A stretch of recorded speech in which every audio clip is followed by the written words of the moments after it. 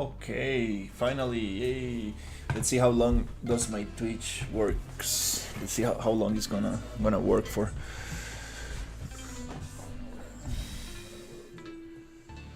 Let me just mute that. Okay. All right, so let's continue with the environment. Let's go here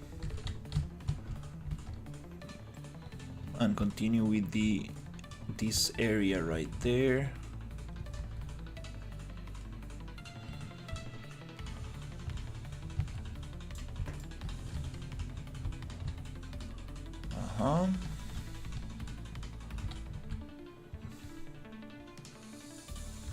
Oops.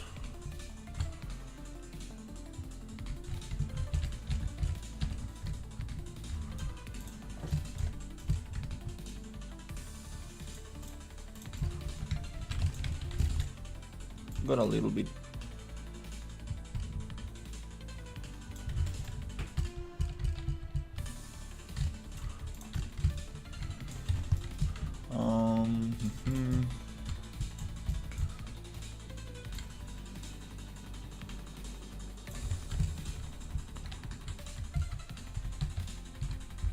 Little panel. Okay, so let's continue with this area.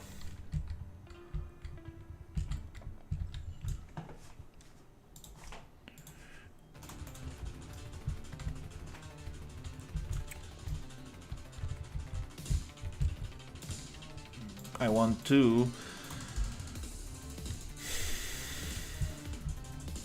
add some catwalks around.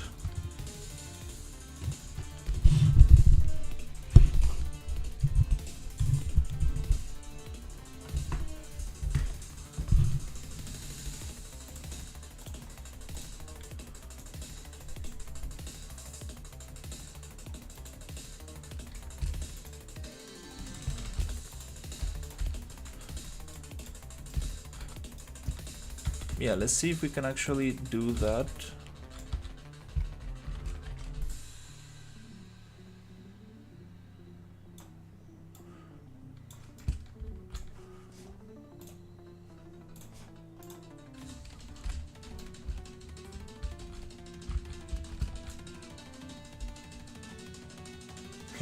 Hey, audio. I appreciate it. I want to add some catwalks around this thing.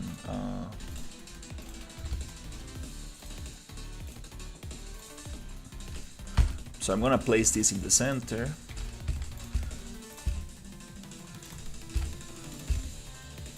And see if we can actually build some catwalks around this.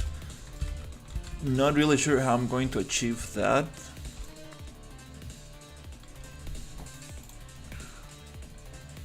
But let's try it.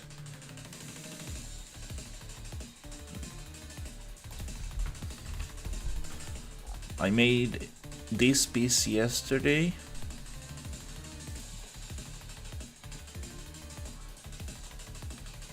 And maybe we can use one of those. Okay, let's see, we got.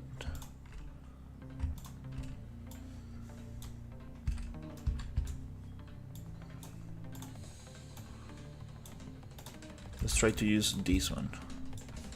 I'm gonna send it to 0.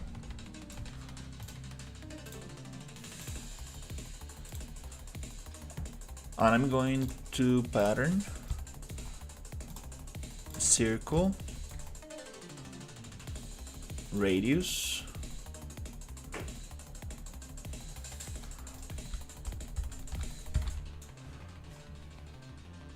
(90 degrees) or 180.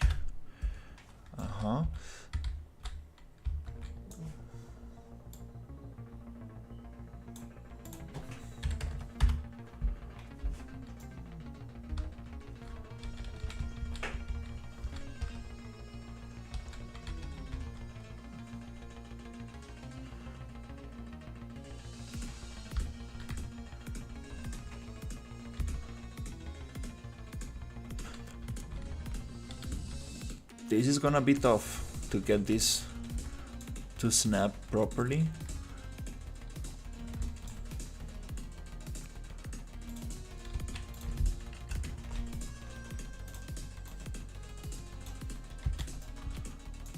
So what I'm going to do is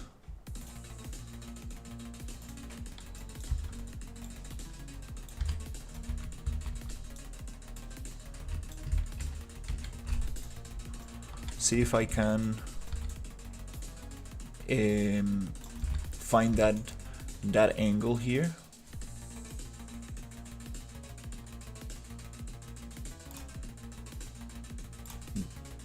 By wrapping this up.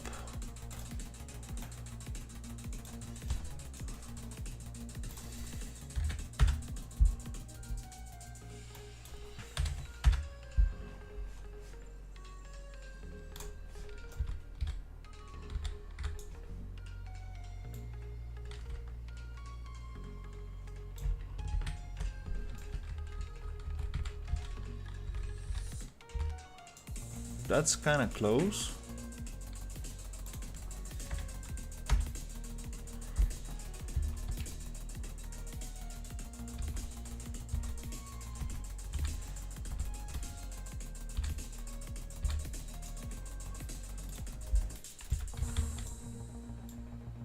Let's try to move it just a little bit so it touches right in the center.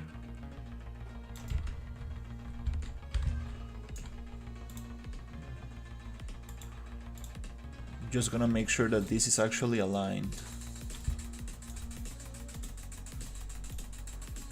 Okay.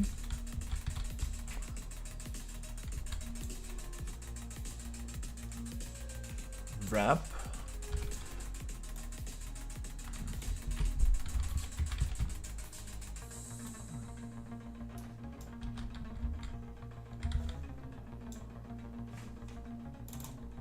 Maybe 8.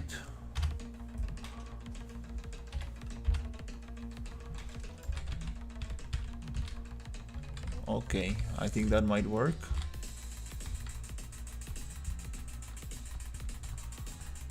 Get a modifier stack. Modifier stack. I'm not sure what do you mean by modifier stack.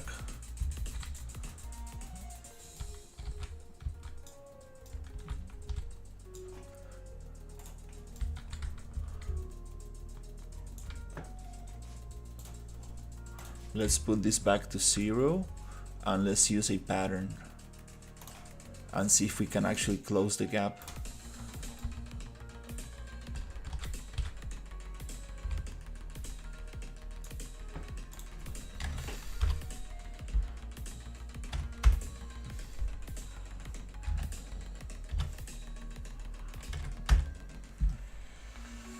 Is it minus 90?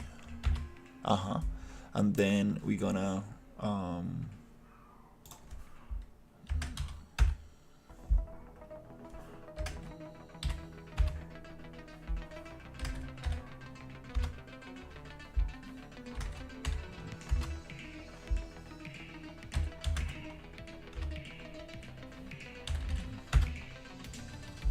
see if we can stack them up, and it's not gonna close.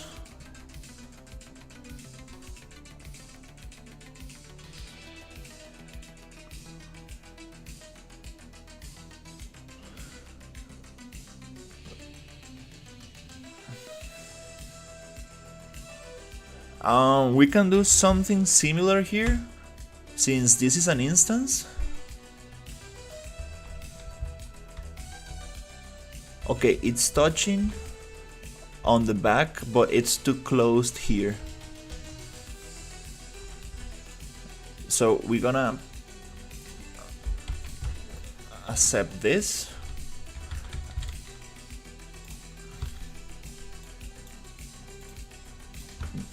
You're gonna close this too, delete these two.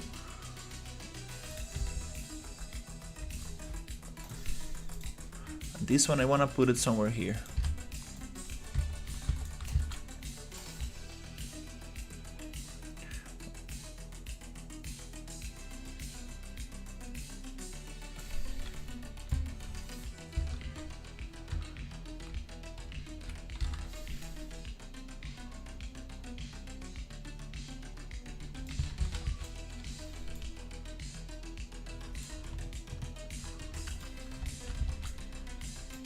So we can see how much I need to actually... Oh, it has some kind of rotation. Okay, this is gonna be a little bit... Okay, I'm just gonna eyeball it and see if we can deform this again.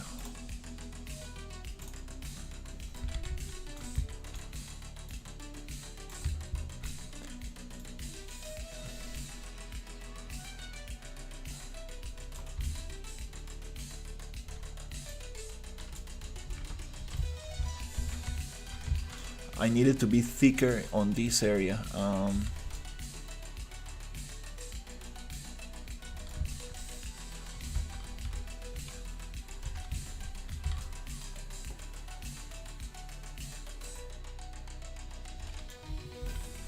Is it possible to make it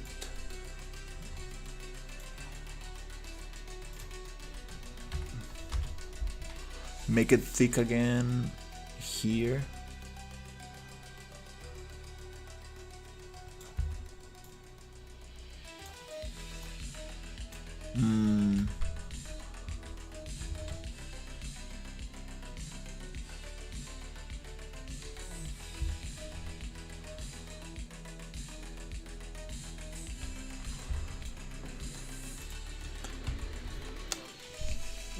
Maybe we need to use the lattice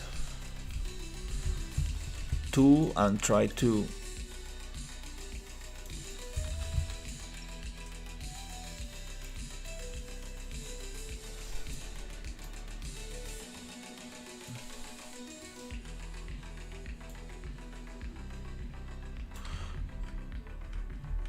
yeah, this might work, but I need to be very, very careful. So let's go little by little.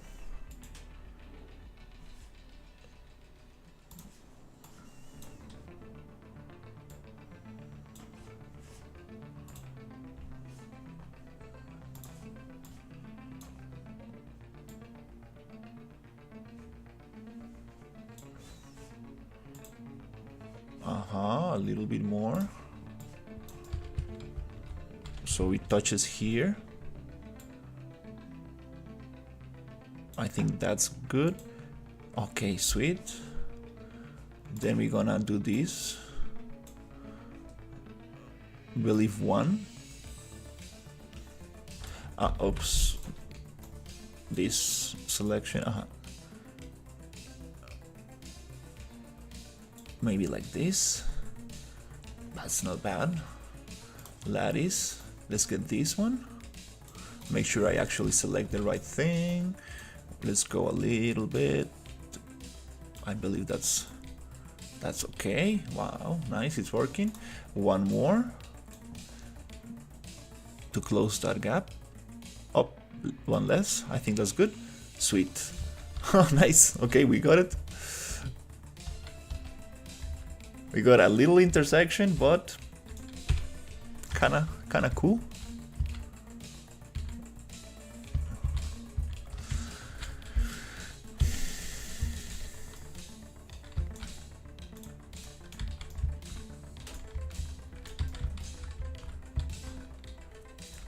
Can probably try to get it.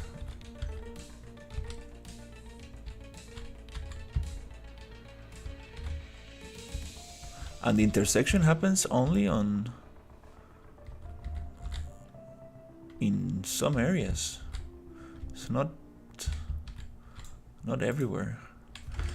I think I think I'm happy with this. Nice. Now we got a catwalk that goes around.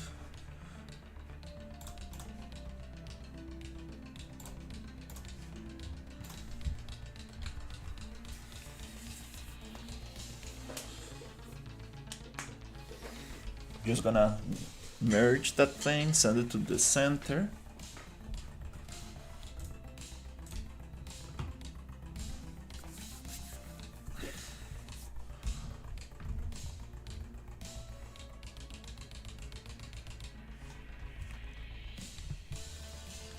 Then we can keep on building.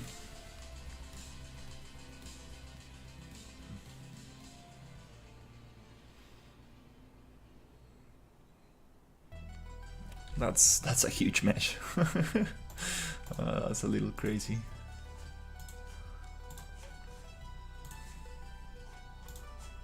All right, with this,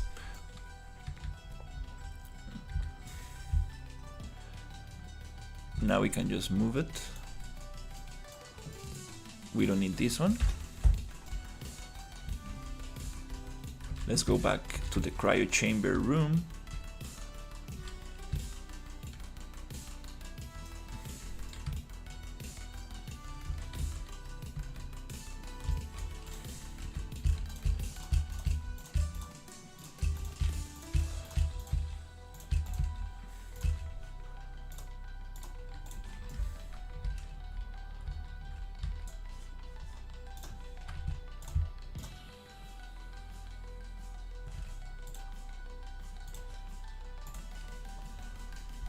Let's unload some of this stuff.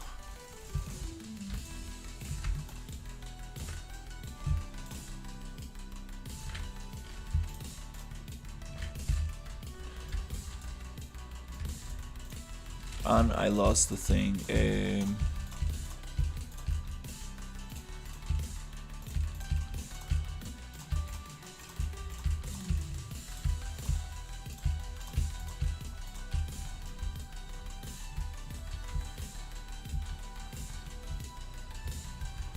Oops.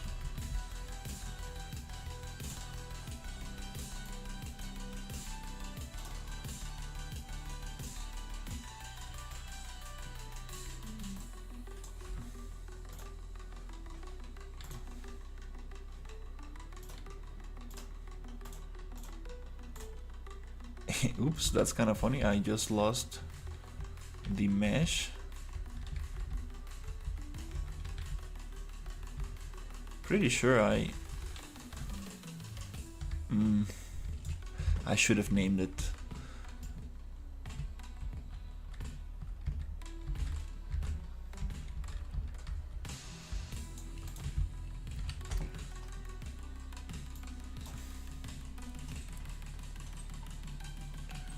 It should not be that hard to find. I think this is it. SM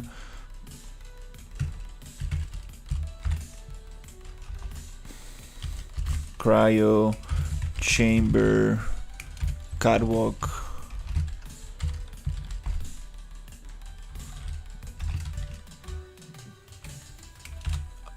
big, something like that.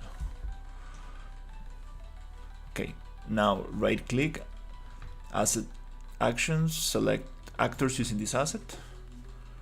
Let's see if we can find it, and it's right there, just somewhere hidden. And I'm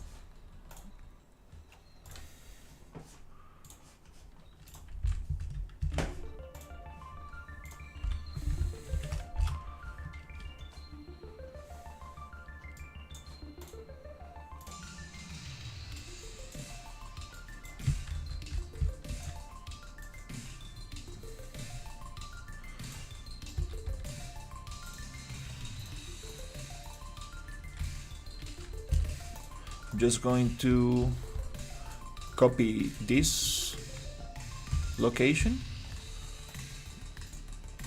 and paste it here. I mean, it's kind of funny that I lost this absolutely huge static mesh. Nice. This is super cool because now we have catwalks. And I want, this is gonna give verticality to the room, and I want to align this thing with this thing here. Okay, now we're cooking. Light, we need more light. Lighting this room is gonna be very interesting. For now, I'm just gonna go a little bit harder with the light so we can see a little. And I want catwalks. Actually, let's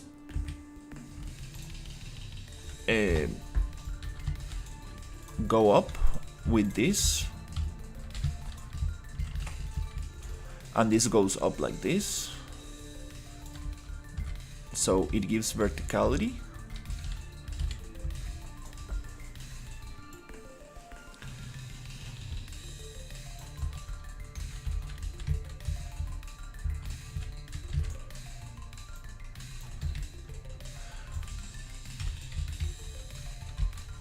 Wow, the handrails for this, oof, that's gonna be a lot of work to get them to connect properly and stuff. Oh, well, that's gonna give it that nice industrial look. Oops.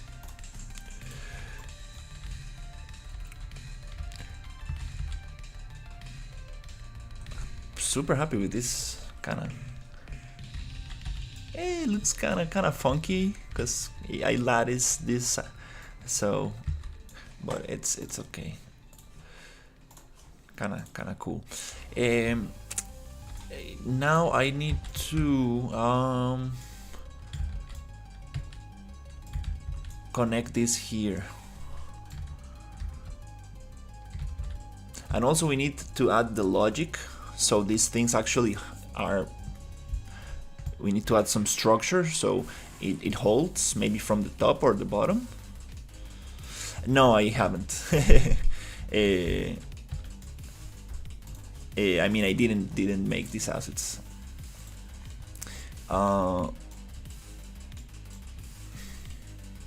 So I'm going to find.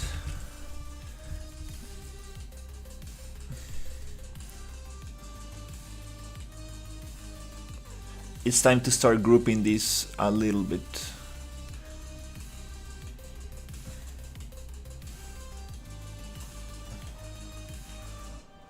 So we can find things a little bit faster. Is this the one? No, that's a boolean.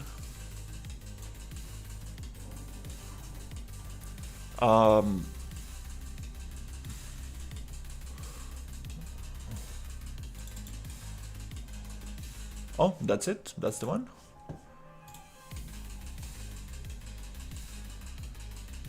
Okay. I appreciate it. Yeah, I'm just putting a bunch of stuff together. I do modify some of them with the modeling tools, and I retexture some of this stuff, but I'm using a bunch of asset packs that I've been collecting through the years. And now that I'm making working on this sci-fi project, I am super happy to put all this stuff together.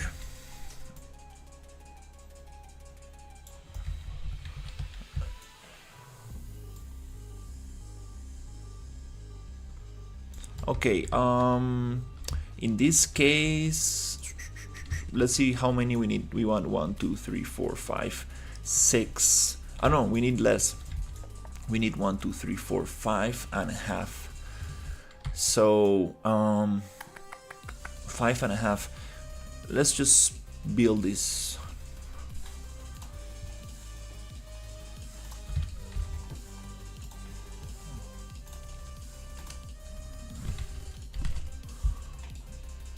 With this and this.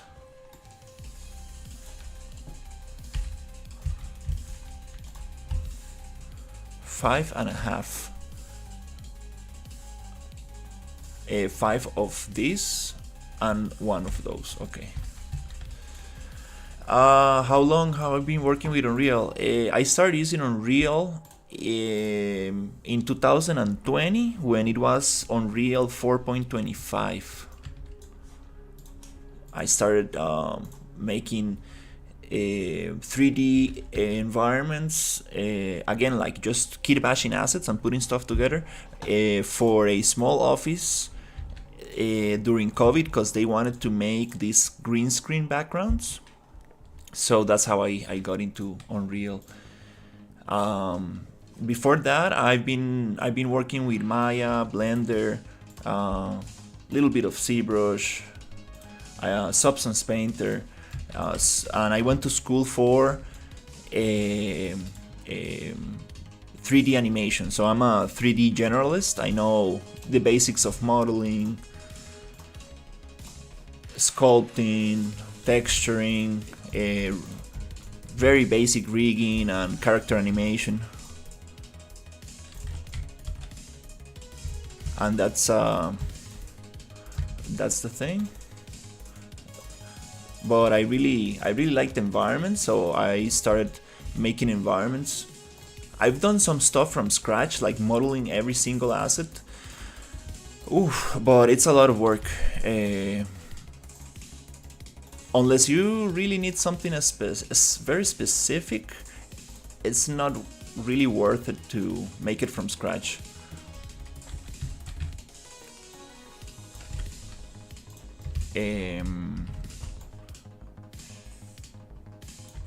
Obviously, if you are in a production and there's a budget, it's amazing to have like your own assets.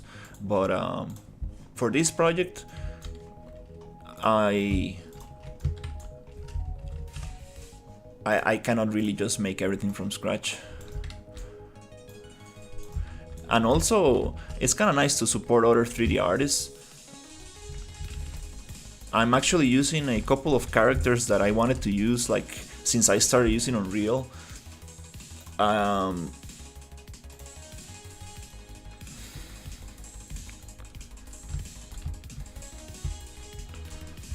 No, I mean, it's totally fine. You can get very creative with using assets. I think Kit Bash, it's an art of itself. It's not easy. Like, if you tell me, can you build me an environment just using Megascans and make it look cohesive, like one of those professional environments that you see from Epic Games? It's not easy. You really need to have some skills to put that stuff together. To be honest, like just using Megascans, making something that makes sense. Oof, that's tough. 4, 5, 6. So 1, 2, 3, 1, 2, 3, 4, 5 and a 5.5. I think that's what we need.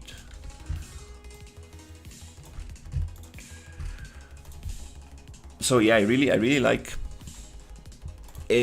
putting stuff together, combining different asset packs and make them make sense together. It is difficult.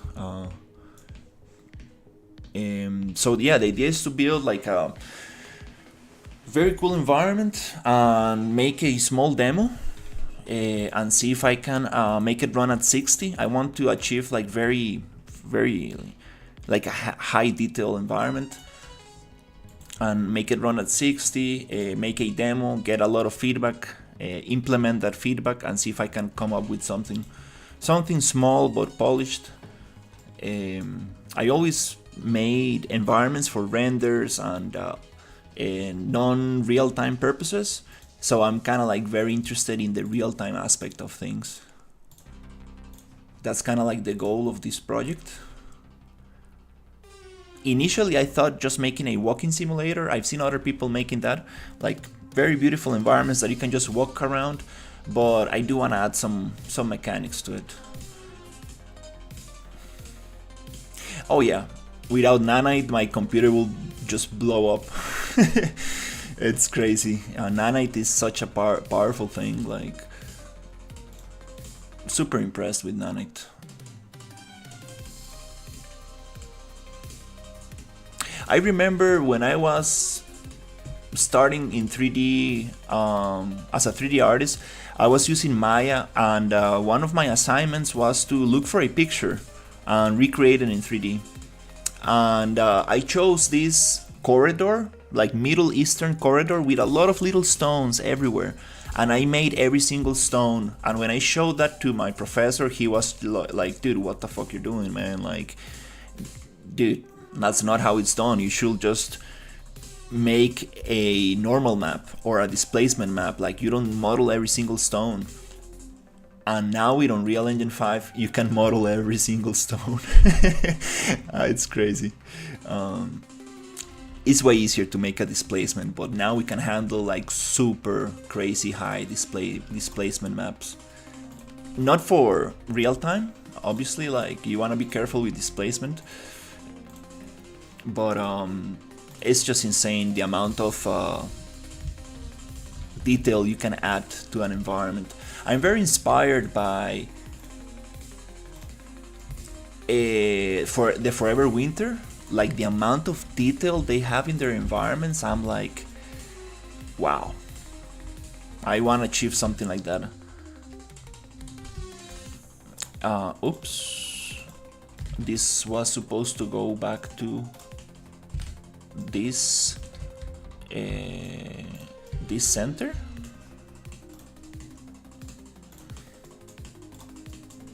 So I decided to make like something like, you know, people recommend to start with like a horror game because it's probably the easiest when it comes to mechanics. It's like it doesn't require that much complexity, but again, just making like a very high detail environment run at 60, that's just gonna be amazing.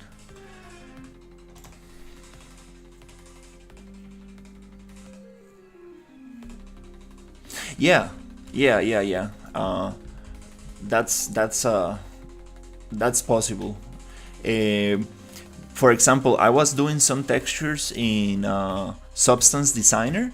I was following one of these super cool sci-fi panel tutorial from ArtStation Learning, and I tried to bring it into Unreal and make it a actual mesh from displacement, and it's totally possible, but oof, the amount of polygons that it has is just insane.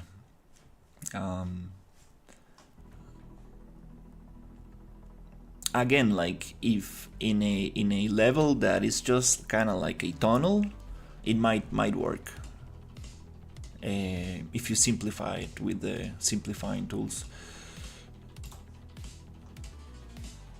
Okay, let's go pattern 10 radius, and let's rotate this here.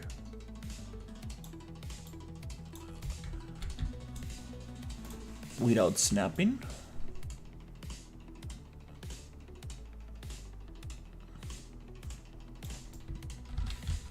Let's see if we can find that sweet spot. Oof, it's so snappy. Oh, that's good.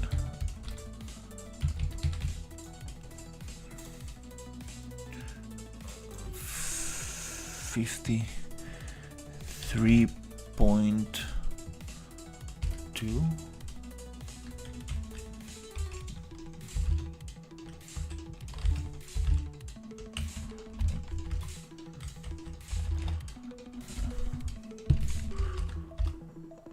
Six, 7, there you go. Then we're gonna move it here.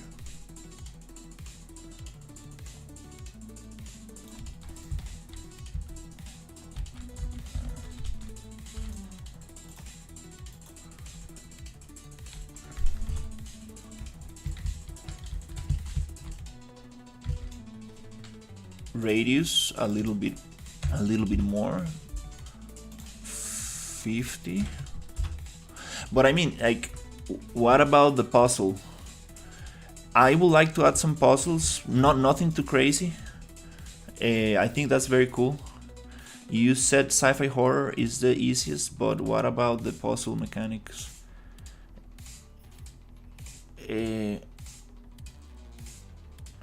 I made one. I made one. If you want to see a high detail nanite environment running at 60, run a bunch of other shit on the screen. That's awesome. Yeah, I have a Discord. I would love to see, for sure. I would love to see. I got an art station with some other stuff also I would like to share. But with world partition and data layers, it's awesome. Like I'm just mind blown. Like data layers, this is it. This is it. You just load what you need. You open a door, you unload everything behind, and you load everything in front. I mean, just the room in front of you. And that's how I'm going to get around performance. What about the puzzle mechanics? I think puzzles require some. Definitely, it's not easy to make puzzles, but I would like to have some puzzles for sure. Nothing too crazy.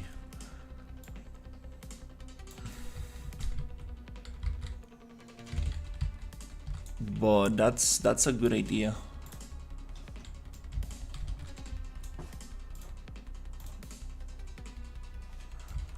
And I don't mean like, a sci-fi horror is the easiest. I'm just mean like horror games usually require less blueprinting, less coding. Well, I'm not a coder by any chance. I can barely make an elevator blueprint, but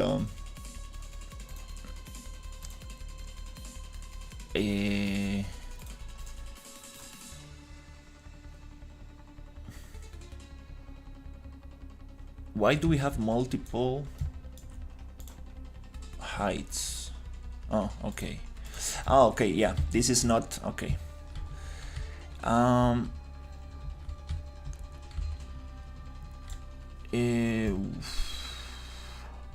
Oops, we need to cut a little bit here.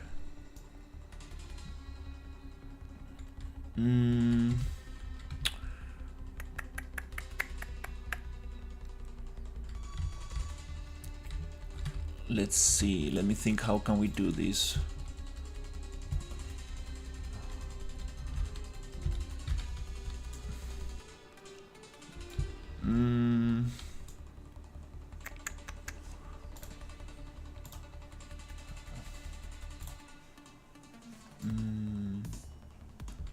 Oh, I think I messed up a little bit here.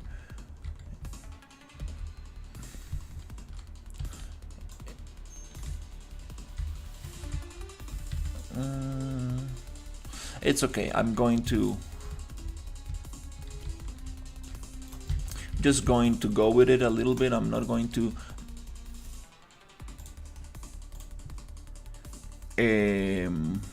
go deep into details for now, so I can like really try to get the main idea for the room.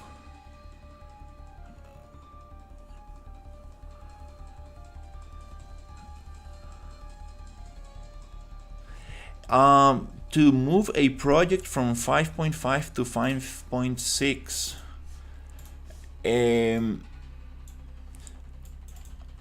I believe that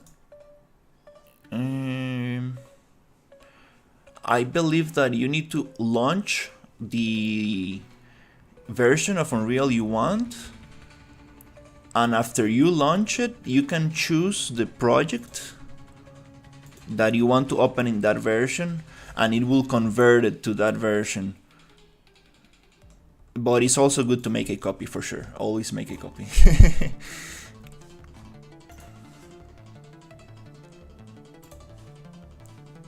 I love that they changed the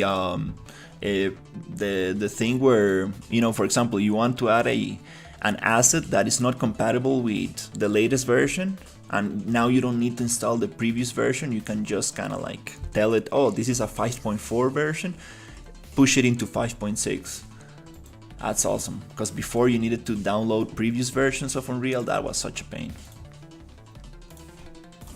especially for just static meshes and like models. It just doesn't make too much sense.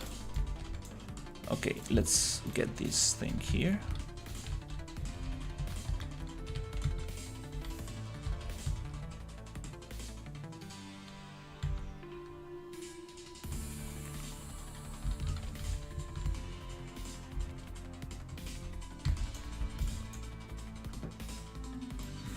I'm not sure if that's how you do it, but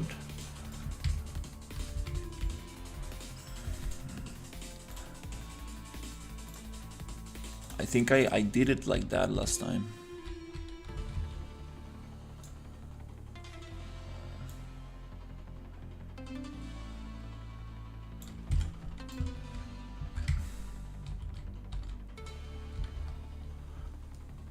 Yeah, I'm not gonna worry about snapping this perfectly. Just wanna get the feeling for this room. We can cut that out.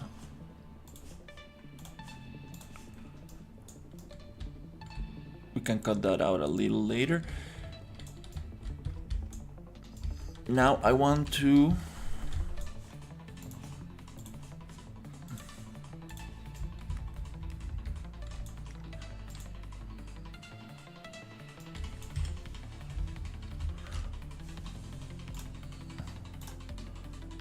see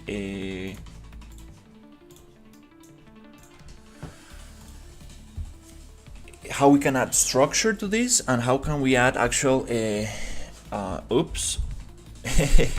Don't forget to activate the data layer that you're working on, because if not, that's happens to me every day. Oh my god.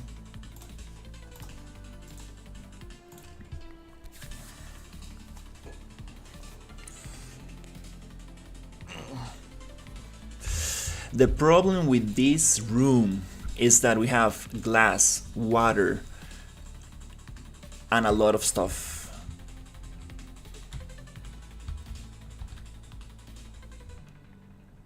So it's, oof, getting some frame drops.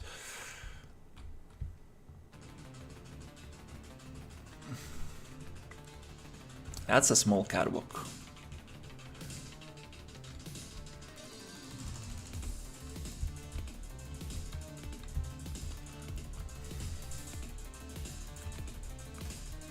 Nice, it worked.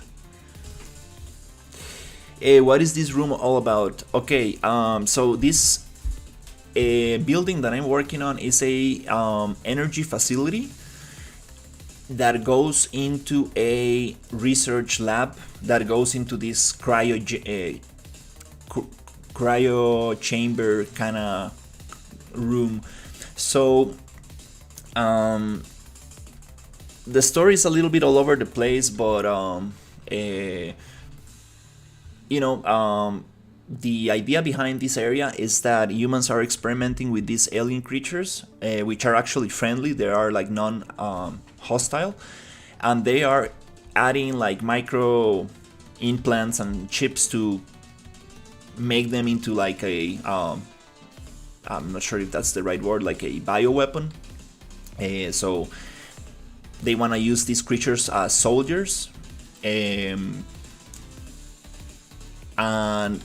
the experiment got out of control, and these creatures are breaking out from their like from the lab, and they're just making a mess. So actually you get a mission to come here and destroy the facility to help the this alien race. So at the end, like I'm making like this I'm making the like these humans the villains, the bad guys. That's kind of like a little bit the idea behind it. Any mechanics inside this room? Not yet. Just we got an elevator that goes down, and then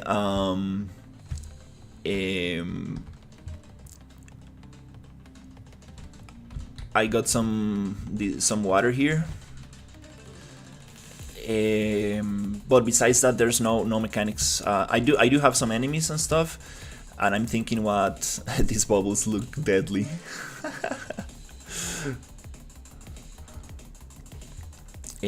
So yeah, I'm waiting for. I'm using the RPG engine, which is a very awesome template that I've been working with for a couple of months now, and we're getting a new update soon, which is gonna implement chaos destruction. So I will be able to shoot stuff and break it, and I want to also make the environment very interactive. Like that's something I really enjoy in games. Be able to break stuff and like really interact with the environment. So I believe the idea here, the idea in this room might be to defeat some enemies and just blow this place up. So I will need to install some explosives, and then maybe we can have like a countdown and we need to run from the building.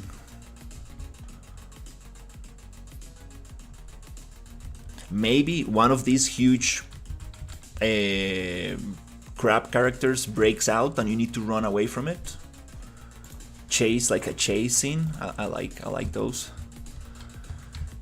But yeah, I'm kind of like building the idea. Not very sure.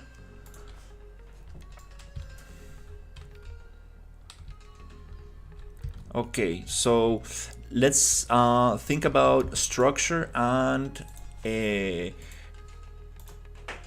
how is actually the player going to go up there.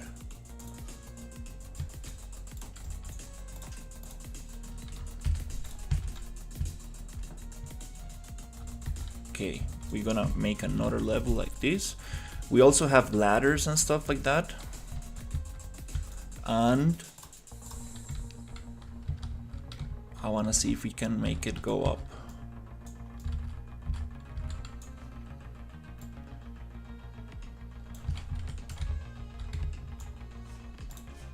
This reminds me so much the Infiltrator demo from Epic Games.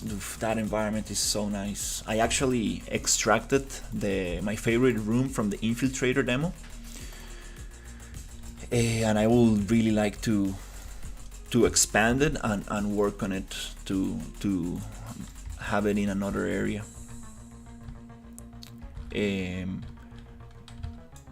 Let's see how can we go up here. We got some catwalks.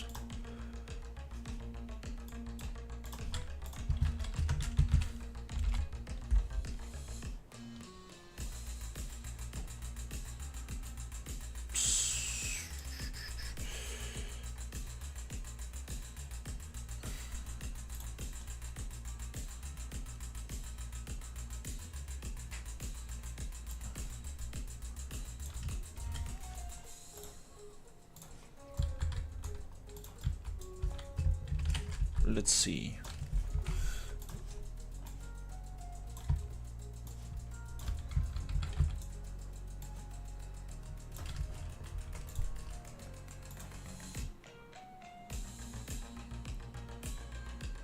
Why not adding puzzles to open the ladder in a Tomb Raider style?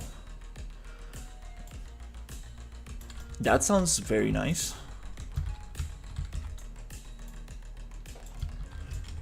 Yeah, it would be very cool too.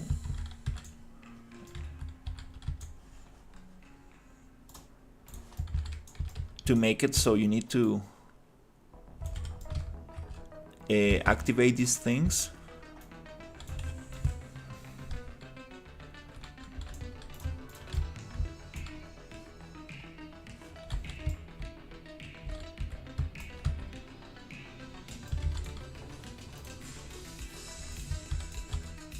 Let's see if I can find the right rotation for this.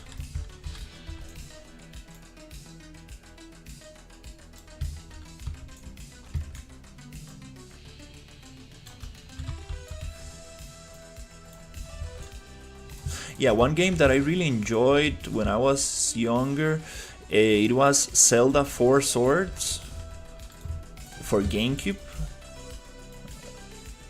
You needed to connect your Game Boy Advance to the GameCube, and then you played with like 4 links, and there was like a bunch of puzzles around. That's kind of cool. The cool thing about this template I'm using is also a co-op. So I made the integration with the Steam sessions and I tested it.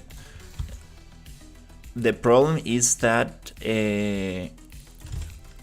not everything is replicated on this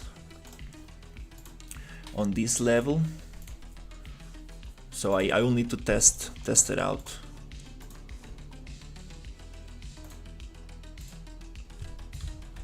I think it's not gonna be a big issue. For example, the doors are replicated. I think the only thing that I'm missing is the elevator. That's gonna be a little funny, because if it's not replicated, you will just see the other player go into a wall and then disappear, I think.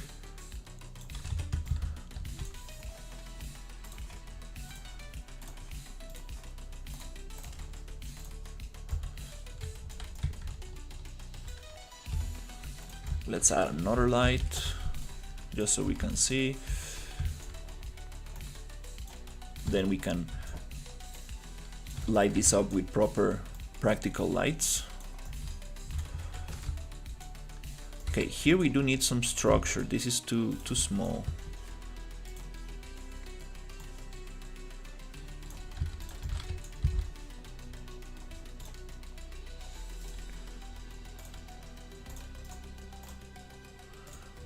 We need to add something here.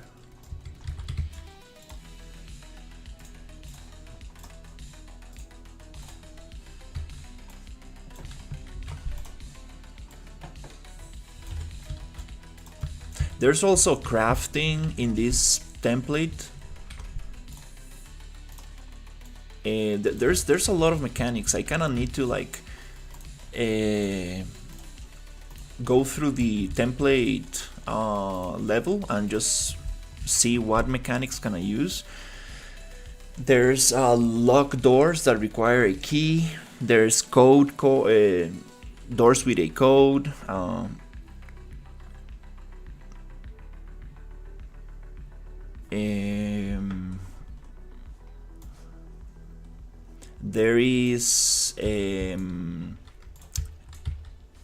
There's also a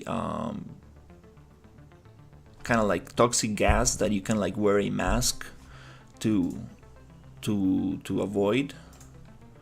So there's a lot of cool stuff that's kind of like the goal, kind of like see what can I implement.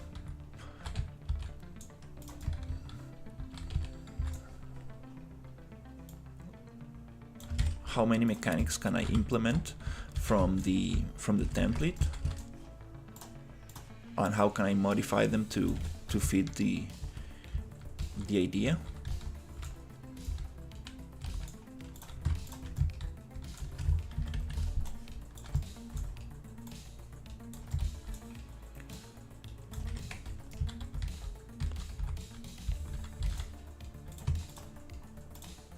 Okay, this is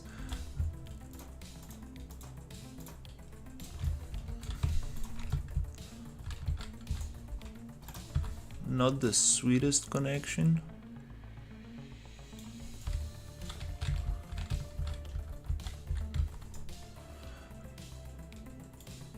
I think it makes more sense to kind of like align it to this straight line and kind of like intersect in the other side.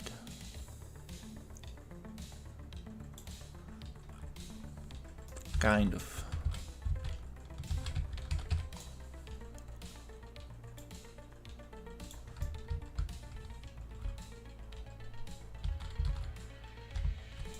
Good thing this environment is gonna be a little dark. Anyways, like if you play the Forever Winter, like you will see intersection, you will see little things like intersecting, like it's just common in video games. But the overall picture is just so nice. It's so nice.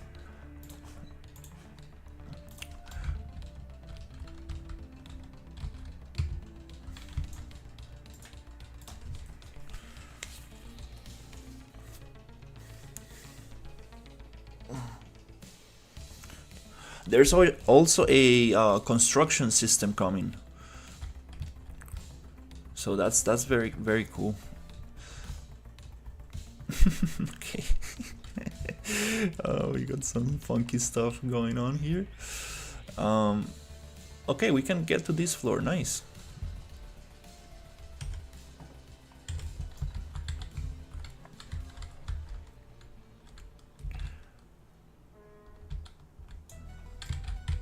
Can probably keep building up from this as well.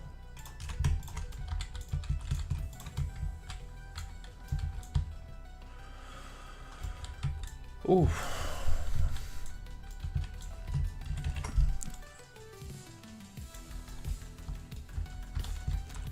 I woke up super early today, which is good because I've been going to bed very late, but I feel a little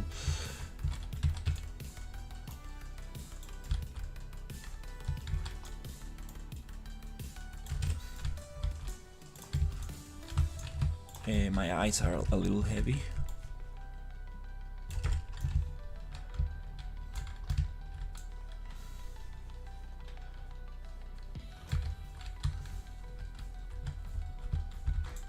Okay, I guess we need another piece.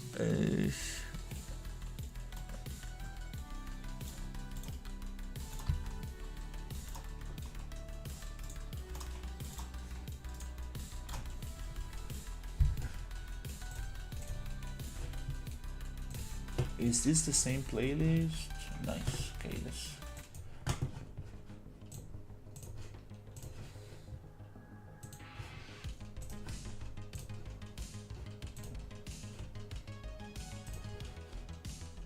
Okay, nice.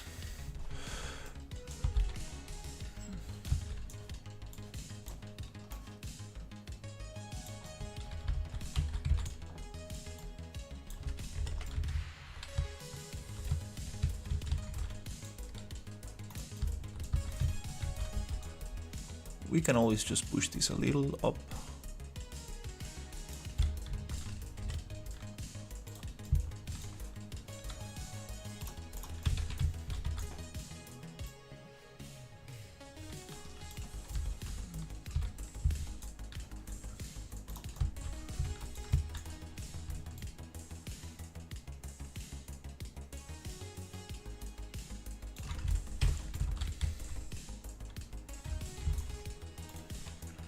Something like that. Let's copy that height.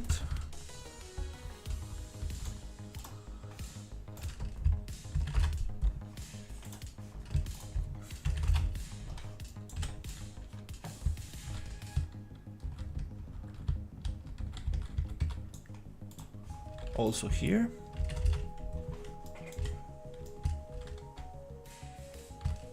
Yeah, I would like to cut it here. We can do a boolean actually. Maybe not. Maybe it's gonna leave us with a bunch of bad topology. Look at this.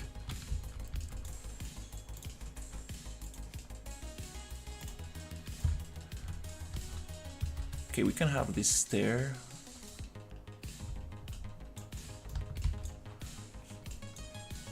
Radially duplicated as well.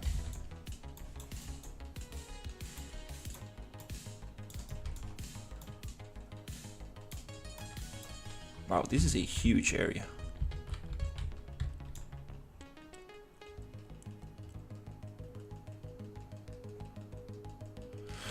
The lighting seems baked and static. How will you enable dynamic lighting while maintaining high FPS in such an enclosed vertical environment?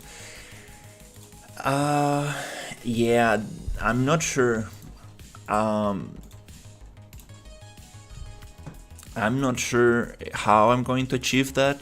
These lights that you see now are just I call them like building lights, just for me to able to see. But yeah, lighting this room is gonna be a challenge for sure. It's gonna be a big challenge. I'll try to approach this by adding practical lights, meaning that real fluorescent lights existing in the scene. I'll try to start with my practical lights to make sense of the source of light, and then just add lights where I need to, as filler lights, trying to use them as little as possible, and see how things start looking. But yeah, this is gonna be a challenge for sure, making this look interesting. Yeah, lighting is gonna be a big deal for this whole environment that I'm making. I'm actually super happy because I've never made such a big interior area. I always work I've made smaller interior areas, but this is probably the most kind of like dense environment I ever worked in. Really pushing the amount of detail. This is where things start to actually come to life, when you add structure to things.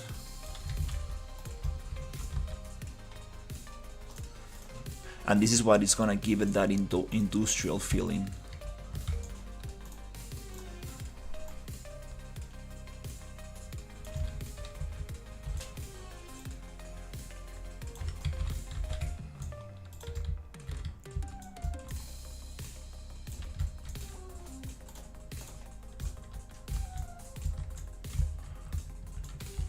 Let's add another light just so I can see.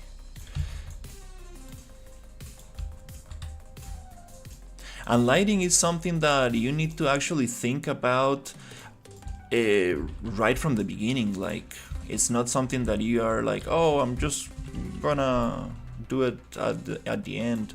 It kind of like, you kind of need to plan for it. So I think that I'm gonna finish this staircase and see if we can actually start adding some practical lights.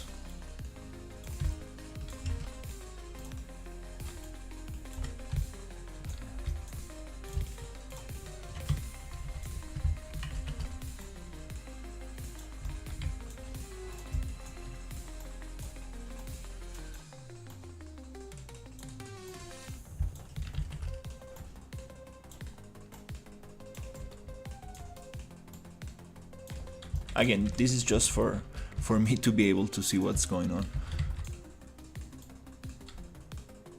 Can always go into unlit mode, but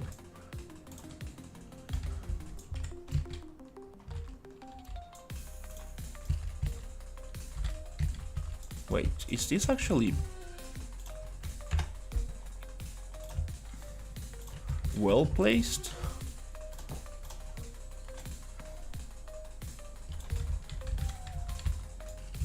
Oh, I'm not moving on in world orientation. Wait.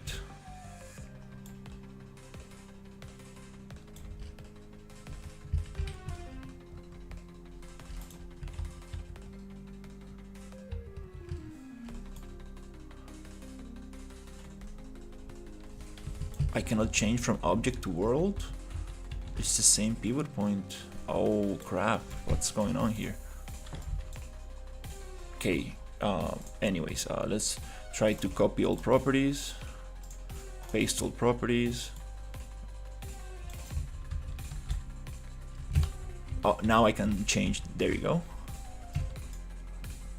So let's send it here, and I want to move in object orientation.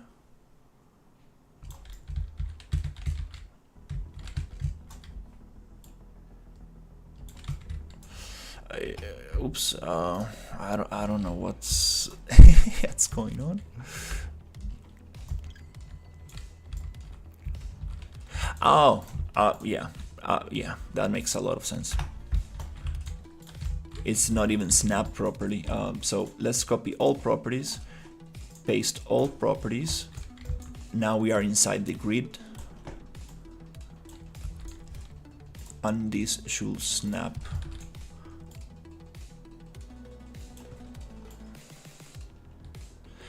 Usually when you work with these things, you don't want to work on an angle. You want to work on zero rotation, zero translation, and then everything goes well.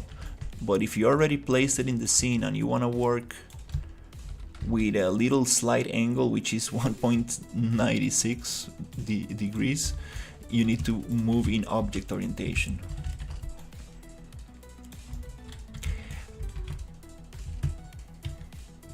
Object, there you go. Okay, now we're getting it right. Okay. Hey, how's it going?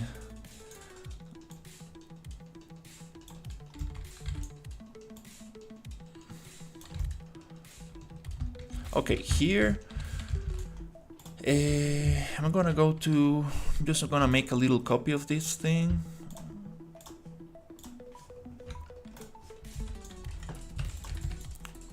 I'm gonna go to modeling, model polyedit, no polygroups. Okay, so attributes, generate polygroups. We can choose face normal deviation or find quads. Let's find quads. Then we go to model polyedit and we grab this bunch of things and then we try to snap them to the floor and then we go accept. It's gonna modify all the other assets. It's gonna stretch our texture a little bit, but not too much. That's okay. If you have triplanar textures, you can really go crazy with that, which is awesome. But in this case, these are not triplanar. If the player character collision capsule clips when ascending these stairs, how will you adjust the nav mesh and collision settings to ensure smooth traversal without physics artifacts?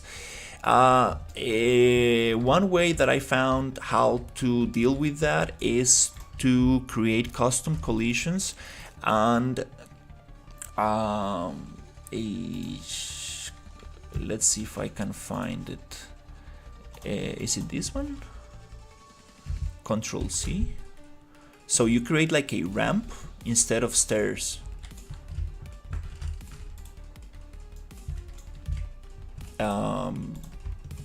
Control C.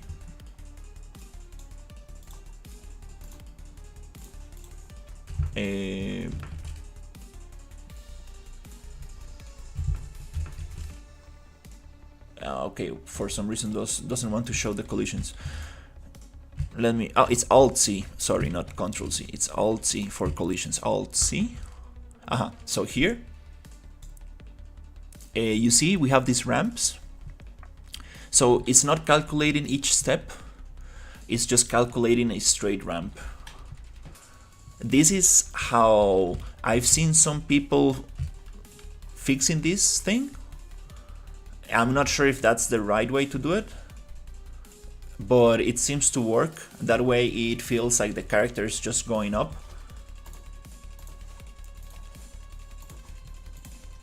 For a first-person game, it's awesome because you don't see the character. First person is amazing, you just save yourself so much trouble. And in third person, it feels smooth. And I believe the character is able to stand up, yeah, on the stairs. So I believe the IK is calculating each step, but the capsule is just sliding nicely. So it kind of works in here. For example, in this case, we have complex collisions, so we're gonna have this kind of like staircase, and you feel the tuk tuk tuk tuk tuk, you know, like the kind of like camera going crazy, and it also is very bad for performance because we are have like a super complex collision here, so I need to rework this one for sure. I appreciate the sub. Hey Viral, how is it going? Viral Unreal Engine, that's a nice nickname.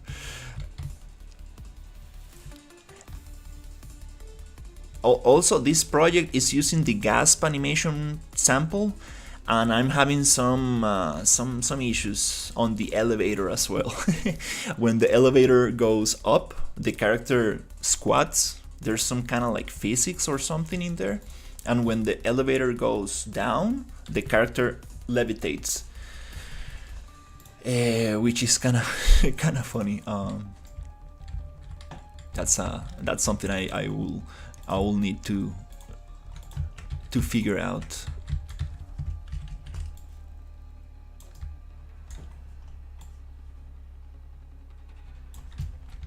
Also, I was working on Unreal Engine 5.4, 5.5.4.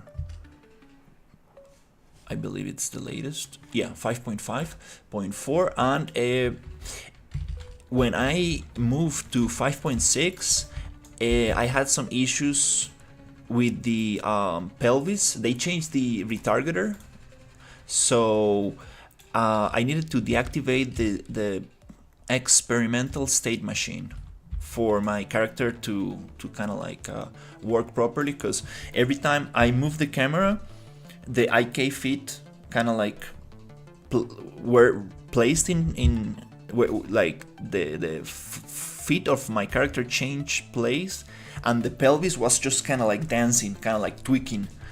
And wow, that was such a pain to find out. It's not like I solved it. I actually asked the developer of the template, like, hey, can you help me out with this? And we found out that it was the experimental state machine in the animation blueprint. The funny thing is that my AI enemies also are using the experimental state machine, and unfortunately, if I deactivate it on the AI enemies, it crashes. So not sure how I'm going to fix that one, but my enemies kind of have that kind of like tweaking motion. It's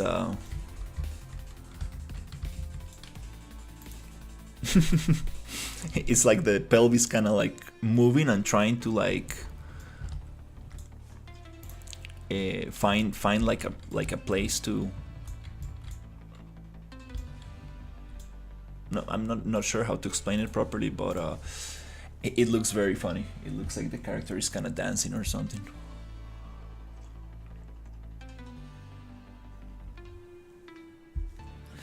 Okay.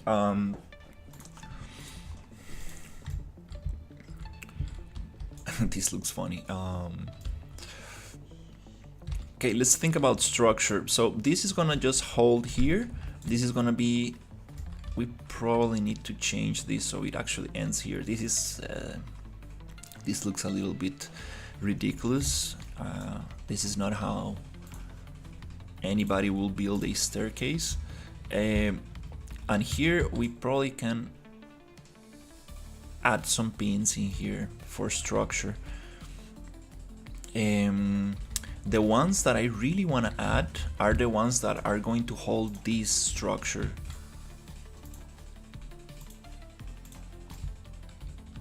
Because it will make way more sense if we have actually something holding this. Materials, catwalks.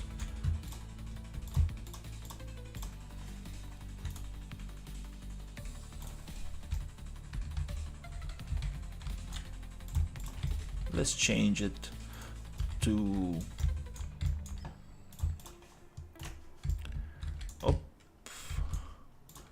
white,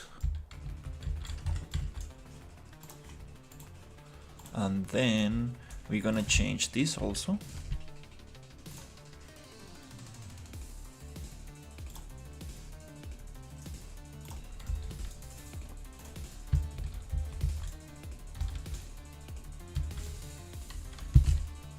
Oh, do we have a duplicate? Probably. Okay. Then we're gonna change this material to white as well. Stairs.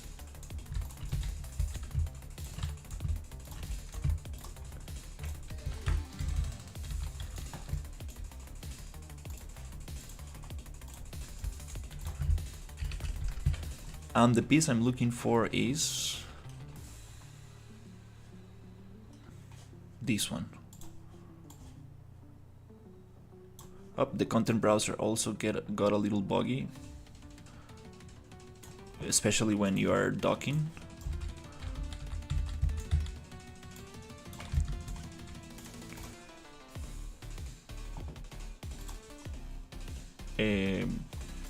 This is support. Okay, support.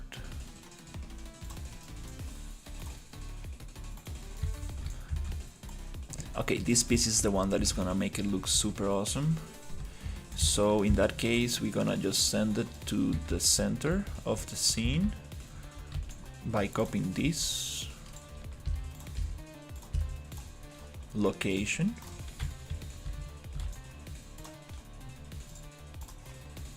And then we're gonna make a radial.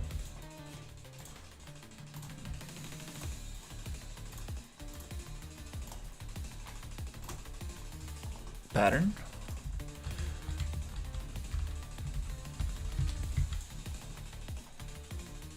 With rotation on minus 90. 180. And then we're going to find that sweet spot.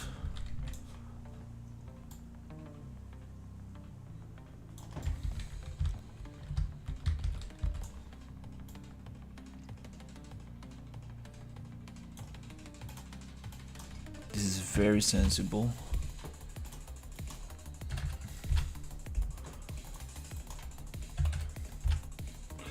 Oh, I missed a decimal.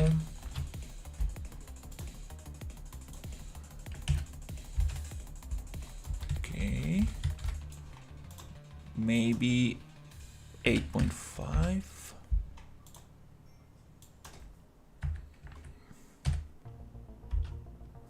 Maybe 9.5. Oh, 1.75. 9. Maybe 30. 2. 31. Okay, that's good. Now let's push this up. And okay, now if we add a bunch of them, is this gonna change the angle? Oof, getting this angle right.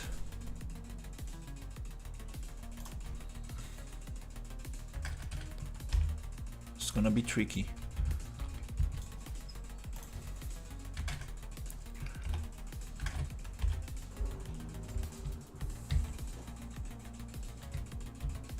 First, I wanna try to get the amount right.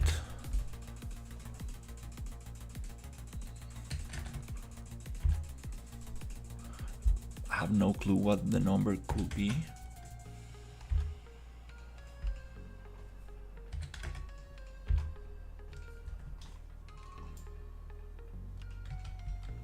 And the rotation.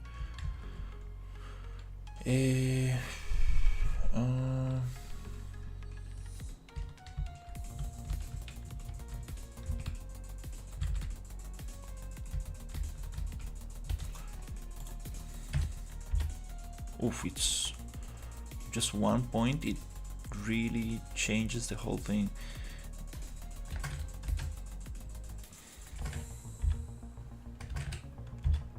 Okay, we're getting close. Oof, yeah, I'm not sure if I'm gonna be able to fit this. I'm kind of like, yeah, I should have done this before actually doing this radial thing. Yeah, messed up big time here. Oof. This is gonna be very tough. I should have just added it to the main piece. Well, for next time.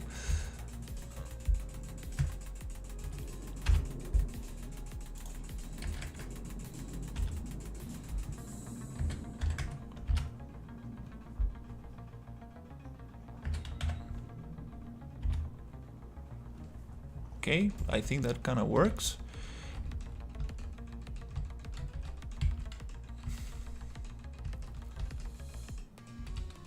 now it's just a matter of finding the magic number, so this one aligns here, which is gonna be with count.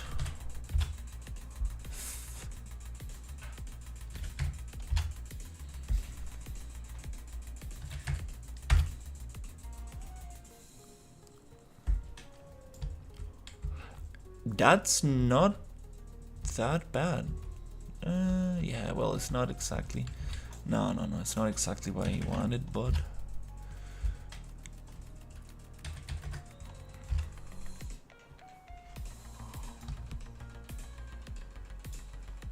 kind of works. Kind of holds it somewhere here. And what happens if I go 360?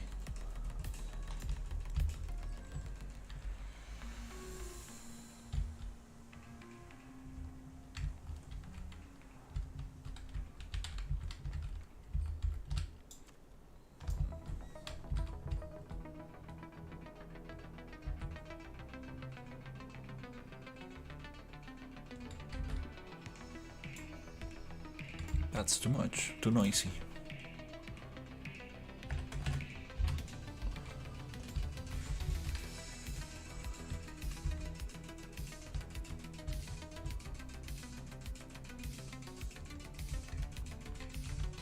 And I do want to make it way bigger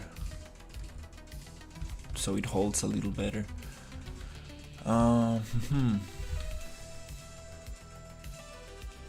Yeah.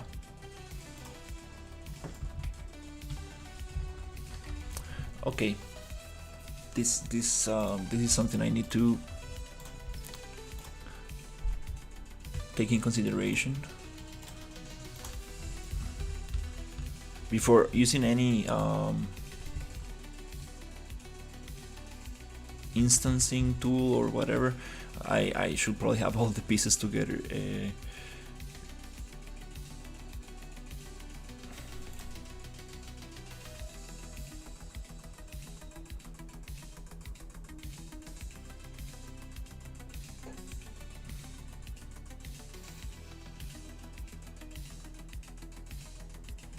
Okay, let's get them together.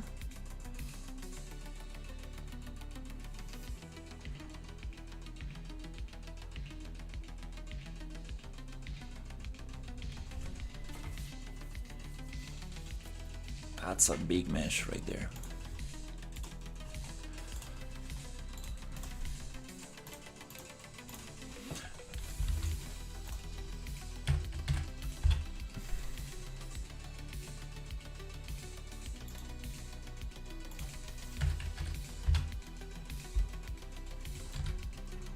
Oh, okay, wait.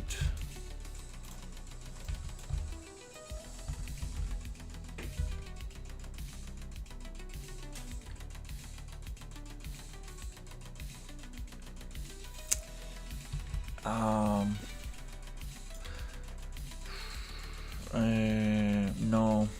I think in that case, I'm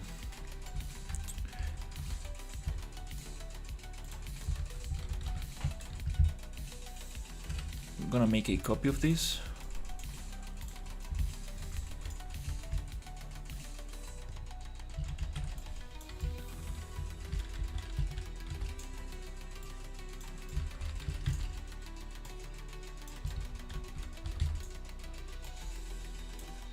I wanna make it a little bigger.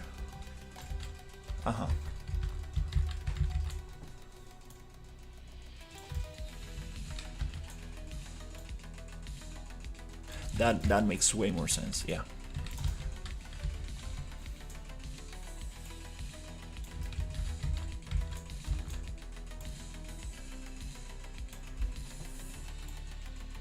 Something like this. And 1.9.5.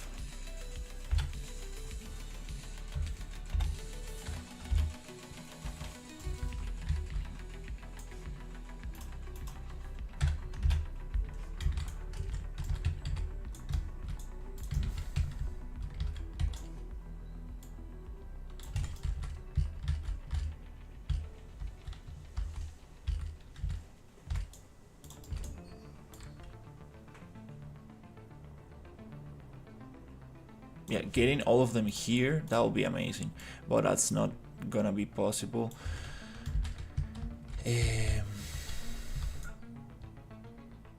Even if I added it to the main one before the radial, it's not gonna, yeah. I will end up with two of them right next to each other, so this needs to be separated. Actually, okay, yeah, let's just model X form, bake transform, not rotation, just scale. Okay.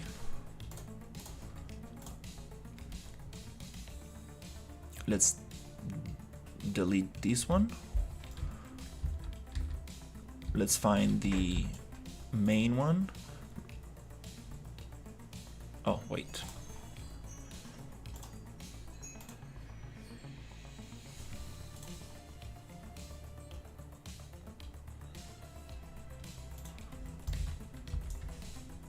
Did I change?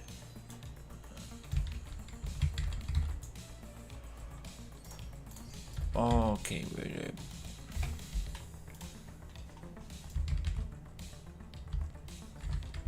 Is that? I think that's the right scale.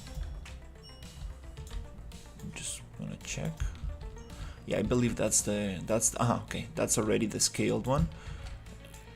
Now let's try to do the pattern again and see if I can get it a little nicer this time. Xform a pattern.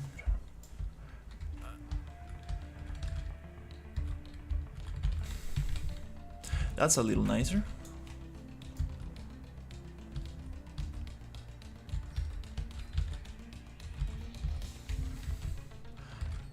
Not sure what the magic number will be to actually get them to fit in here.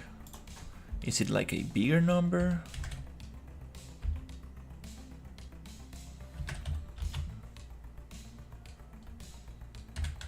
Or a smaller number?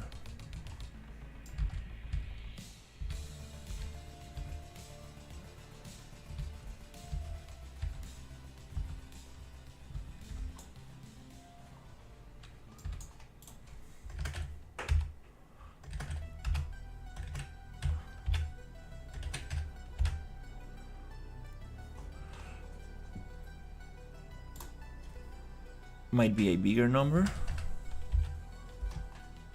with some rotation.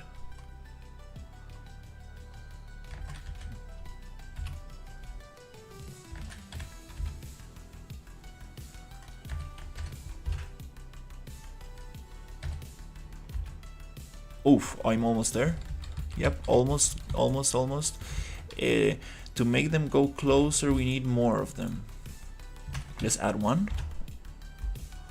It really switches the whole rotation thing, so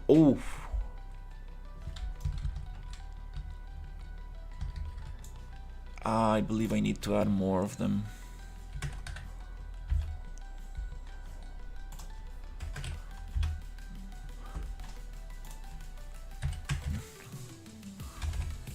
$210. Oof, I'm very close, very close.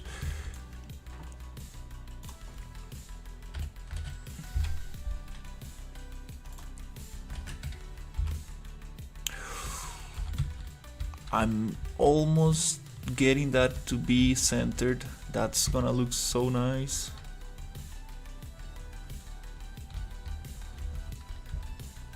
I'm actually very close. We need, let's try two more.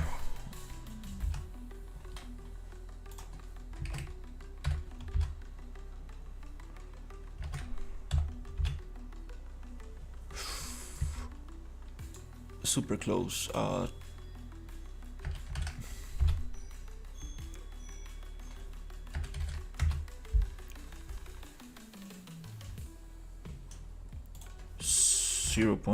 .8.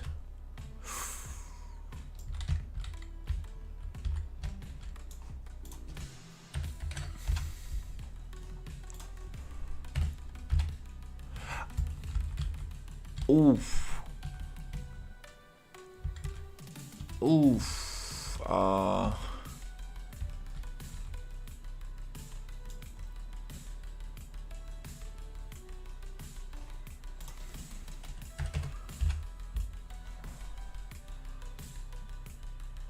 Let's oh,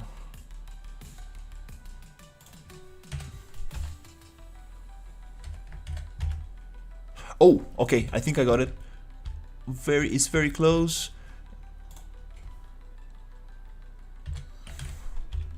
Nope, it's 0.9. Nope, 0.95. Nope, 0.99.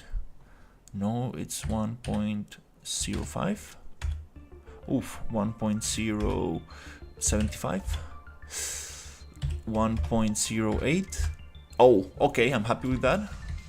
Oh no, I'm missing this side, damn it. No, we're gonna find the center here. I'm not gonna add more.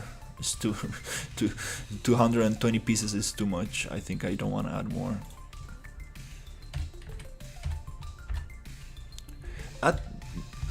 That's almost there. I think that's good enough, to be honest.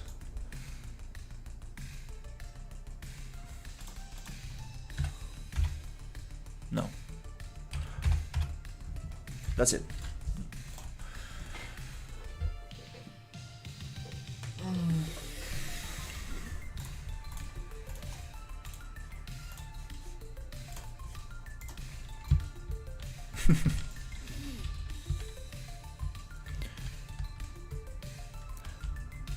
We can add some cables and pipes and stuff in there.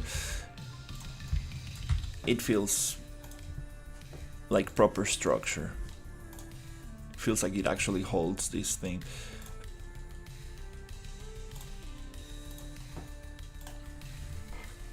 That was that was difficult, to be honest.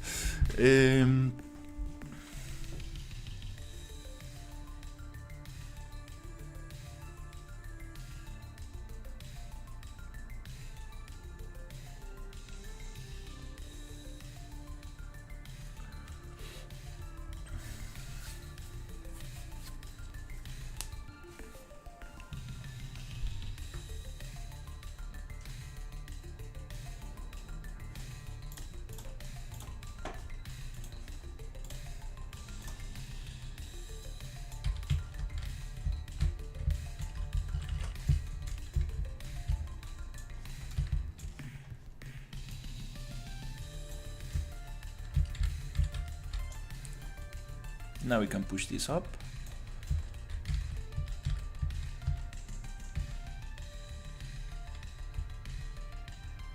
Don't tell me that this one has a different rotation.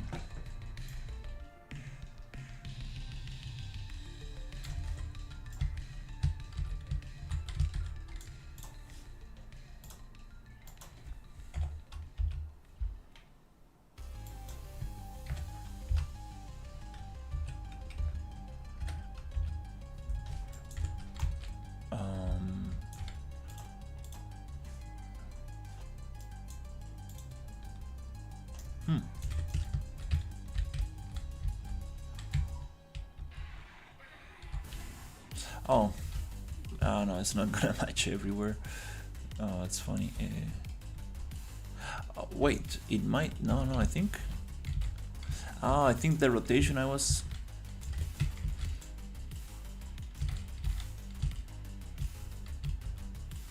No, it's not gonna match everywhere.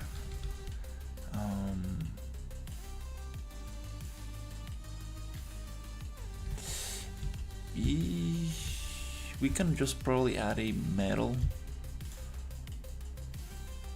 thing so it just holds from there, but it's okay.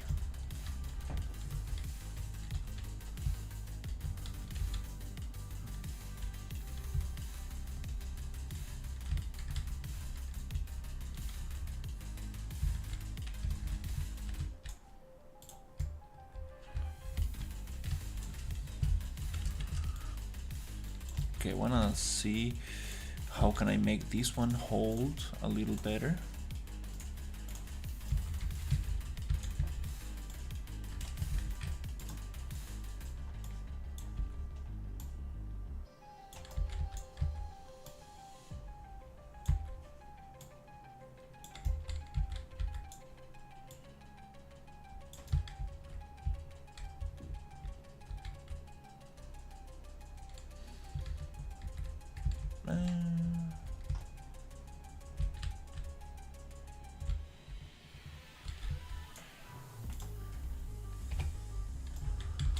No, I think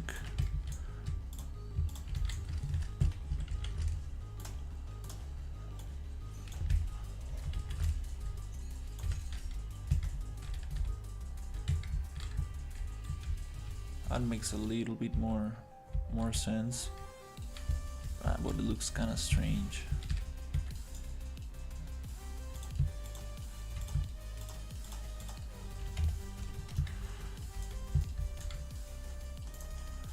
Okay.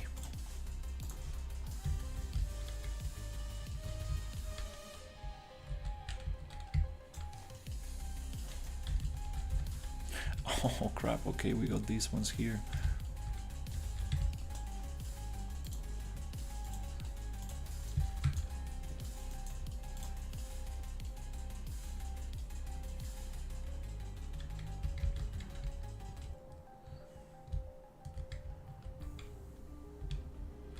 Need to get rid of those. Or, yeah, probably just get rid of those.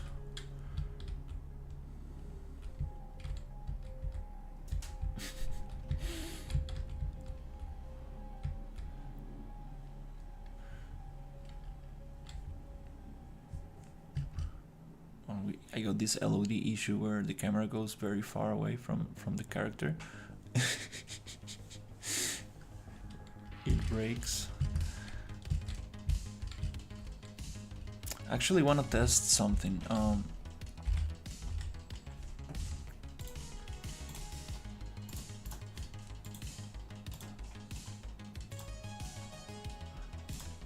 Just wondering if I make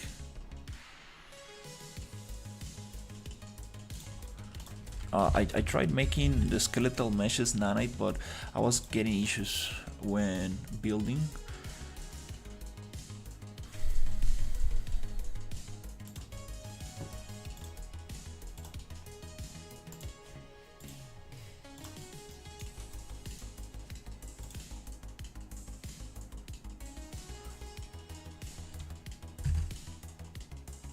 Oh, it is an LOD issue. Oh no, it's not an LOD. I'm still getting this. It might be a retargeter, yeah, retargeter issue based on camera distance. That's messed up.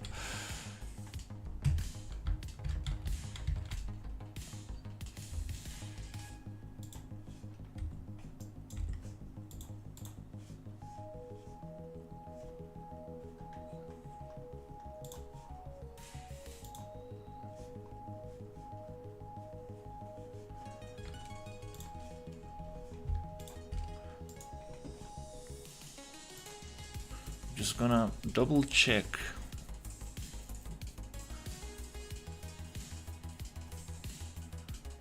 If I make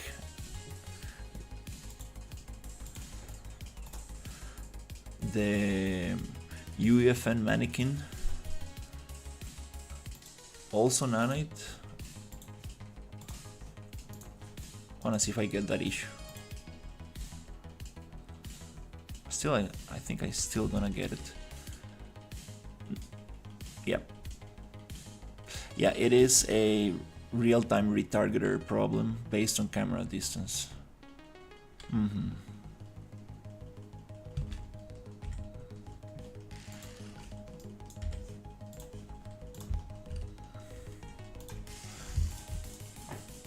Let's put it back.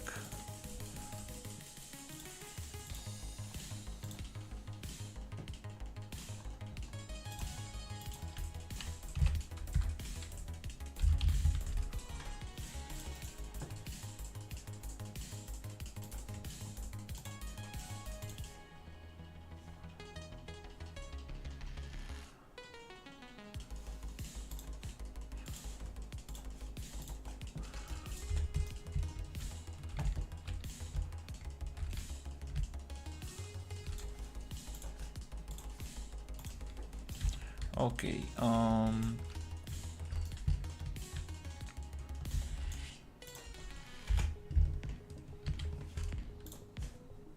let's see.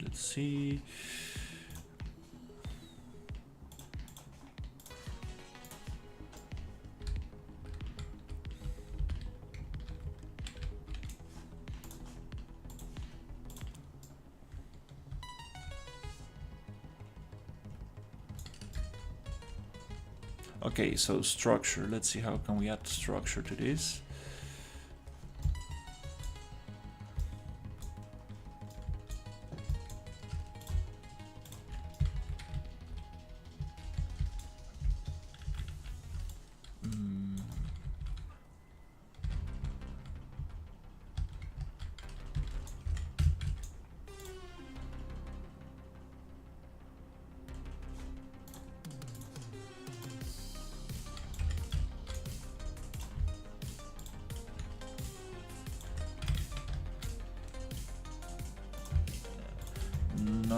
Not sure about this, but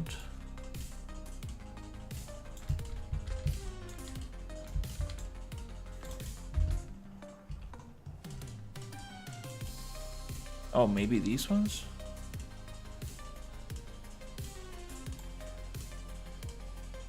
That might work.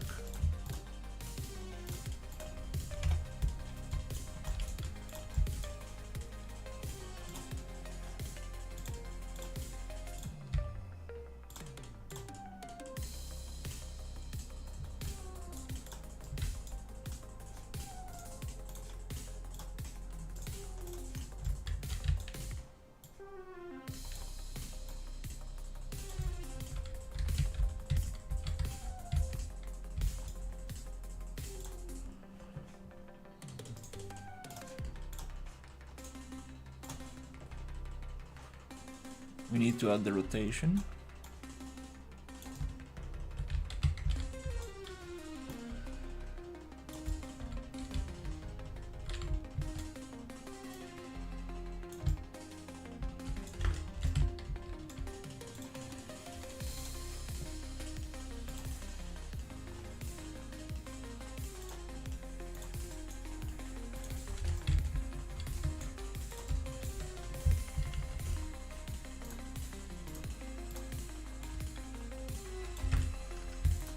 This might make more sense. Hey!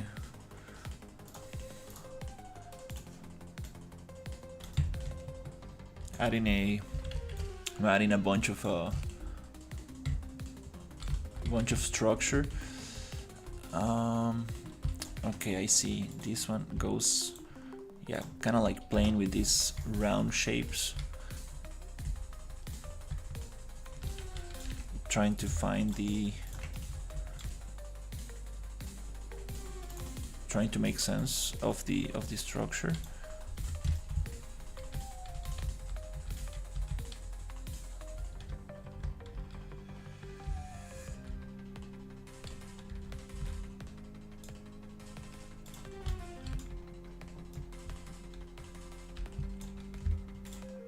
Kind of hard to combine these round shapes. No, it's not Roblox. It's Unreal Engine.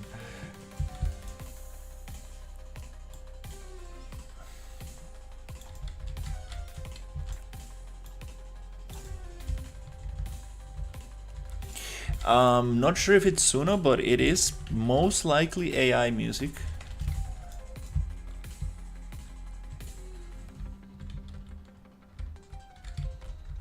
Yeah, I don't wanna go through here like that.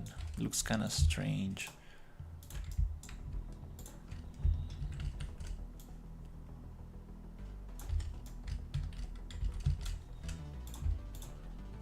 And the problem here is that I need just a little tiny gap right there.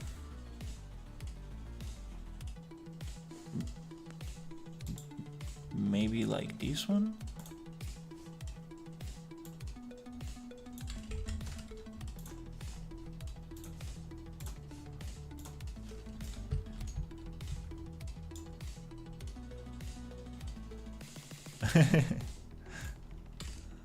Yeah, Suno is very nice. I actually got a very nice song that I was playing with Suno the other day. I got like a very nice track.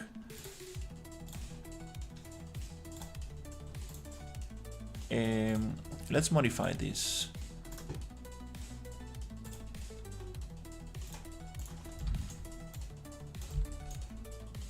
Yeah, I think Suno is getting into a lawsuit or something.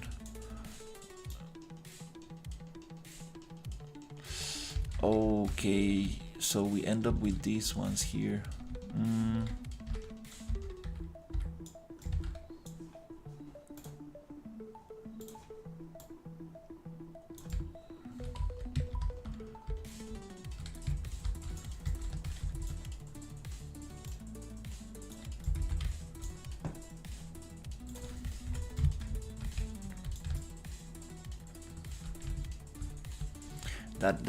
That makes more sense. Unfortunately, we are getting an intersection here, which doesn't look very nice.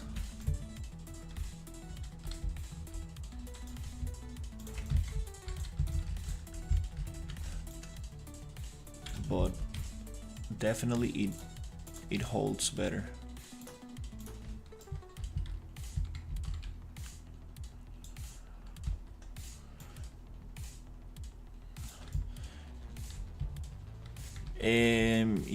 Yeah, that's good. If you're doing something very specific from concept art, that's probably the way to go.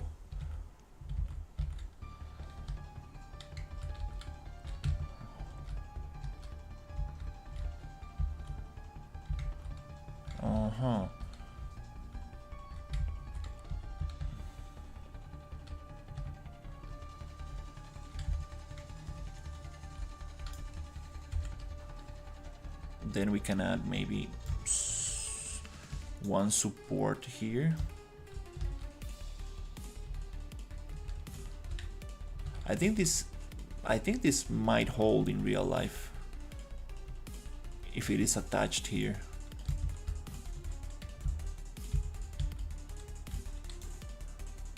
Yeah, I think it might work.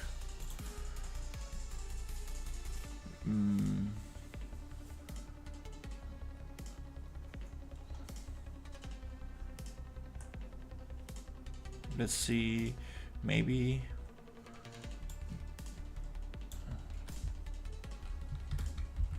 Oh, that's a. I see.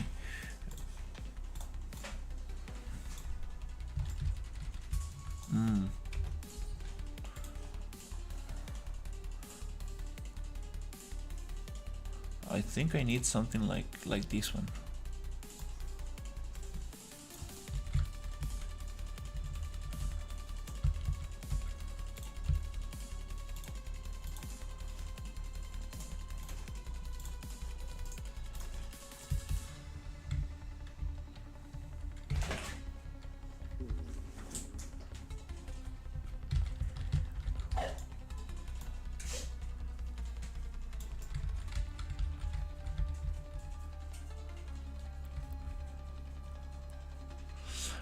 Cool, just add one bar from second to third level to give it the look it's held up.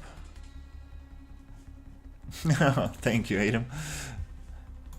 Yeah, as soon as I get like a functional demo, I will definitely let you guys know, and I would love to get as much feedback as possible and see if we can actually come up with a fun loop.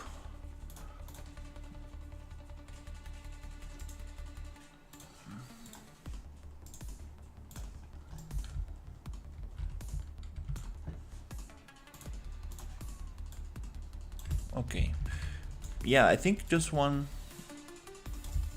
thing that goes up and holds here might work. Let's see. This might be too much in the way.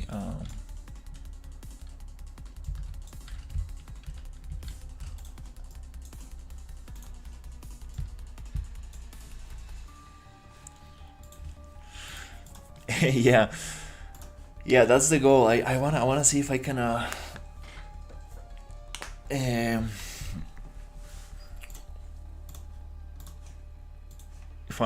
if I can make a small demo.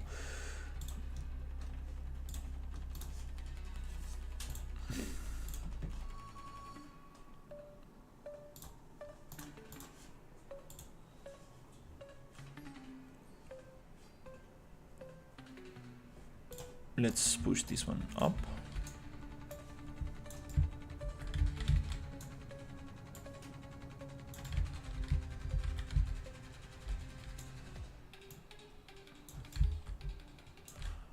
That's a big beam right there.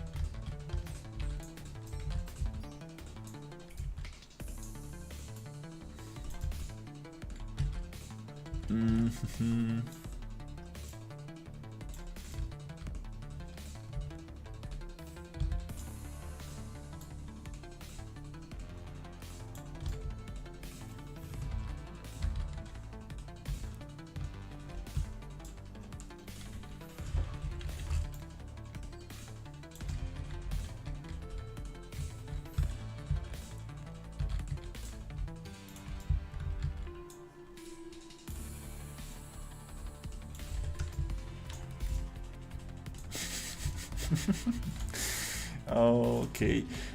The problem with this is that if I put it here, it really blocks the player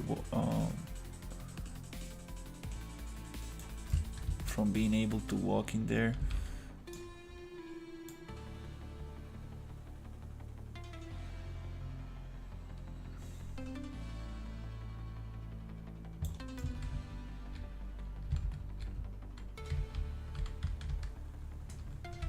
And this needs diagonals for sure. You won't have such a big just beam.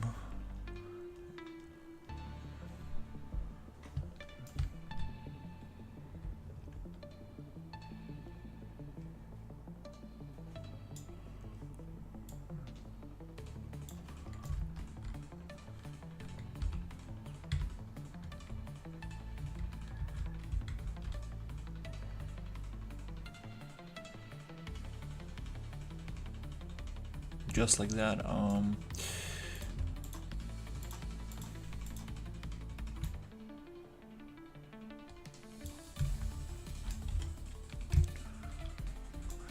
Yeah, these round pieces here. Ooh, we can always cut them up a little bit.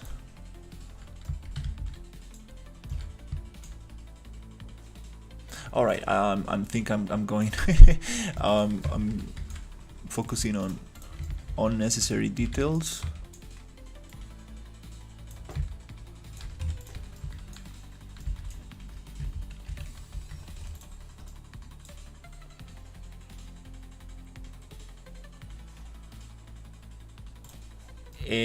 Yeah, for this, I think I'm gonna add the diagonals, so it actually makes a little bit more sense. And here I think I'm just going to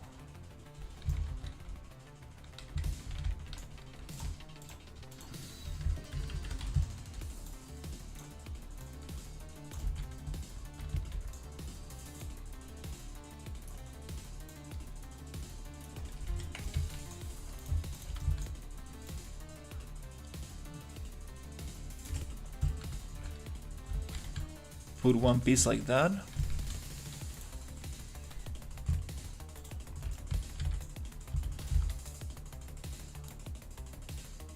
Just gonna scale it for now. We can get it better with the modeling tools.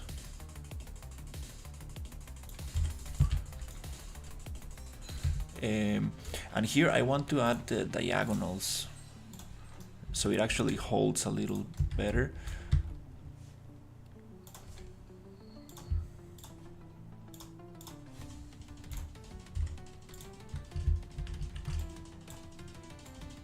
Something like this.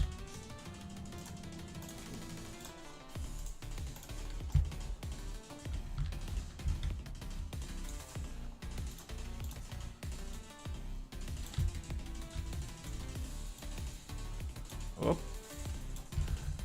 Yeah, I think this might work way better.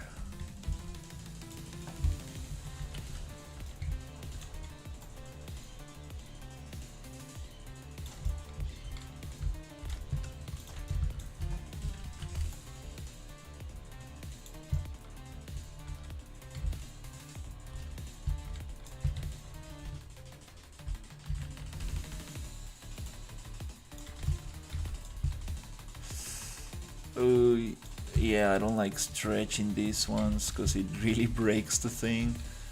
Oof. But it would be nice to have diagonals as well. Oof, that looks very stretched.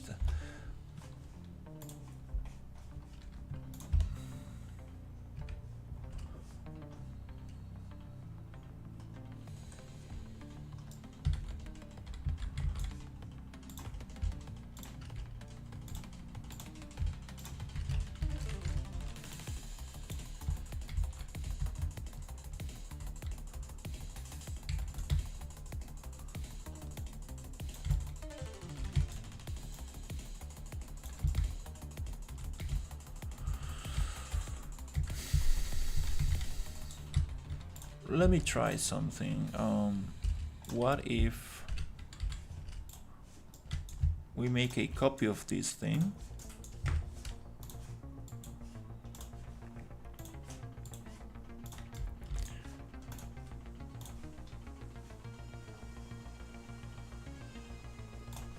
And make a mirror.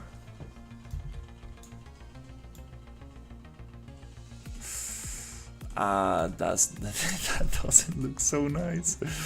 Oh my god.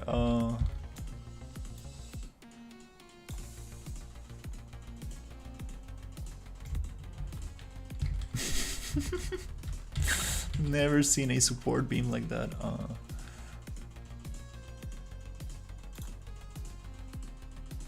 The other problem is that we actually need to copy this rotation.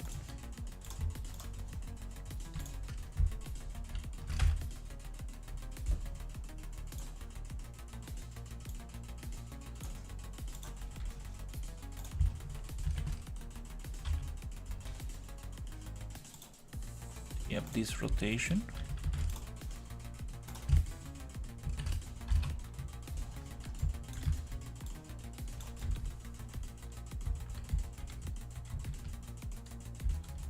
Huh.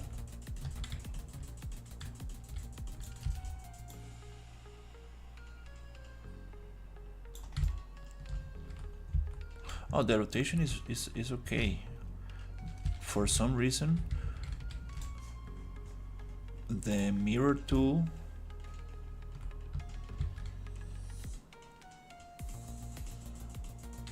I think we need to add that rotation to the mirror tool because the mirror tool mirrors on world location, but we need to mirror on object rotation orientation. So here now it's gonna snap. Okay, there we go.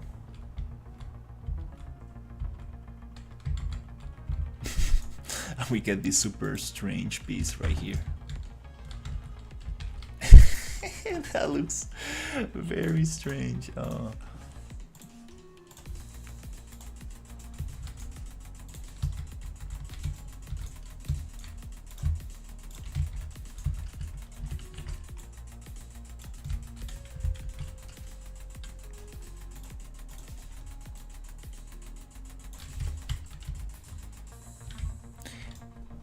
But it feels better. It feels like it's actually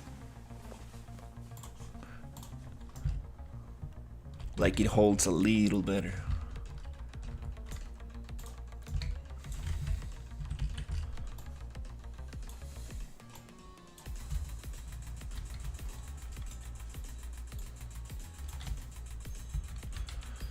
This one is gonna be very uncomfortable. It's gonna get in the way.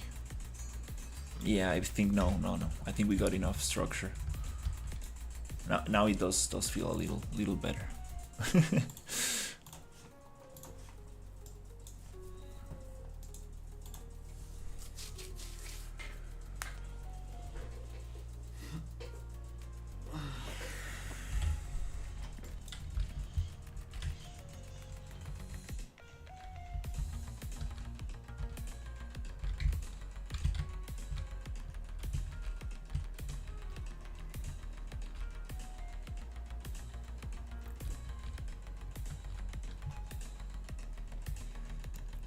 Definitely need to make those collisions a ramp so we don't get these issues.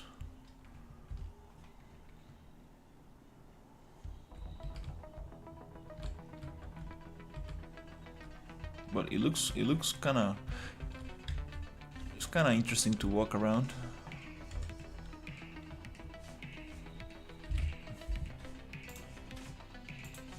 All right. Okay, we got huge staircases. Okay.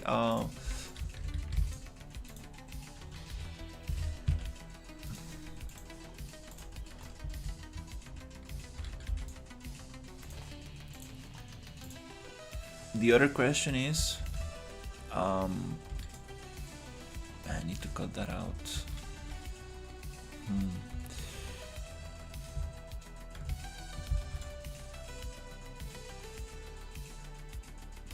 The other question is how we're gonna hold these ones.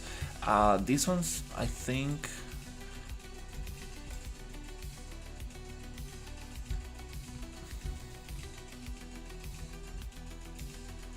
probably we can have beams going up, and again it's gonna be too long of a beam.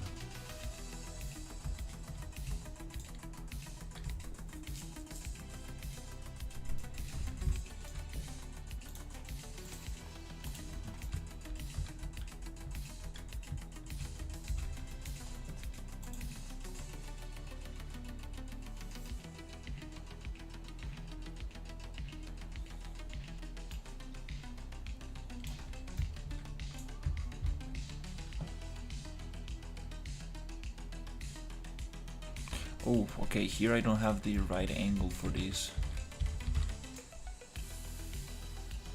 Let's see how that looks.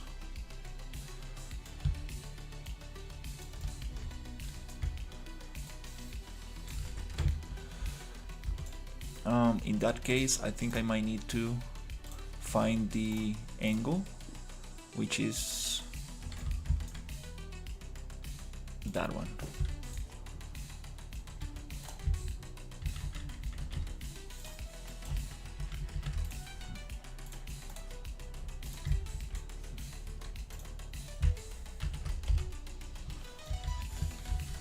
Nice. Now let's add 45 to that rotation. Now we are aligned.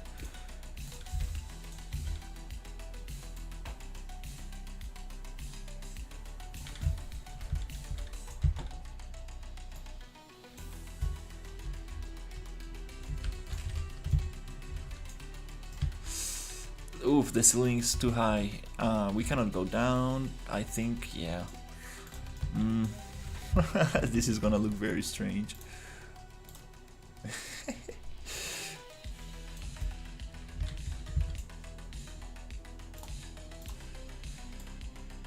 And also these do not match.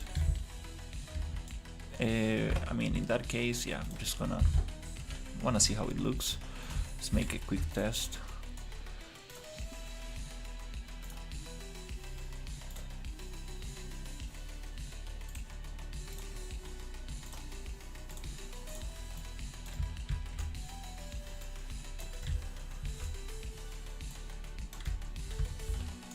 That's a little bit too crazy.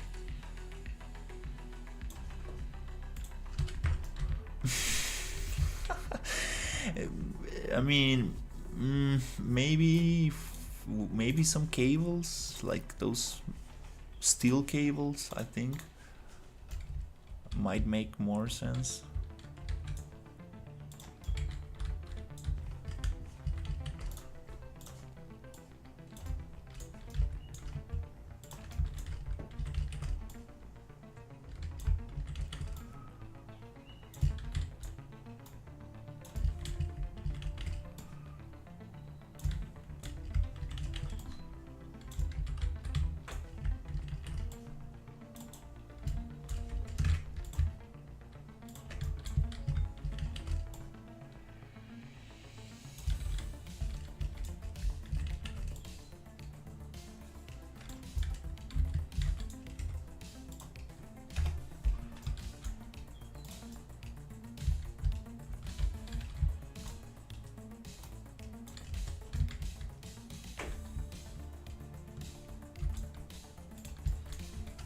Yeah, this looks very strange.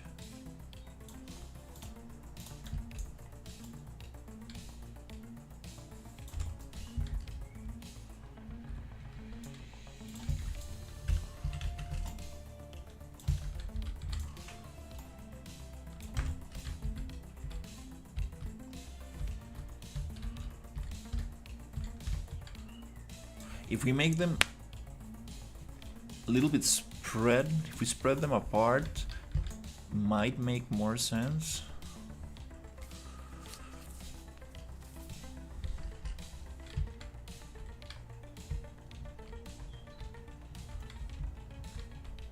That looks very weird.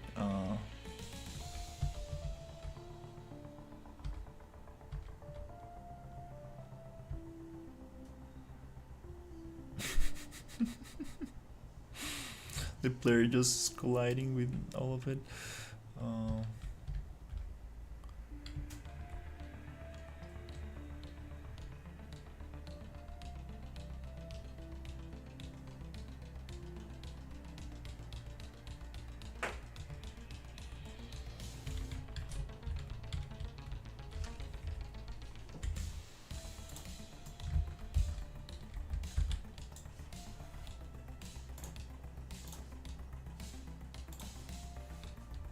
Maybe.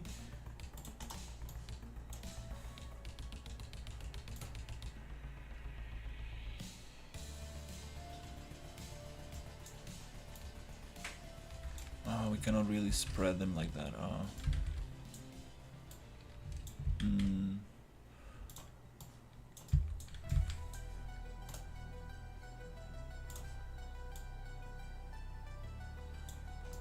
We can move them to the sides.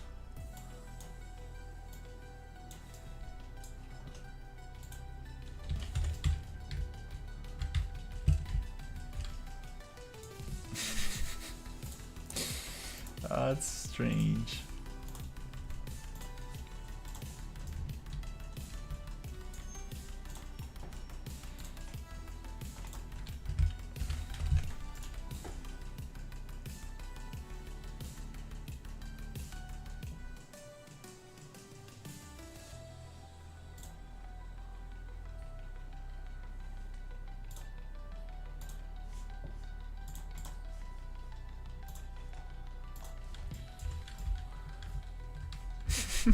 That's very strange.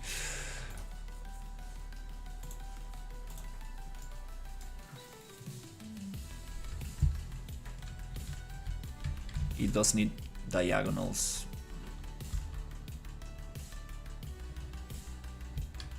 for structure.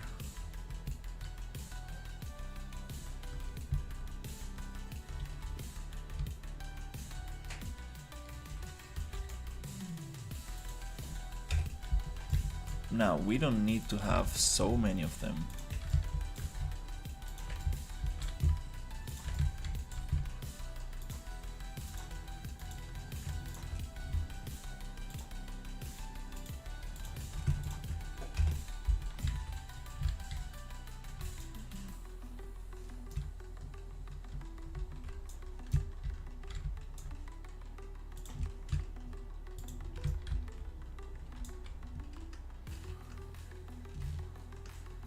Do it crisscross like a bridge.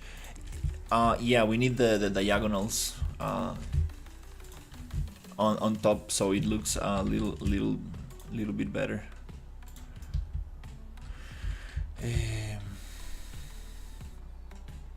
Let's try to find a little bit the center between those two. I think that's a little better. Yeah, we need this to go.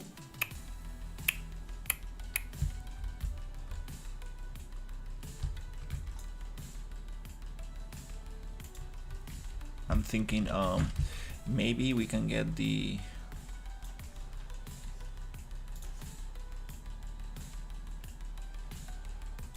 just experimenting here and see. That makes more sense.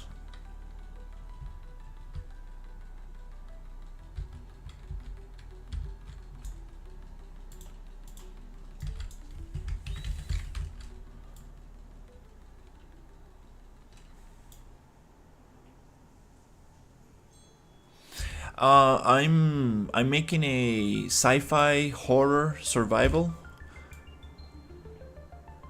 Um,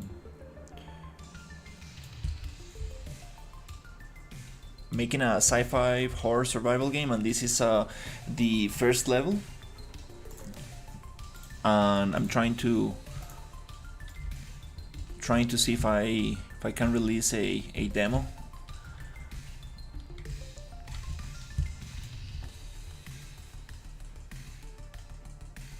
I think this kind of works even better.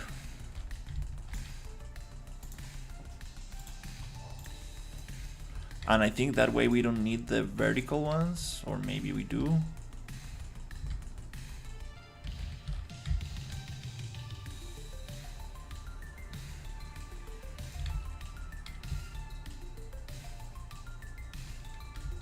Okay. Yeah, this area is a little bit too big. I was not expecting this area to be super big like this. Thank you.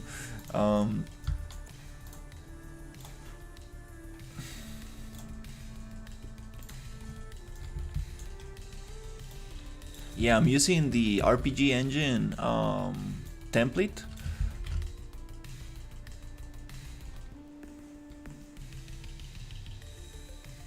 So initially I was thinking of like making like a cool environment, like some kind of like walking simulator, but I definitely want to add some mechanics.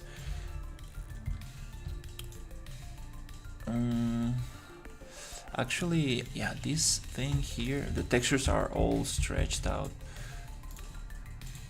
Going to retexture those. I think here we can probably make a copy of this.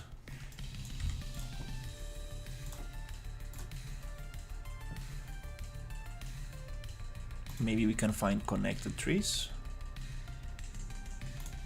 and then we can just delete the pieces that we don't need.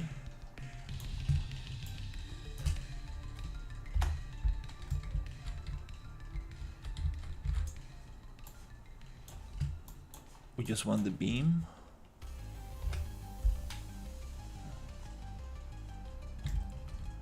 Oh wait, oops.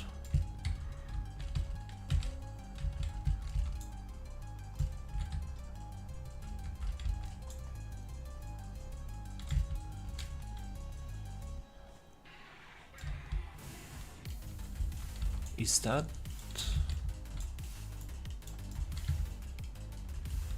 Okay, well, I think that's part of it. So we need to attribute, generate polygroups, find quads, and then we can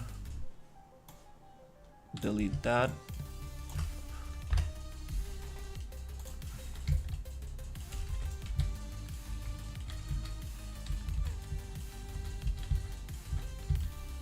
Okay.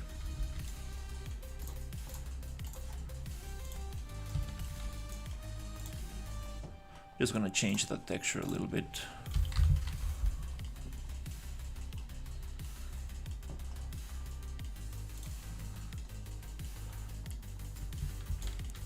This one is no longer going to work. And we need to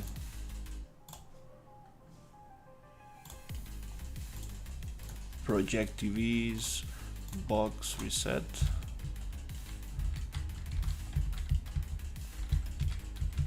Going to align this a little bit better.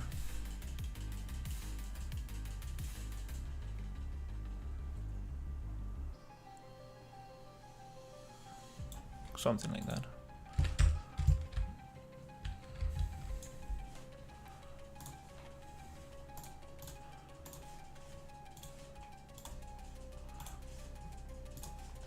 Yeah, then we can go into more detail.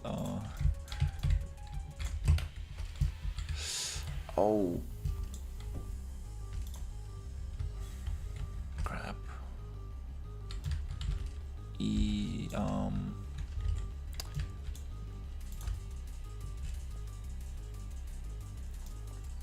the question is, how can I get them?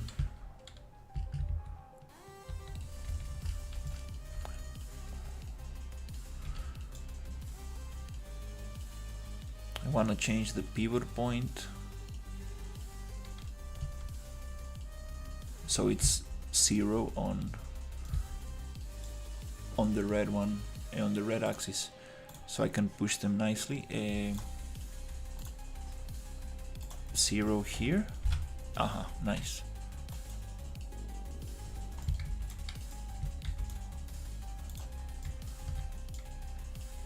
That means that we need to put 0 here.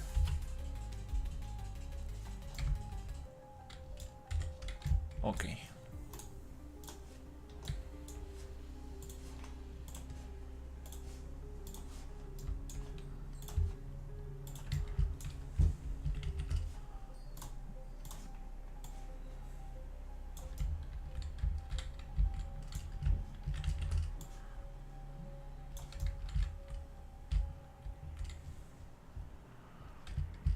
This one is gonna be a little different.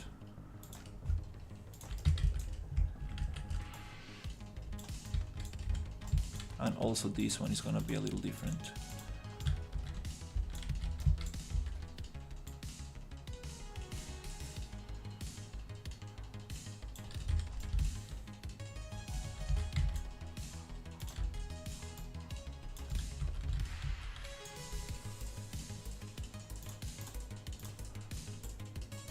Kind of like this.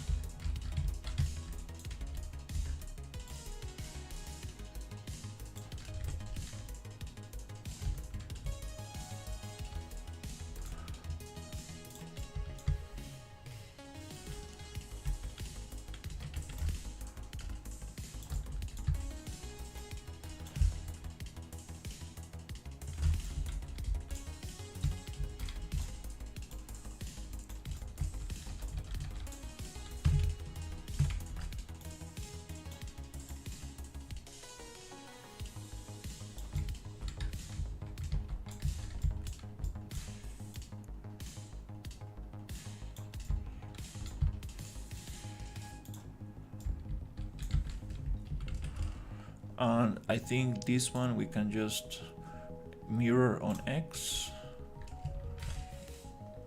or is it Y? No. C?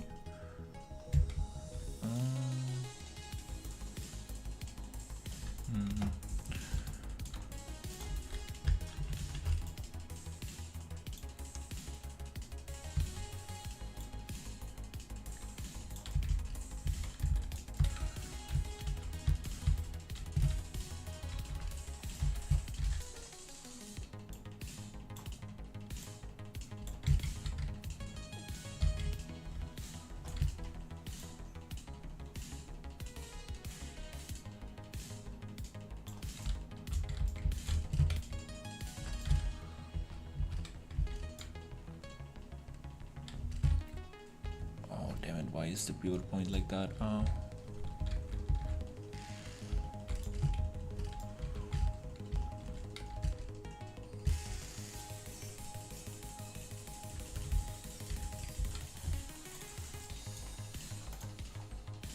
Okay,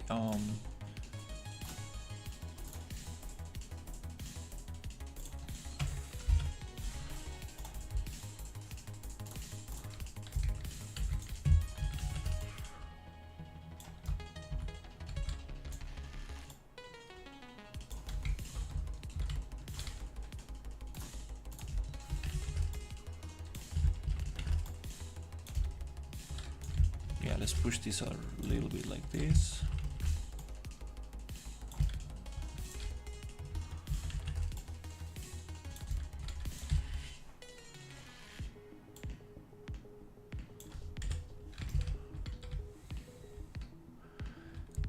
Now that feels a little better. Now it feels like it might be able to hold itself.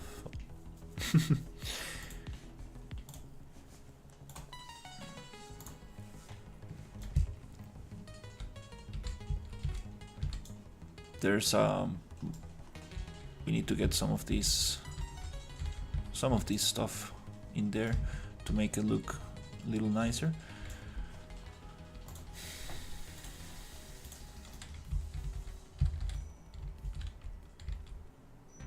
That's that's a little crazy. Oh my god, this room is too big.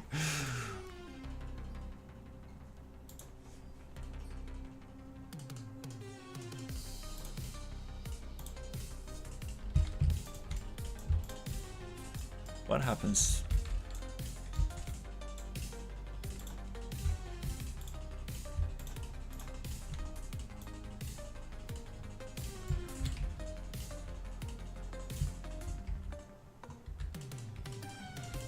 It feels a little better actually.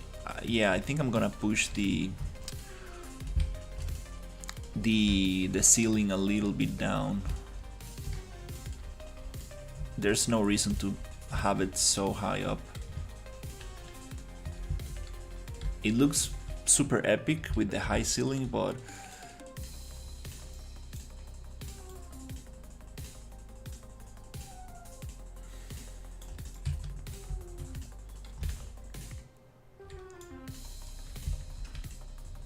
it kind of looks super epic with the high ceiling.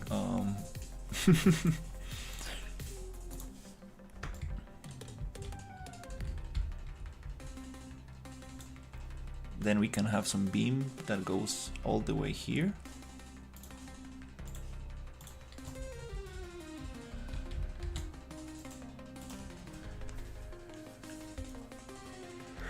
Wow, this is crazy.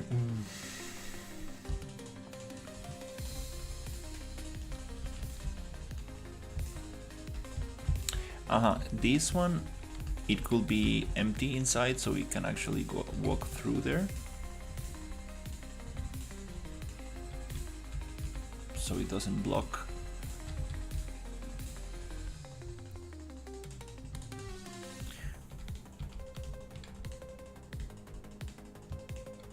We have that intersection there, but I'm not sure.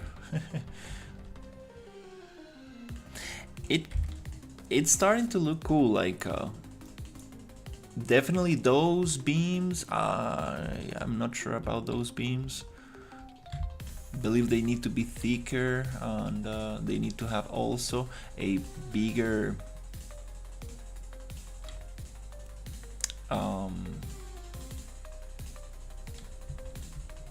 like some kind of plane like this to kind of like hold it.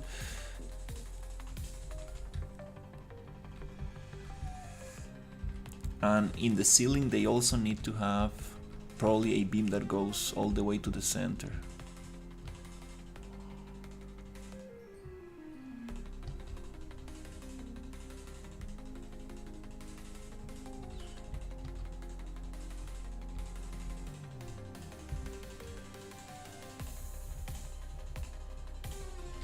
Yeah,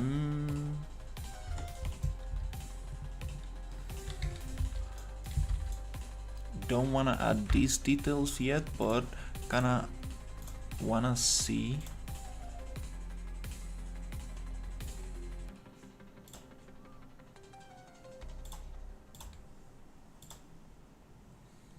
how this will look like if we add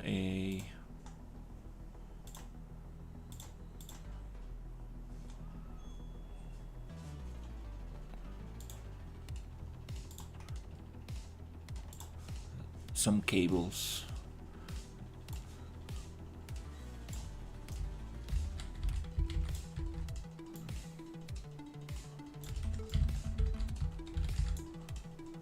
Those are perfect for this. These are hanging cables.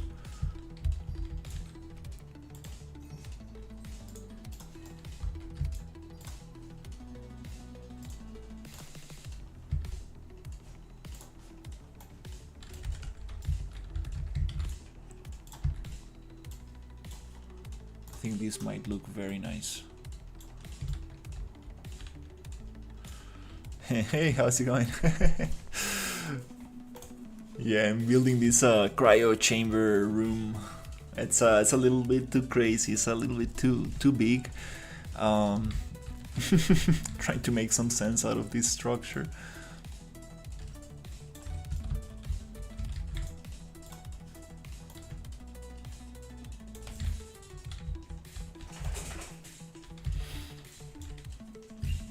That's the cool thing about this.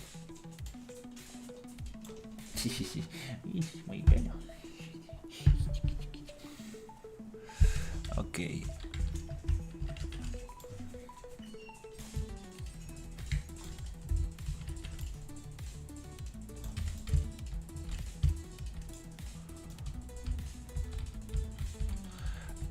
I do feel like it needs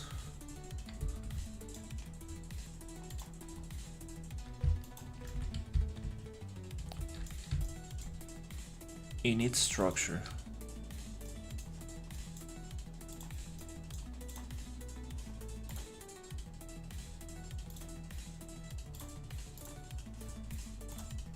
I'm just gonna try adding some of this stuff.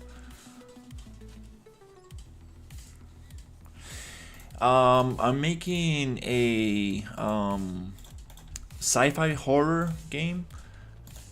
Basically, focusing mainly on environments, trying to make like a very cool environment and see if I can make it run at least at 60.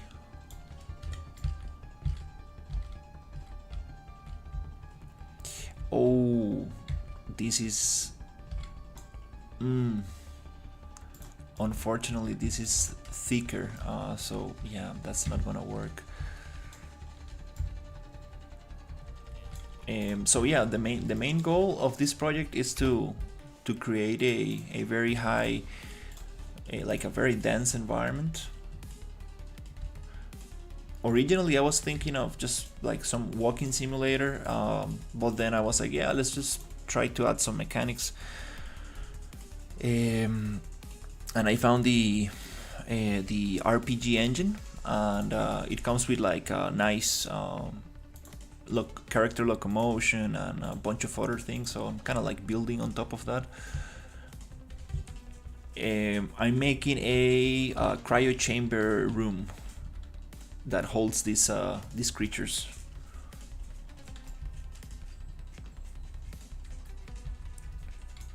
And I'm aiming for a PC demo. I think my dog wants to go out. Give me a second. But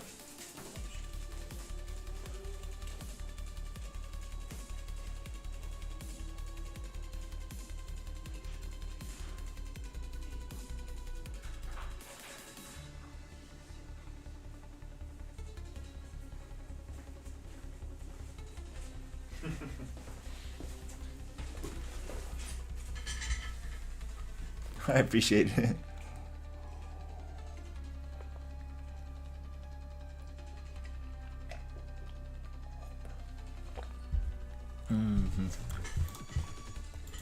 Yeah, we need something up there. We need a beam that actually holds this thing.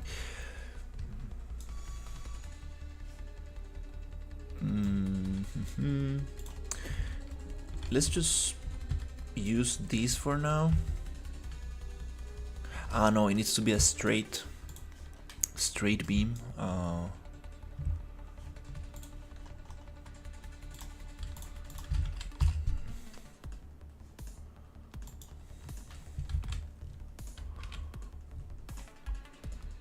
It could even be some structure like this. Oh, maybe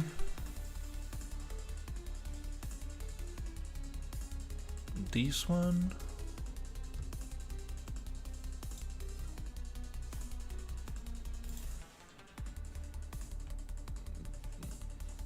This might add detail.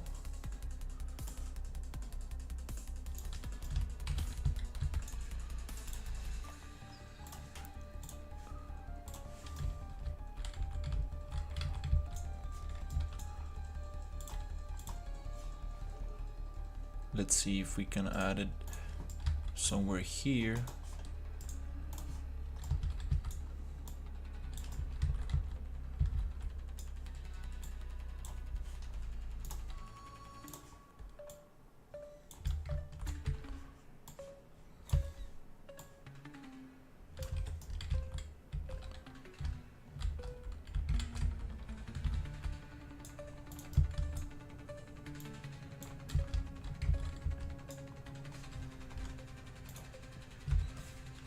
Need to copy that rotation.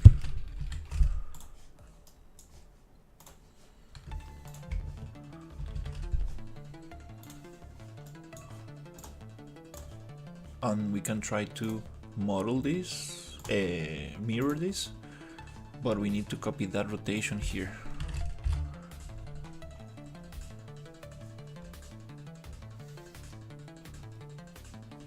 Plus 45. And then we can try to find the center.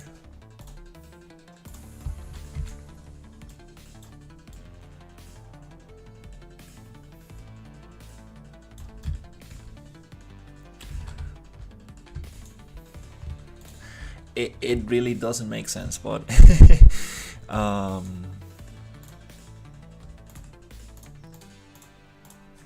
let's see if we can make it look cool at least.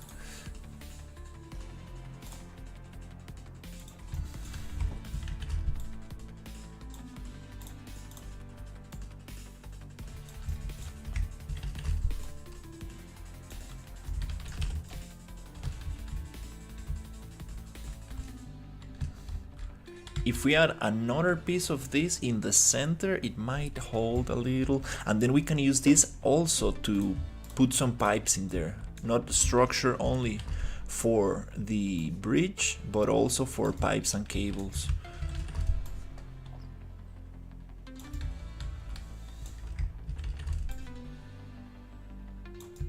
Then we can probably merge most of these and make the radial pattern so it goes around.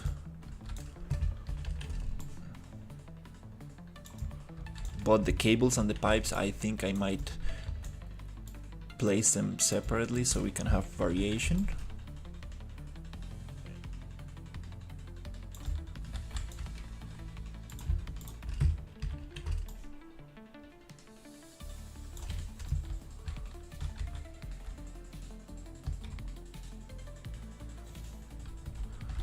This room is gonna be the most most detailed. That makes a little bit more sense.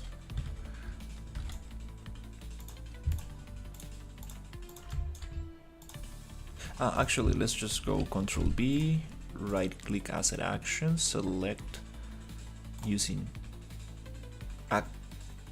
actors using this asset, and then we can copy and go down.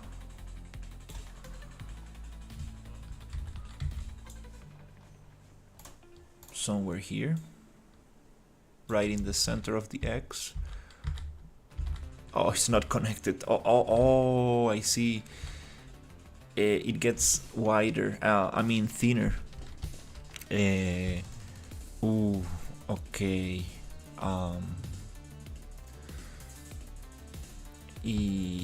Okay.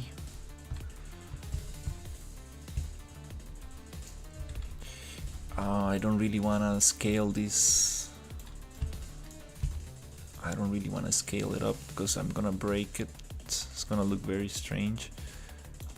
The proper way to do this is with a mirror, but we are on an angle, so and pieces are not merged. This industrial stuff going into like a high-tech sci-fi prop, that's kind of strange.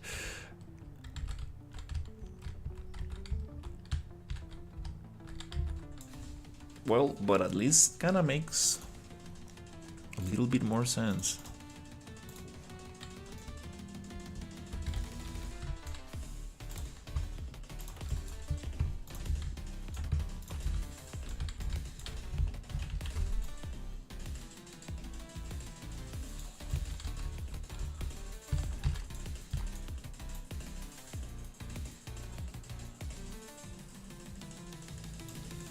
These cables, I see, they need to hang from somewhere.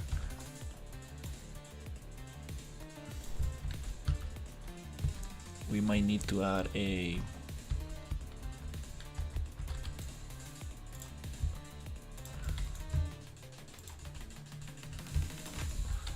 something to hold these cables from.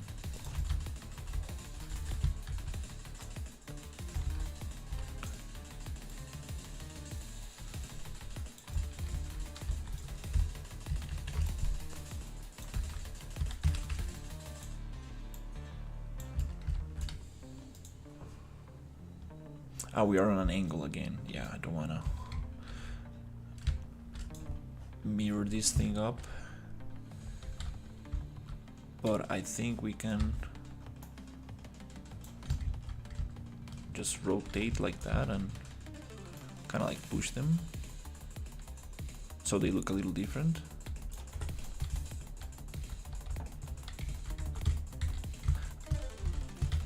Some pipes, and I think this might look interesting. Now it just doesn't look like a skeleton, now it looks like some crazy sci-fi stuff.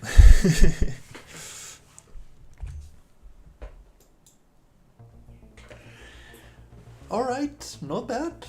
I was not feeling very confident at the beginning, but it kinda looks cool. The handrails are just going to like add that sweet industrial look, and that's gonna be a lot of work, to be honest. Add handrails that make sense. Oof, that's tough. Also, some kind of connection to this platform, and I need to think about the control center. Oh, we got some intersection here. Yeah, probably these tanks, I think I'm gonna make them a little, I'm gonna move them a little bit. That's a little crazy.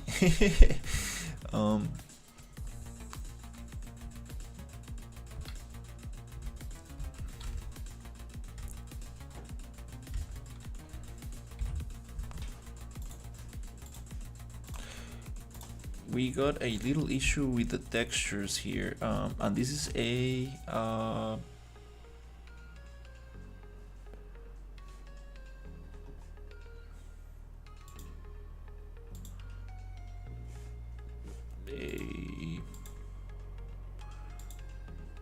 how do you call this? I forgot a trim sheet. So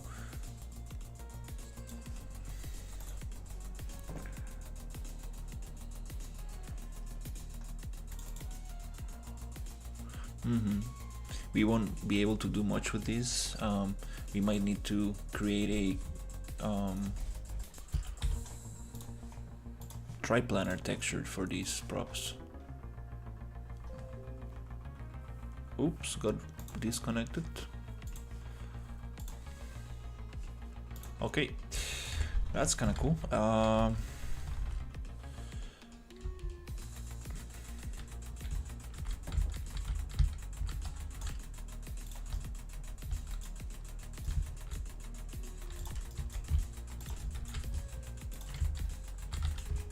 I got different cables, but let's just copy this one more time.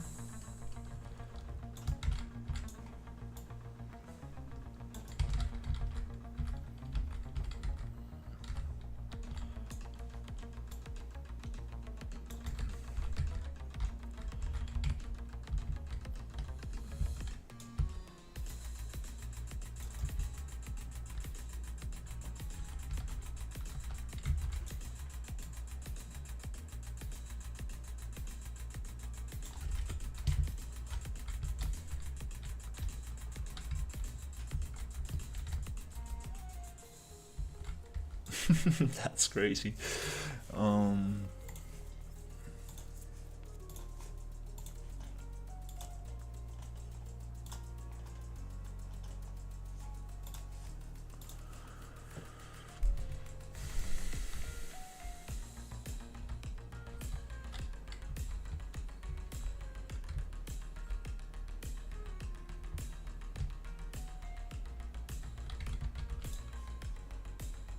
Oh yeah, these rusted beams, I'm gonna change them up.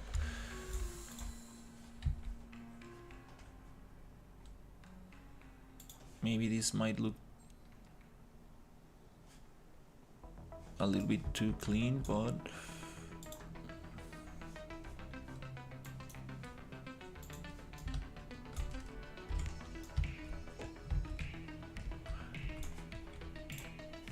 I think that's a little better for now.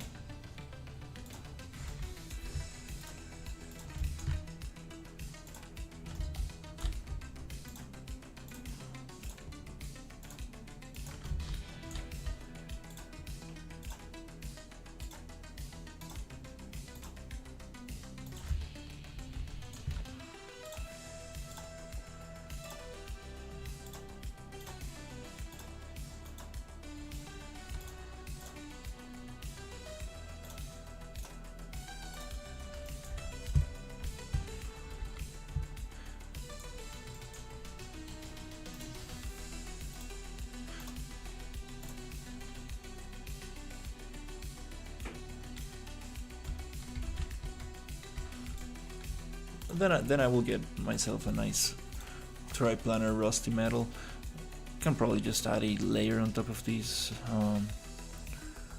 but kind of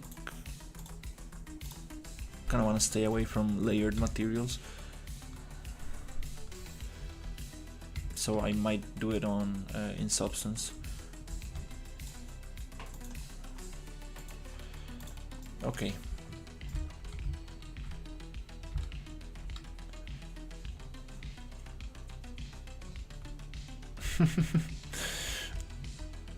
starting to look pretty interesting.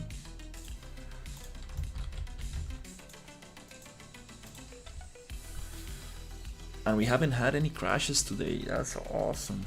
I don't know why I was crashing so much yesterday.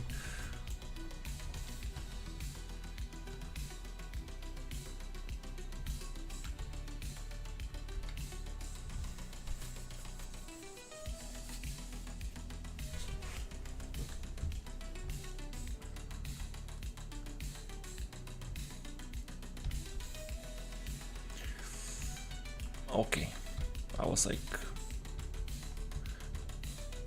at least 50 frames per second.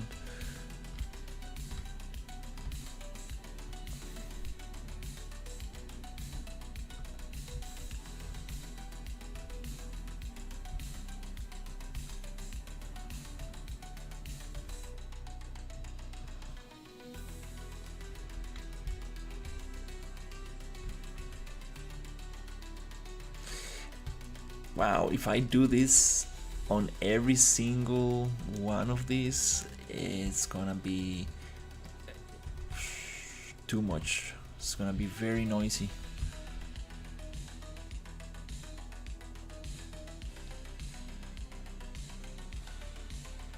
I think we should probably try it.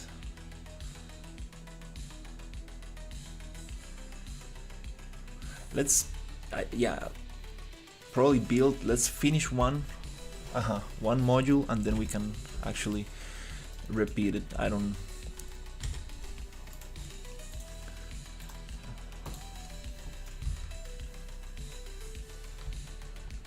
We need the catwalks and the handrails and stuff like that. So then we can actually duplicate this one.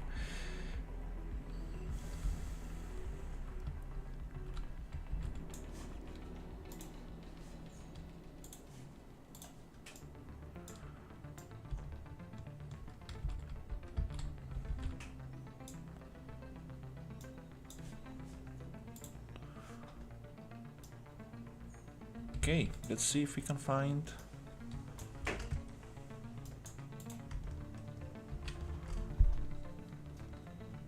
handrails.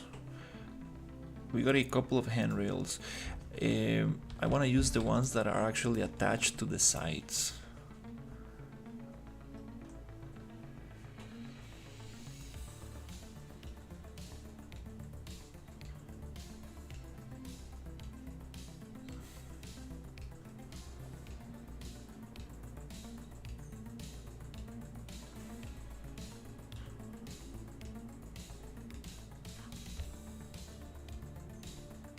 Okay, I think it's this piece.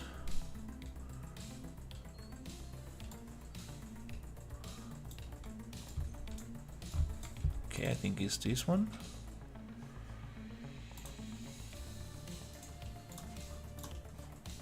Let's get this one here.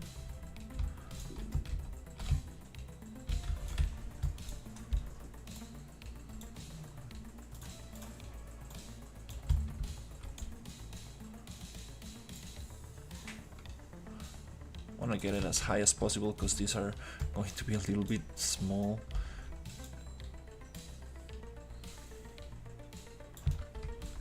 Oh, nice! It just goes outside the main rail. That kind of works.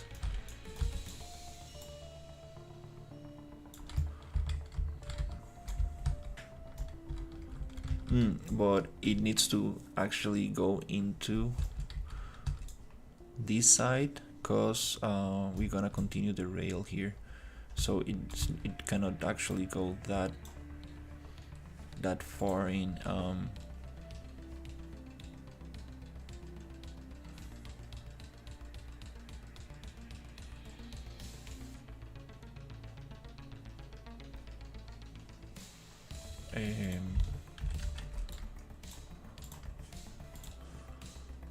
I think it's gonna use this piece. There you go.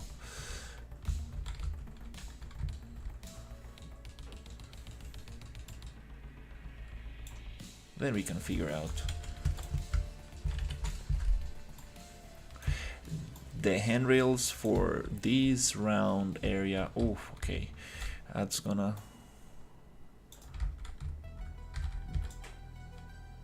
be way more difficult.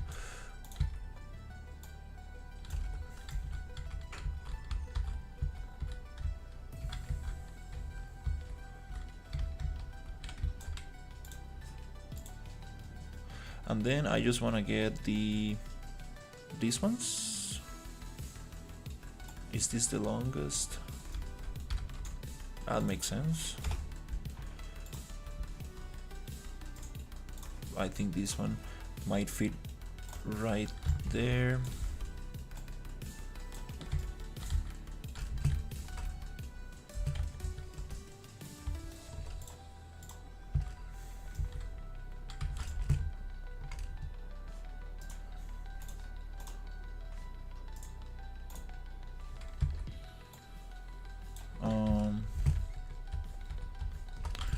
Okay, in that case,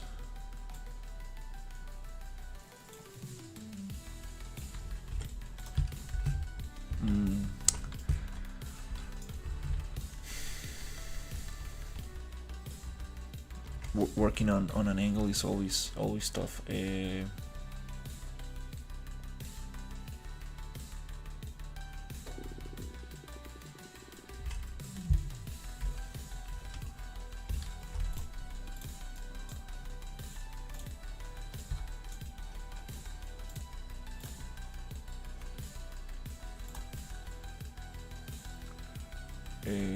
Edit pivot, I want to reset this one to 0. Not to 0, but to -71. So it's straight. And that's gonna just make it easier.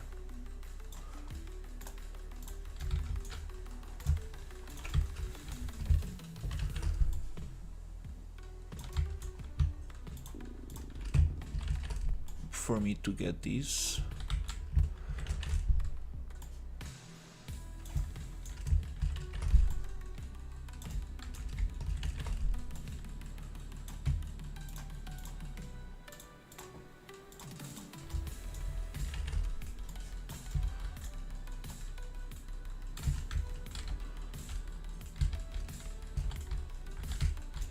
That's gonna add so much detail. And also logic to the space.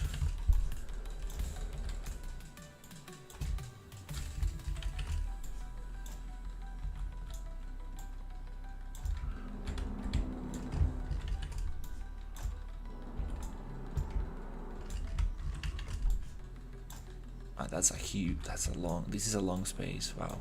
I mean, it's a very big space. I went a little bit too crazy with this room.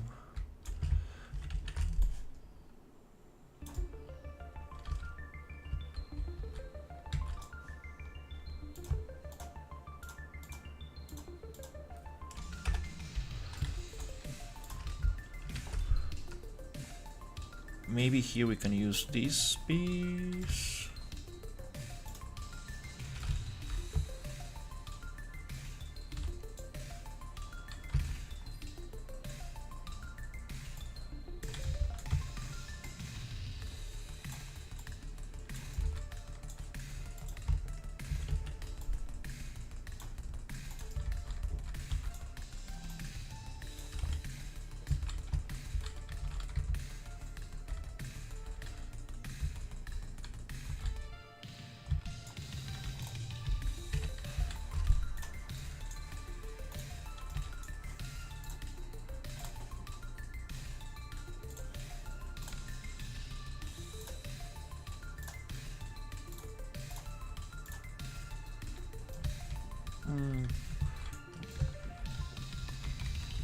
What's the best way to bend these?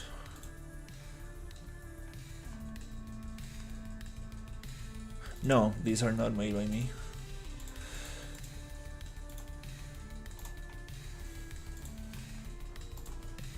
Here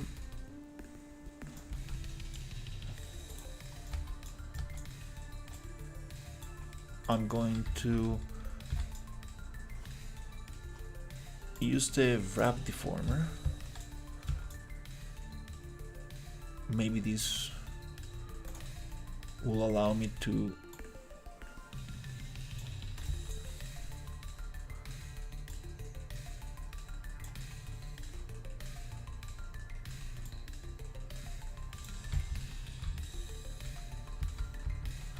bend these. Not really.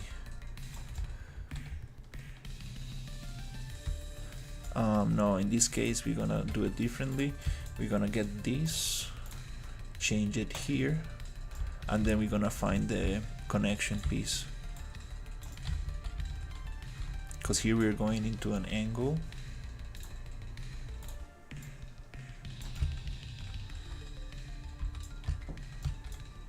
And I think I have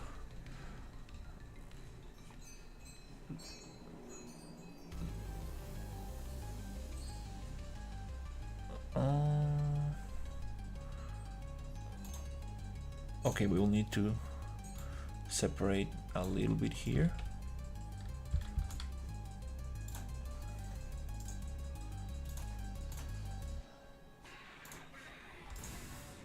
Copy all properties, paste all properties, and here I'm just gonna make sure that this is a copy. Attributes, generate polygroups, and then we can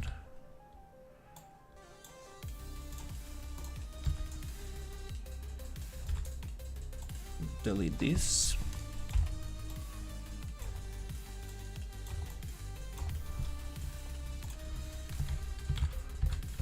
Okay, like that.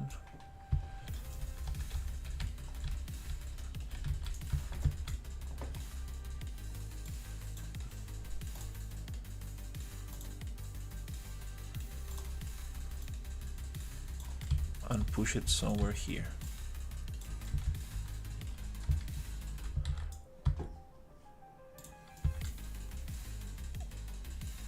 Let's copy this and paste it here.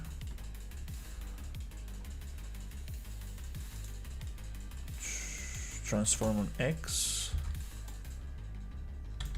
Maybe 45.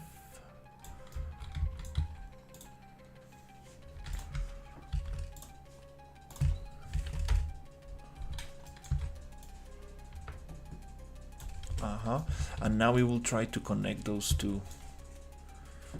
I'm not sure if that's gonna be easy, but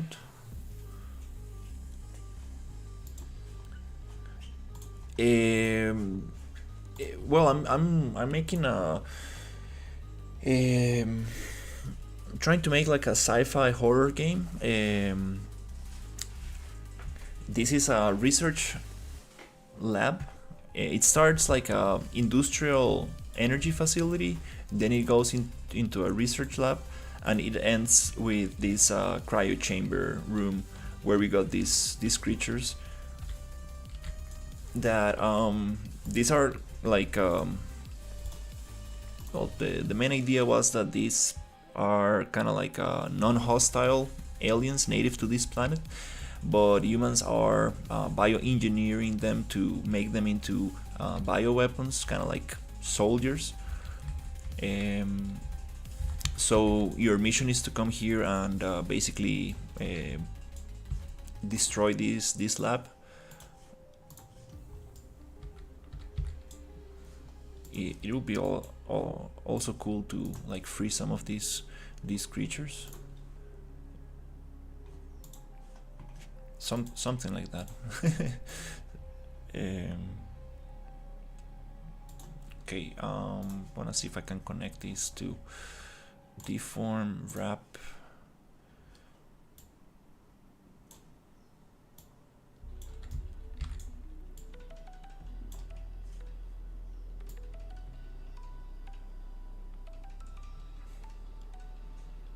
No.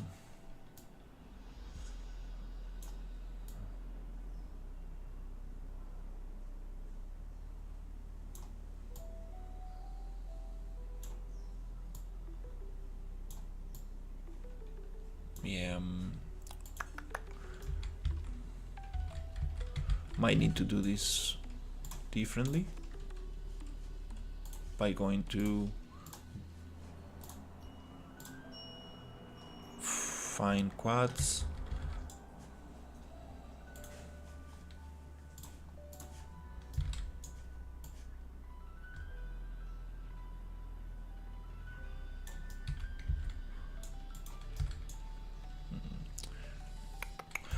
No. Yeah, I actually know how to do this better. Yeah, I'm doing this wrong. This already has a curvature, and it's not gonna work very nice. So what we're gonna do is actually get a straight piece and bend the straight piece. Yeah, I've done this before. That's probably the best way, because if you're working on already a bent surface, like a cylinder like this is just not gonna be able to look very sweet. So if we make a copy of this and we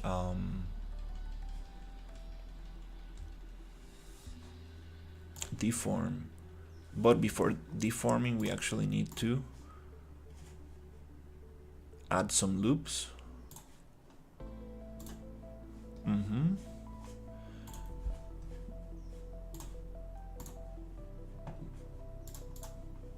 Insert loop even, and we're just gonna add a bunch of little loops.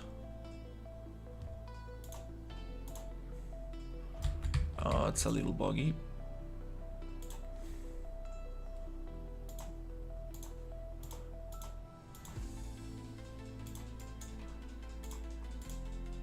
Okay.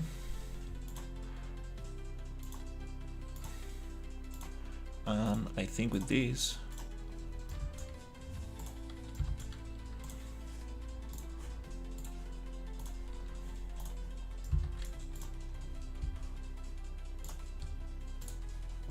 we can wrap.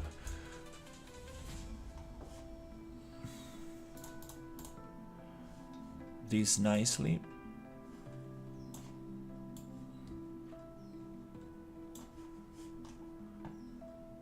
So lower bound 0, so it stays straight, or is it 1?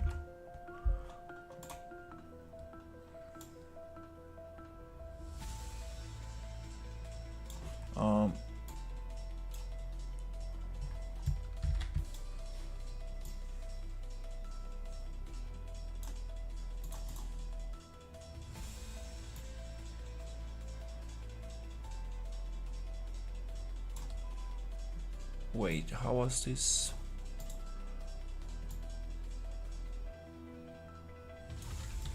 Oh, I think we need to...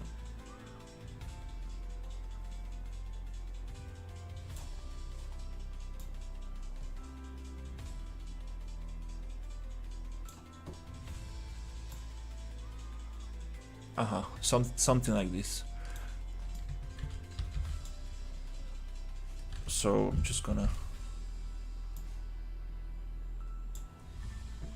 take a little screenshot of those settings, and for this to work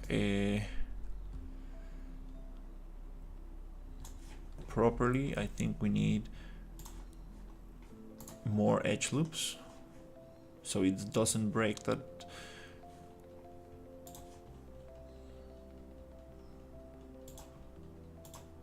much. We're gonna keep one side straight and the other one, well, this is a little hard to click. I don't know why it's so buggy.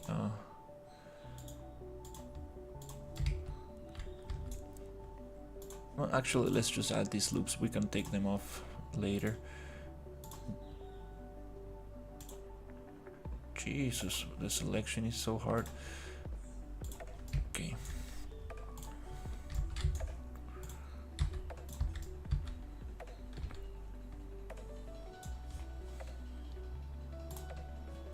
Now if I wrap, now you're getting a nice deformation.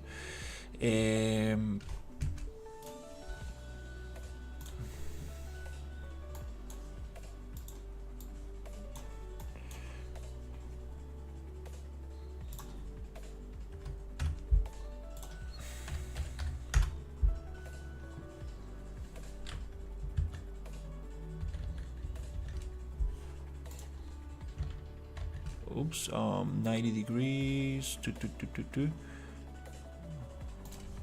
and I think this one was actually going to the other side.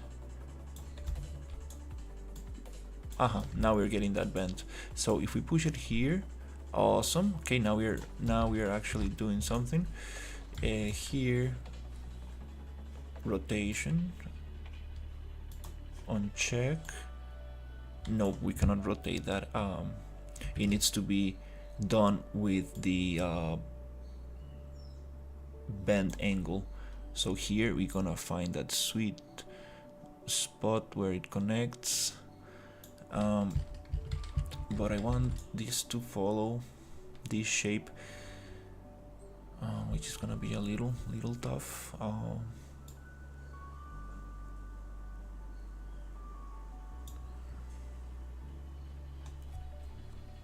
Because this one is starting to get that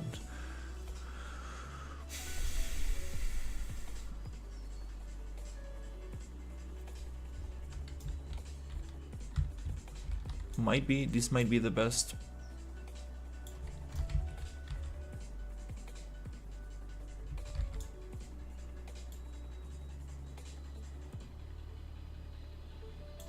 This might be the best solution for now.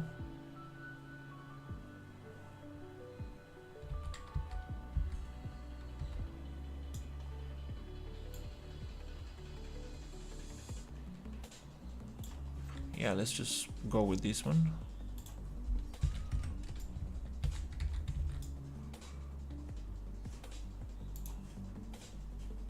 Slide more inside.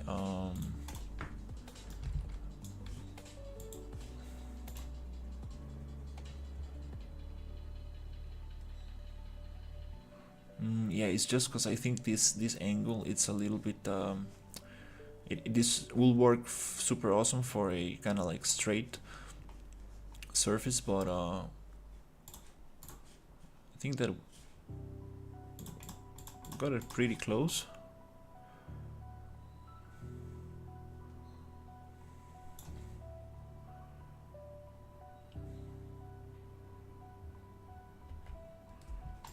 Then I'm gonna try to just push this a little bit.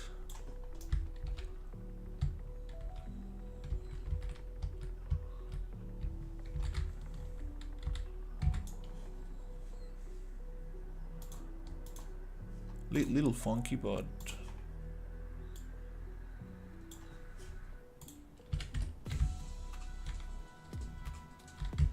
you see, it's because it changes the the angle. The difficult shape right there.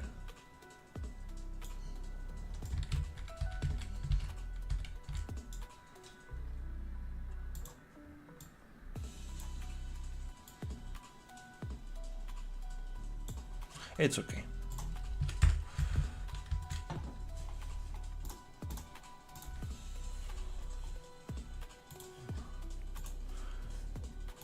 Yeah, we can probably get it better. It's just that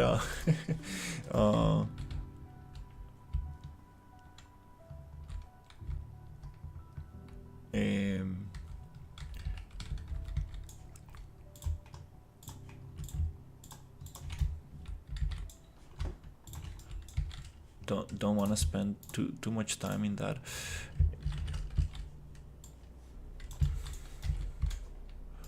Let's see, mirror X.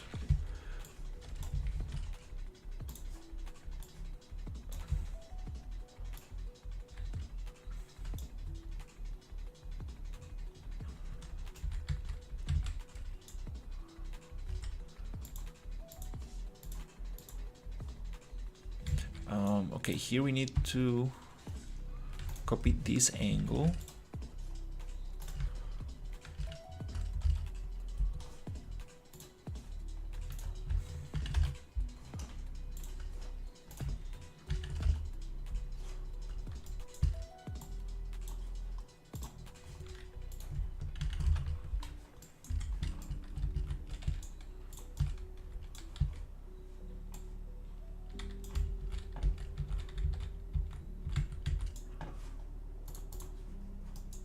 And push it somewhere around there.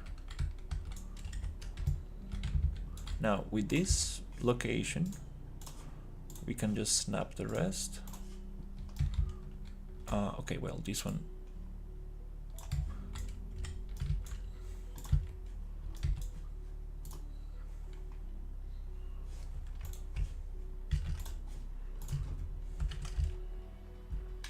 okay.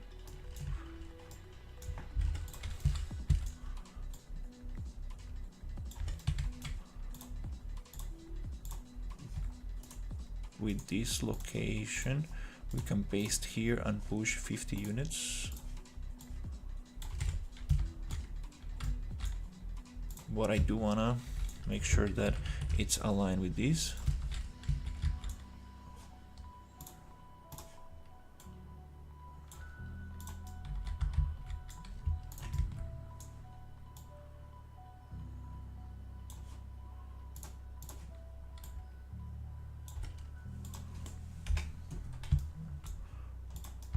That's a little closer.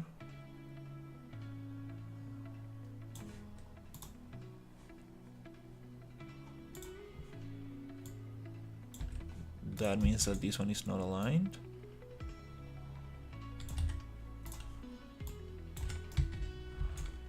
Okay, let's see. This one here.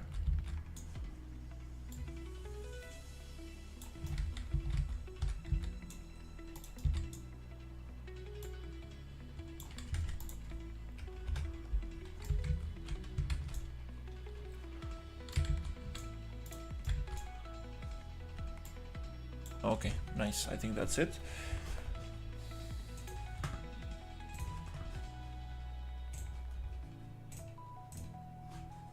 I'm gonna change this playlist. It's a little bit too chill.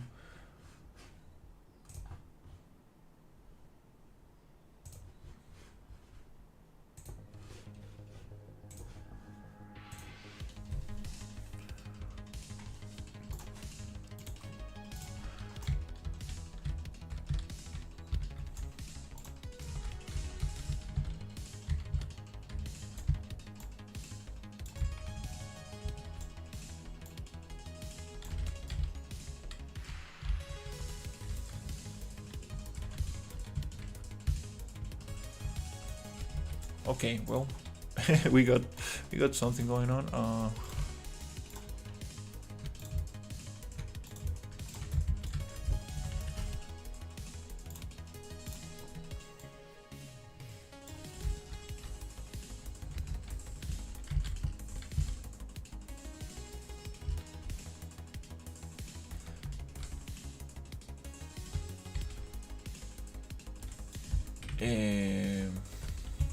Wait.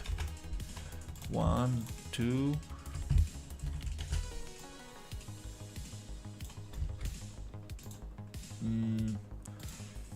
Damn, this is snapping to another number.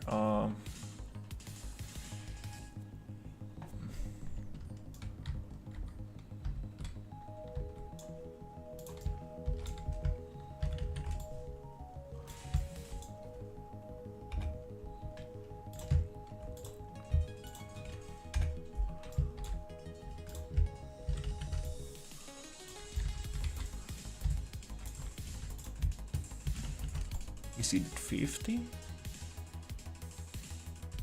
Oh, it's 100. 1 meter right here.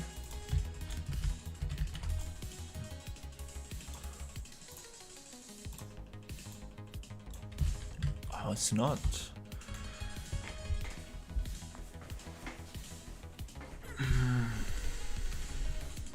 It's a very specific number.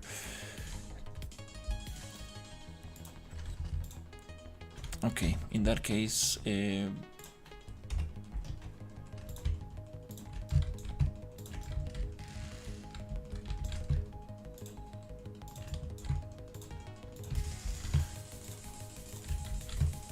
gonna copy these ones as reference.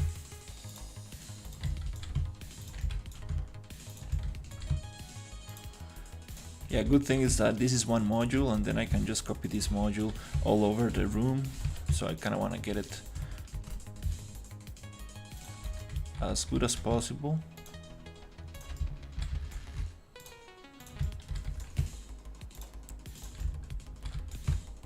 Because if I don't align this equally, it's gonna look very strange.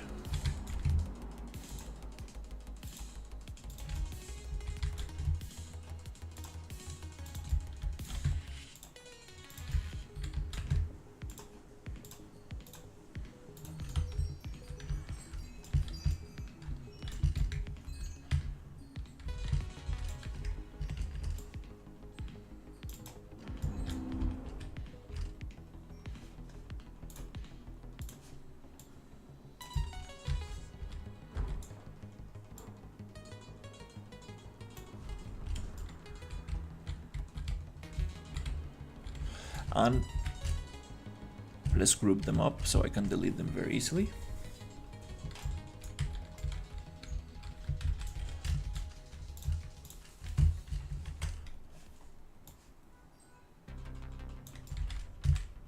Oh nice, okay, at least it snaps to 5.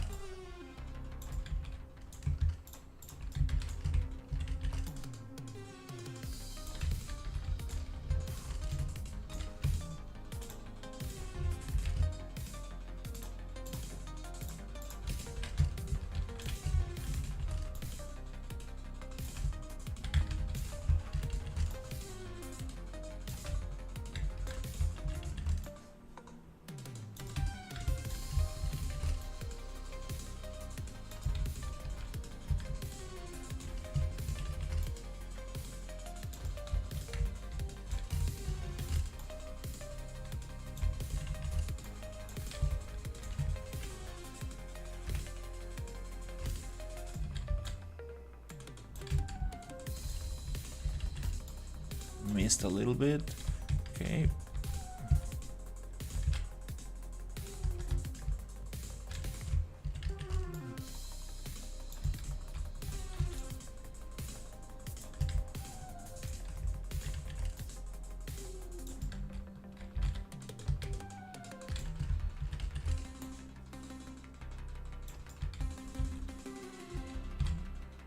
Okay, nice.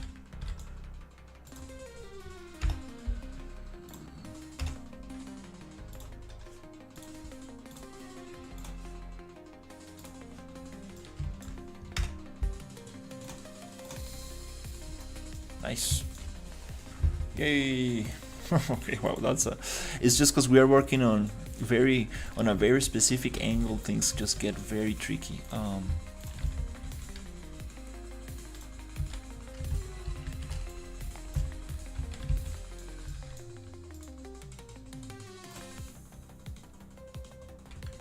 even mirroring, just it's complicated.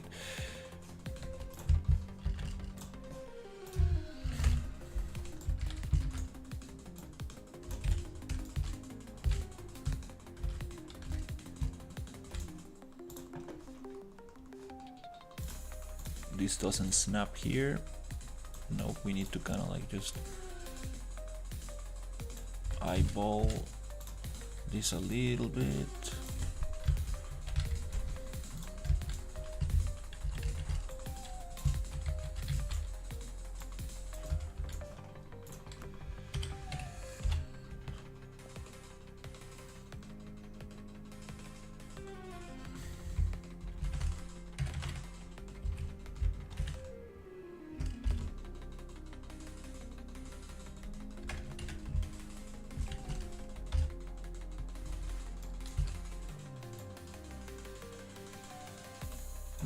Okay, anyways.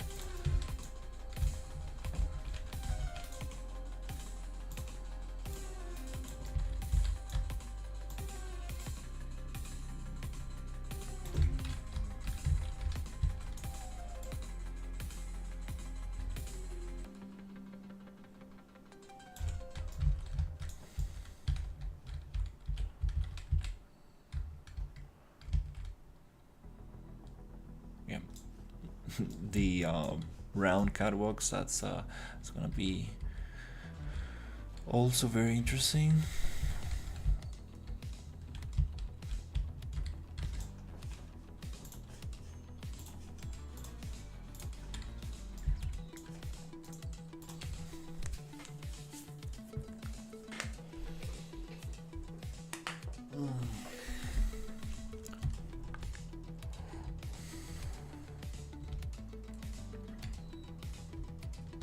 Nice. Okay, we got that one.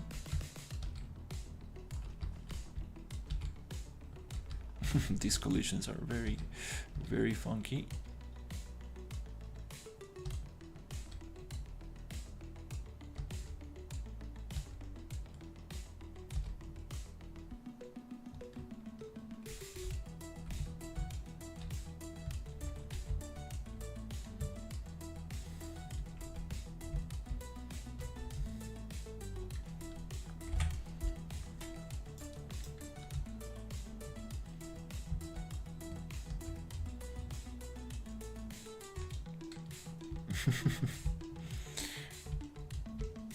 Yeah, it's actually a little bit what I had in mind.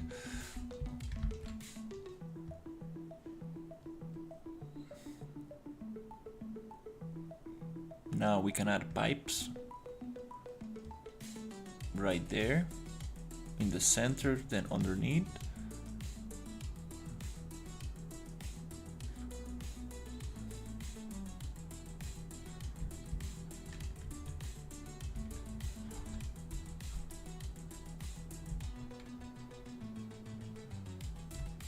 I wonder if the AI enemies will be able to climb up these stairs.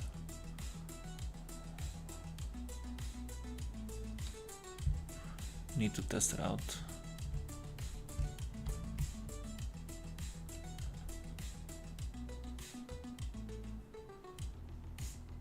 Oof, yeah.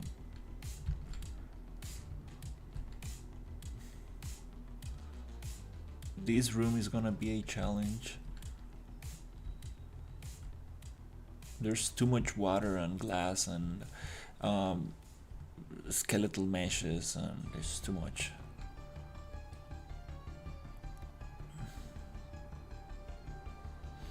It's been a couple of months. I started making like I started working on the initially I started making like an open world, well, not an open world, but like a open environment, like an open environment. It was a desert slash swamp, so I got a lot of that saved in another version of the project, but then I decided to make an interior area and try to test all the game mechanics. Oh, the camera is very close to the character.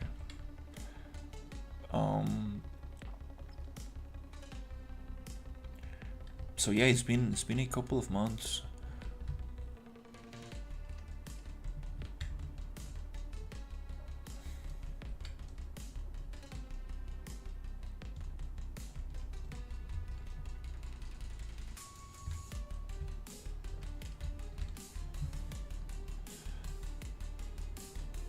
This post-process volume, I wanna make it greenish. It is too blue.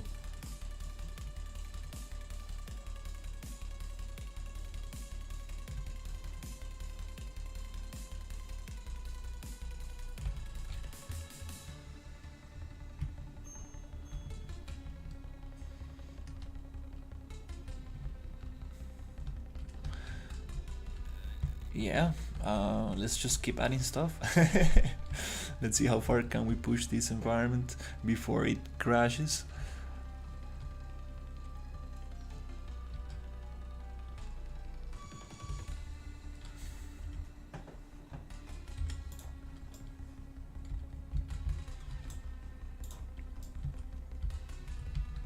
Yeah. I'm using the RPG engine, which is a template, and it has combat. We have a close range enemies. We have ranged enemies, and there's weapons, weapon modifications. There's there's a bunch of little mechanics. The combat is actually very nice. It's just that I'm definitely need to get the AI to work properly in the environment. It's been playing with the sight radius, the hearing radius, to see how.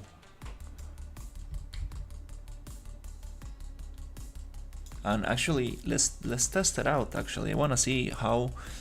I want to see if the enemies can actually go up the stairs. That's very important. It will be nice for them to be able to walk. Okay, so we're gonna get a nav mesh.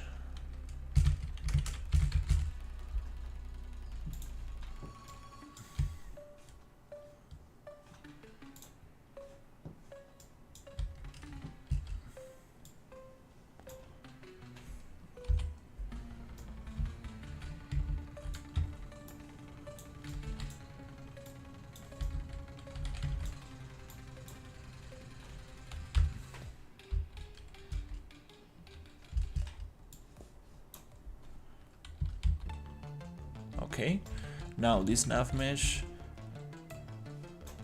let's see if we can make it. First we can probably place it in the center.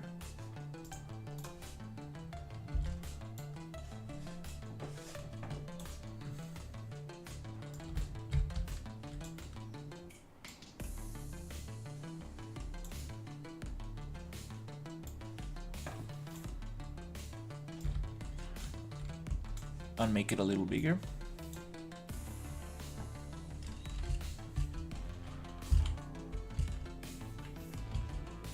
Cannot really see.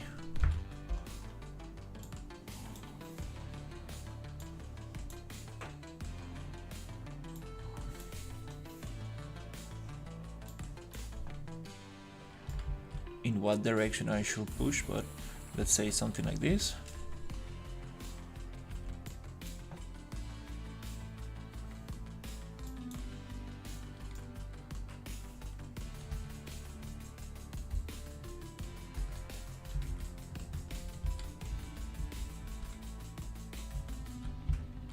I'm not sure if they will be able to walk through here. It looks a little broken.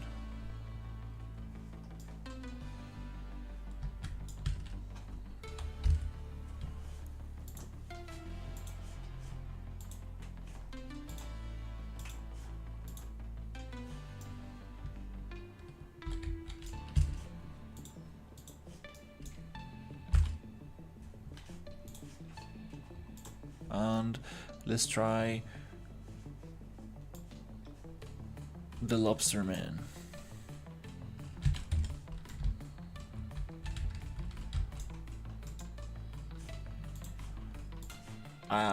This might crash,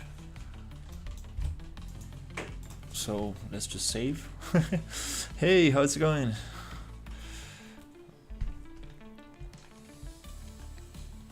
Why do you want my LinkedIn, dude?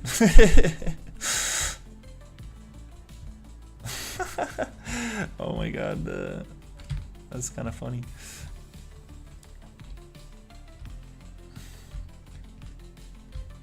And I believe they can go up. Maybe not.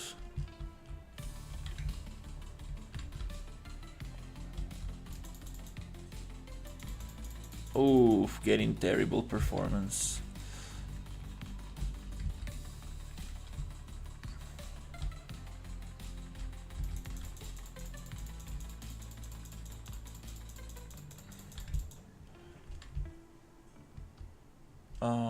Getting stuck.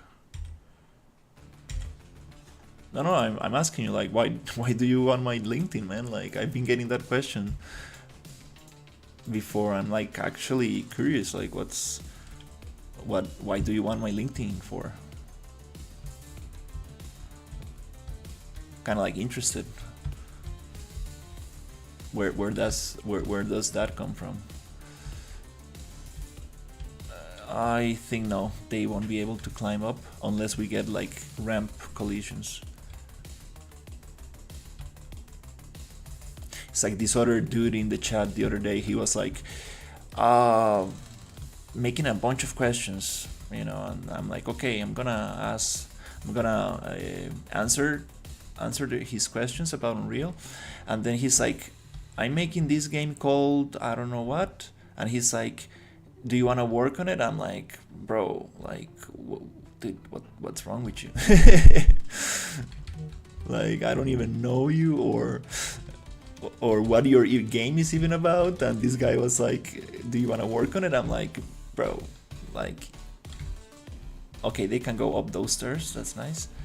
That was probably the weirdest thing that happened to me while streaming. And then he's like, oh, you don't want to help me? And I'm like, bro, like, you can clearly see I'm working on my own project.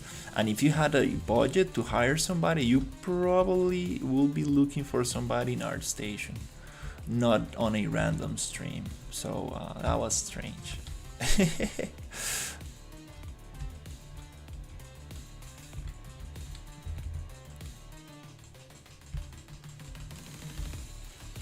Yeah, yeah,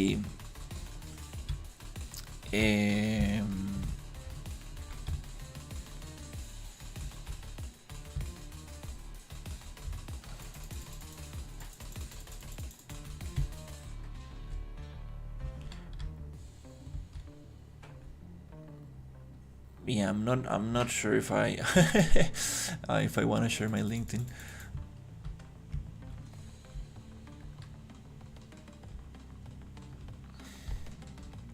Let's see. The AI is not able to climb up the stairs.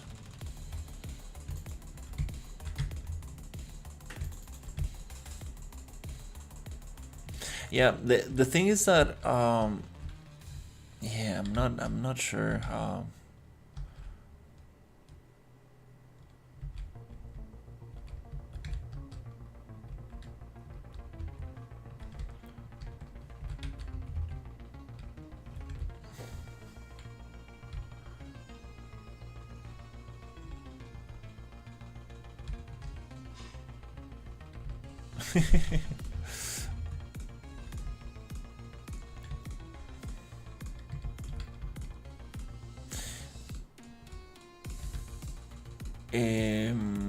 Yeah, I'm not like really sure, like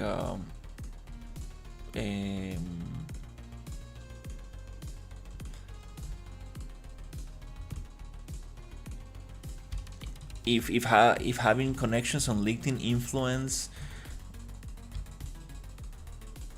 the possibility of getting a job. I'm not really sure. Like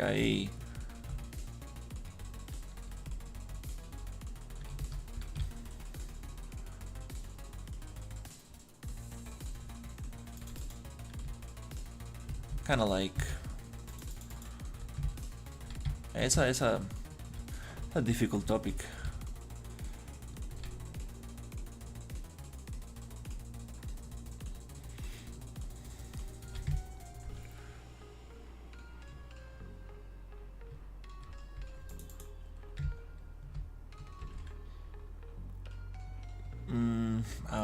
I'm not sure how to make this AI not get stuck in there, because this has like ramp collisions.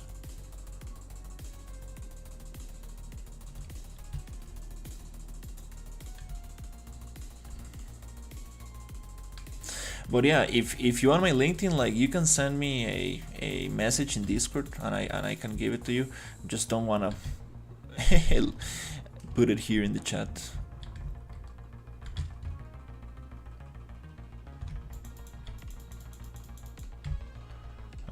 That's strange. Yeah, we might need to have some different kind of collision. Yeah, the thing is that, you know, like it's it's very weird. Like I'm not I don't want to discourage anybody or anything like that, but getting a job in 3D is very hard. Like all my jobs have been like short contracts. I think my longest 3D job was like an 8-month contract. So it's very tough. Like I have friends who work like in big studios, and they have like you know, a lot of connections, but it's not, it really doesn't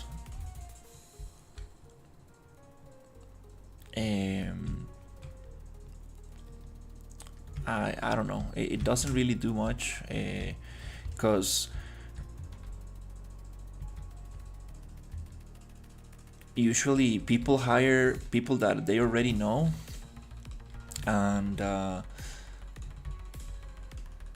you know, probably the most stable job that I had in 3D for a publicity agency, they just messaged me through ArtStation in like out of the blue. Like you know, they just messaged me because some people from my university worked in that company, and my graduation project was made in Unreal, and they were looking for Unreal 3D artists, and there's not many here in Costa Rica for some reason.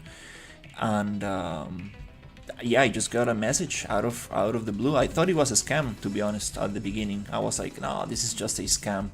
And I responded, and they're like, hey, can we interview you? So they set up a time, and we got into a Teams meeting, and it actually was legit. And I was like, oh wow.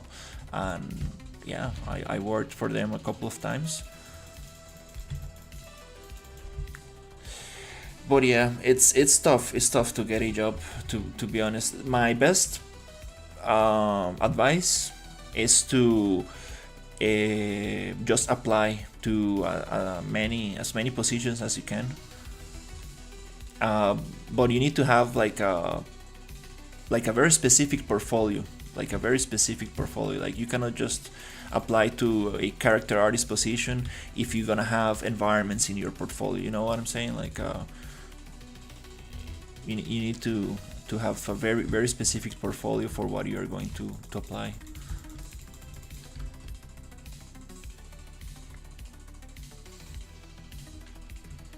Zero. I'm not a coder by any chance. I know very very basic blueprints.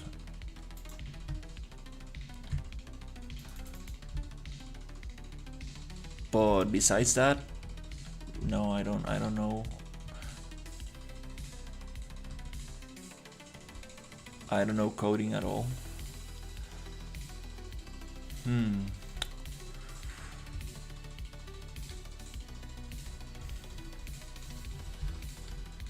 Do this? Let's see if they actually go into the water.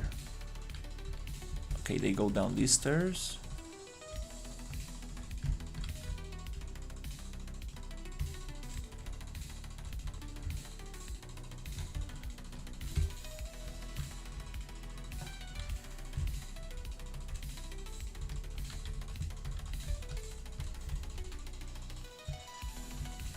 Nope, they don't want to go in here.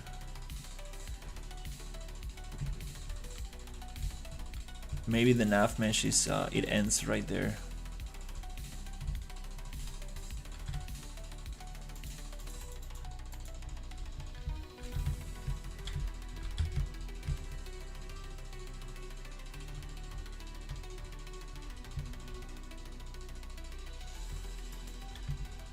Yeah, I mean, I just I need to be very honest. It's I mean, I wouldn't let my kids go into any creative field. To be honest, like it's just not stable. Like, yeah, I I think there is a lot you can make um, as an independent artist, but you need to kind of like you need to have some budget, some savings to to do something like like an indie game or start something like that, because there are like there are ways you can go independent. You can like create assets. You can be a freelancer. There are ways, there are ways, but the ideal 9 to 5 working for a big studio, it is just not an easy path. And even though like if you get into a studio, it is a job like any other job, so why not just get a job that pays better, right? And it's not so stressful and unstable. It's yeah, it's kind of nice. It's kind of nice when you get a creative job that you enjoy and it pays well. It's very nice, but then it's always the same thing. Like, that it's a short contract, and yeah, getting a full-time position, it's tough.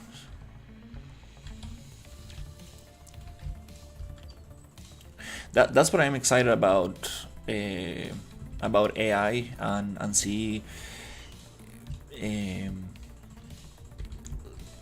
and like just technology getting better, because this will allow like smaller teams to create things, so you won't depend on somebody else.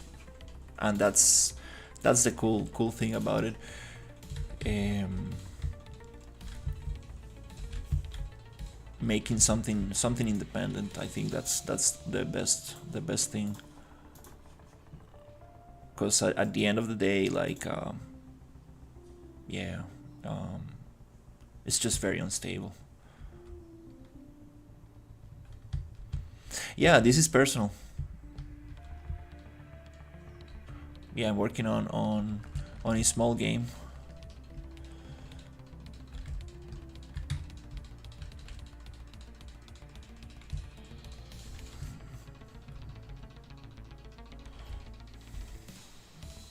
Okay. Yeah, that AI. Well, we don't really need the AI to climb the stairs. We can have.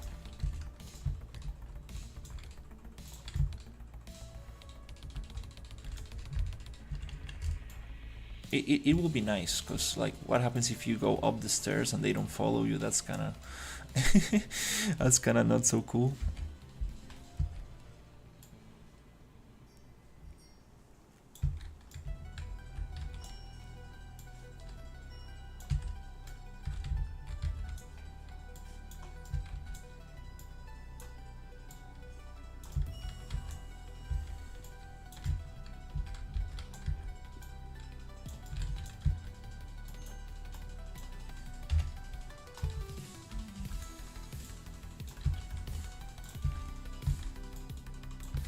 Yeah, to be honest, like I should probably avoid these topics on stream. I don't really like talking about work or uh, you know, the profession side of things of 3D. Not a very enjoyable topic, to be honest.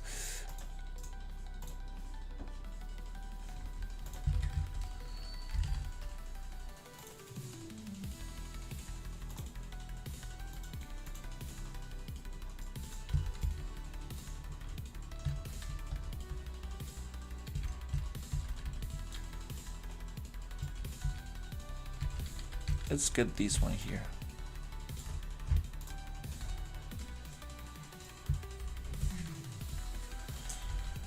That's very hard to tell, to be super honest. Oh, let me go check. Maybe my own game.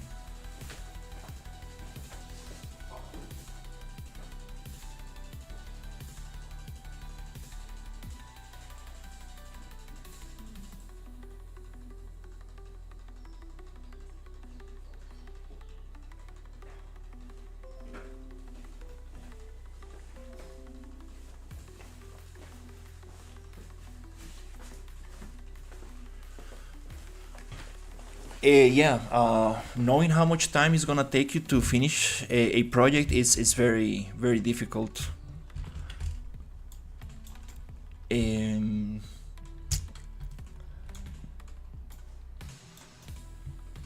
Because it's super easy to get distracted, especially when you're working alone. It's very easy to get distracted, like, oh, I want to add this or do that, and so yeah, my goal is to finish this environment to a very like nice level of detail, and then just use the mechanics that I have and see if I can come up with something fun. Release a demo, get feedback, implement the feedback, and see if I can come up with a fun gameplay loop.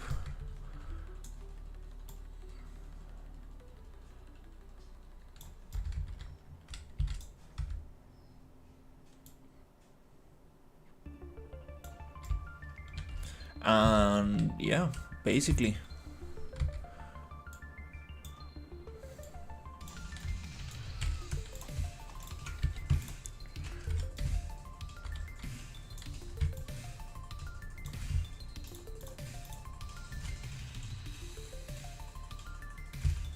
No, it's okay. Like, I have a Discord. Like, you can ask me those things. It's just that yeah, it's um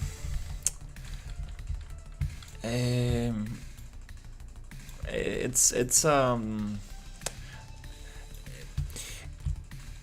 like I don't want to demotivate you, because I mean, I have friends who have very good jobs in 3D. Like, I have friends who are making like a great living in 3D, but it's not easy. It's not stable, and I just need to be honest, with that. I don't want to sell the dream.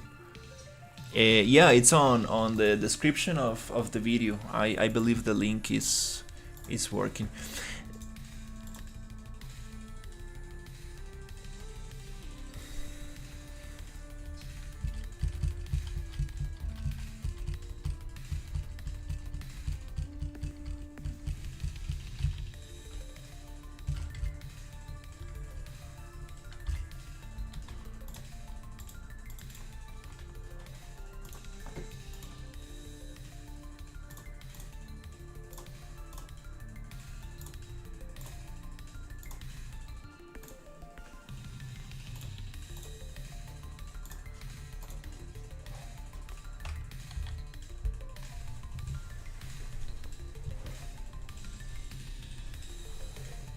I got a couple of bunnies, and they had like little little bunnies. So we got little bunnies running around the backyard.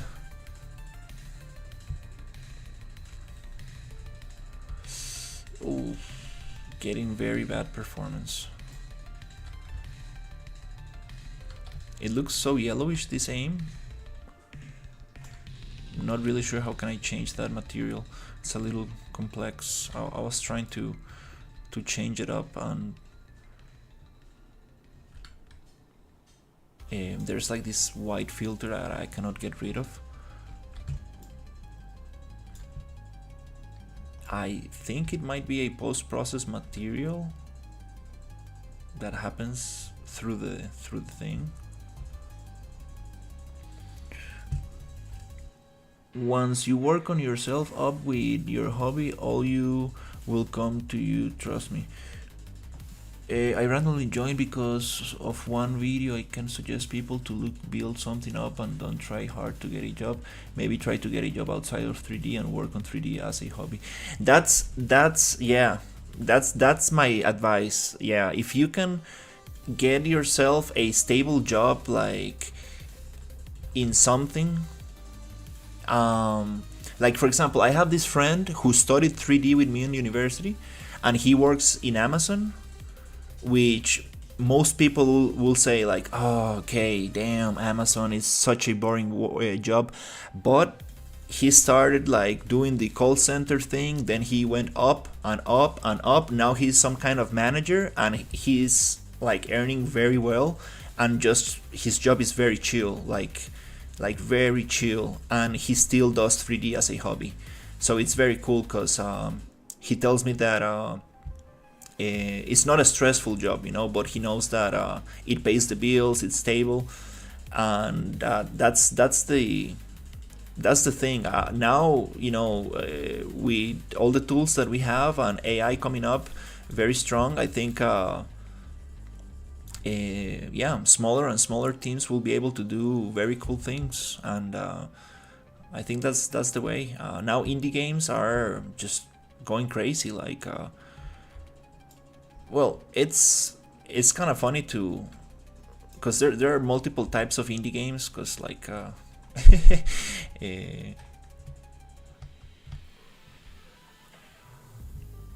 not all indie games are like small budget games, but it's kind of interesting to see what like just small teams can do, or even individuals can do. So it's very motivating to build something of your own. The link is invalid. Yeah, let me check that out.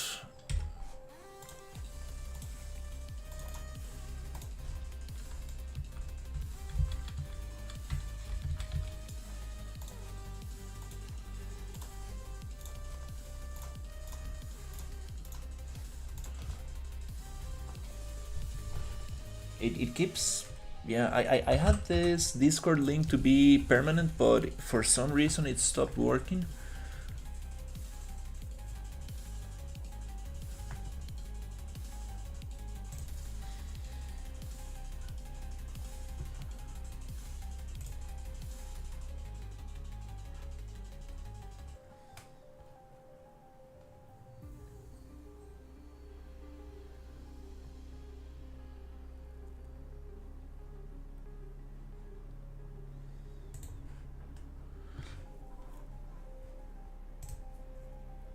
Let's see. Oh,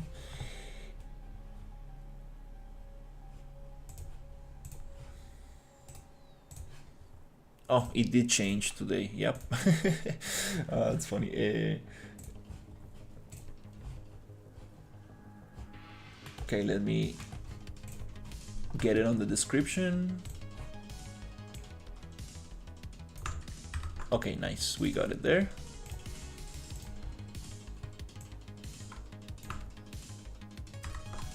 Nice.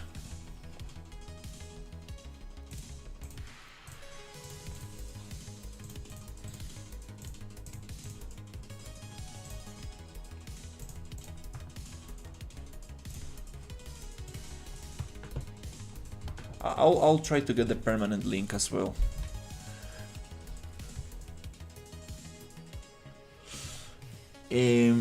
In 2012, I worked in a supermarket and I was selling food with my team and learned 3D modeling on Unreal Engine until now, and somehow I became self-employed because of the community that supports me.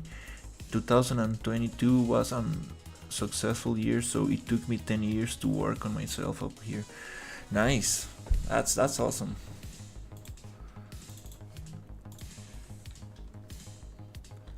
Yeah, I think there's a lot of there's a lot of things you can do as an independent artist.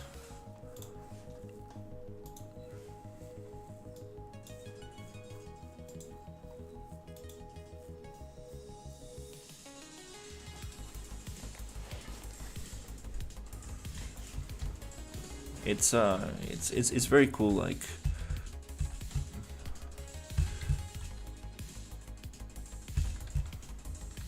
very cool what like independent creators are doing. Oof, we are getting very bad performance.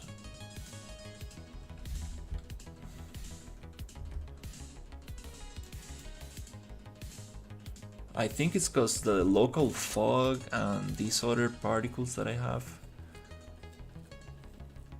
Sometimes just closing the engine and opening it back up, it kind of like frees up some memory.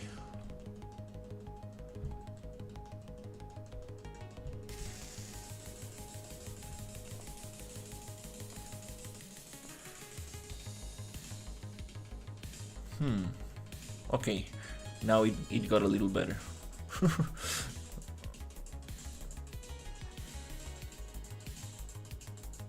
I appreciate it. Yeah, the most important thing is to have fun. Like, if you're not having fun with it, it's definitely things get very rough. The most important thing is to have fun.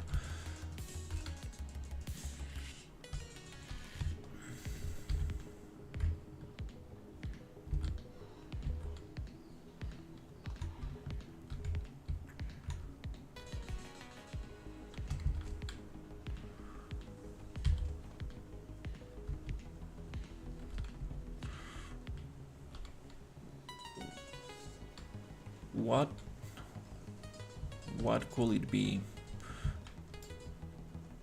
I believe the glass and water material. It's probably messing up.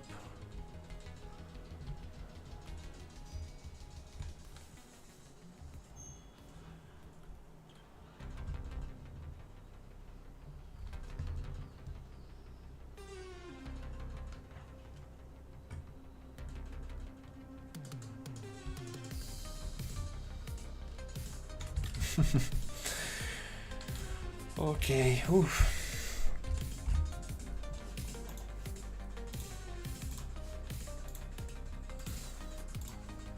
Yeah, I'm thinking about the enemies. I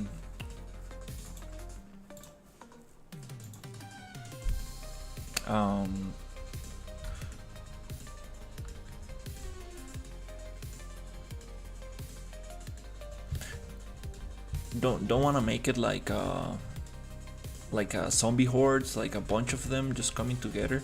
Kind of want to make them a little bit harder and more difficult, so you kind of like take your time for in each encounter.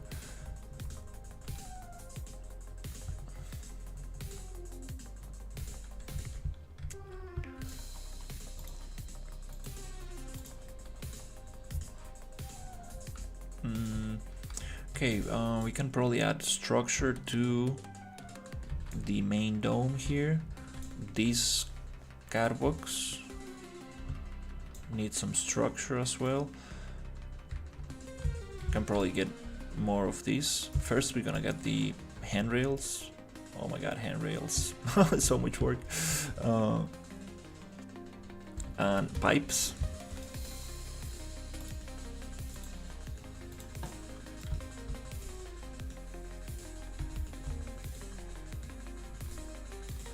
Yeah, let's get some pipes in here. That will be nice. This whole thing here, this bridge is gonna be one module.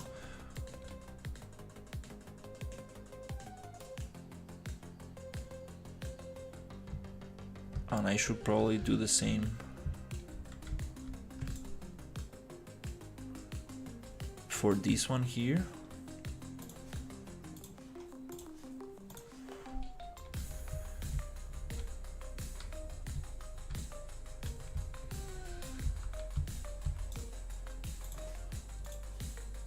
Just want to see everything is unloaded. We just have these.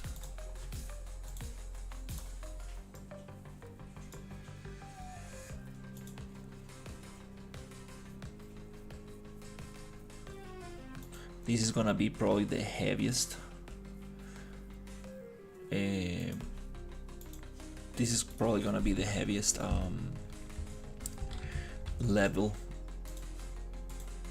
I ever made, like the most dense level in geometry.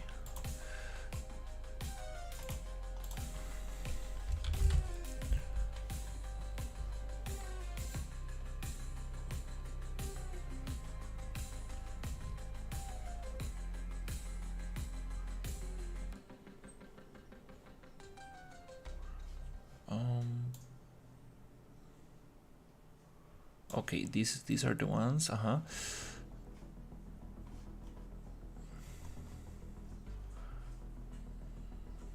We got these more like kind of like more industrial ones, and then we have the we can add like more of the more sci-fi.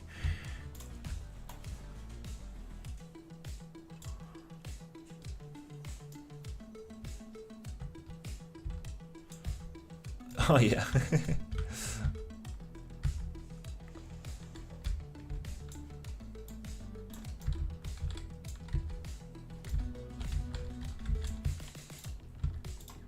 Yeah, I wanna see if I can bring it to like a very high level of detail.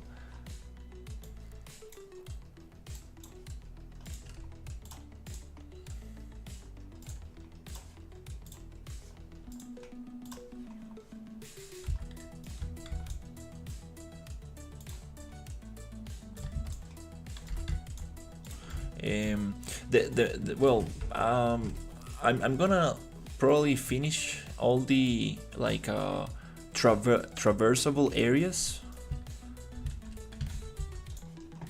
like all the meshes that the character can walk on or interact with, all the cover meshes, and the idea is to jump into actually, like, you know, putting the enemies and making sure everything works, like the gameplay side of things. Because I mean, I can spend forever just making the environment, and I also like, this is the part that I most enjoy, so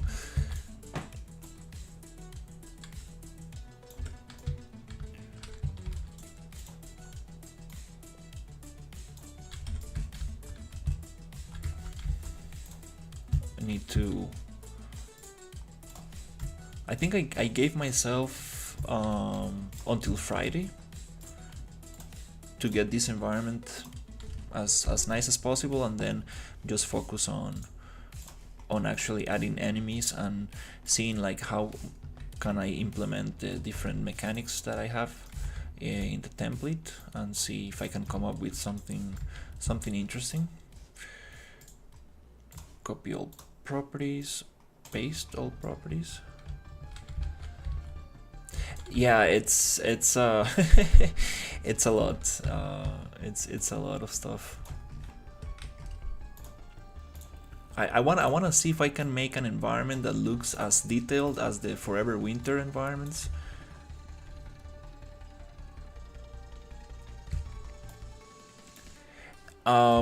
Yeah, I think these are instances. Here we are using the same static mesh. These are all calling the same static mesh. Not sure if there's another way of using instances.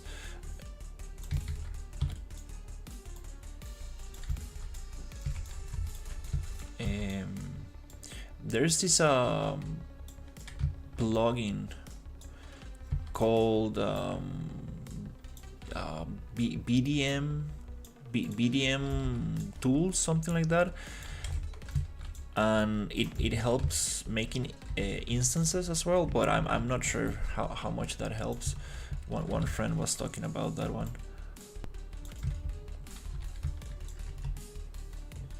Yeah, I'm trying to reuse as many models as possible. I mean, the same static mesh over and over. We don't need that one here.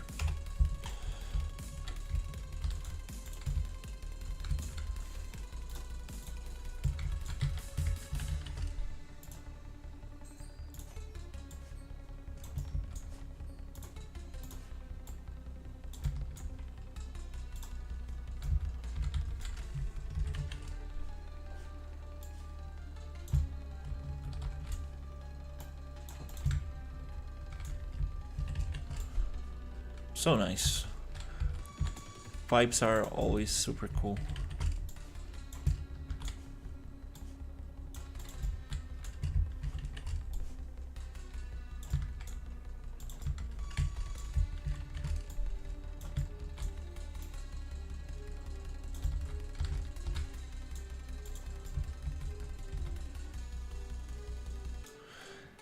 Yeah, I think it's a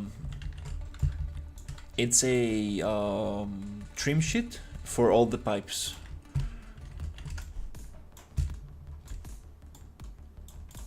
I think these pipes are very nice. Not all the props that I'm using are super optimized. For example, these high sci-fi props, they use a lot of decals and opacity masks and stuff like that. I think those are kind of heavy. That's probably what's causing most of the performance issues. I'm gonna check it with the material complexity and the optimization tools and stuff.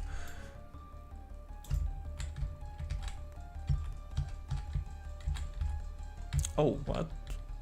These are not connected.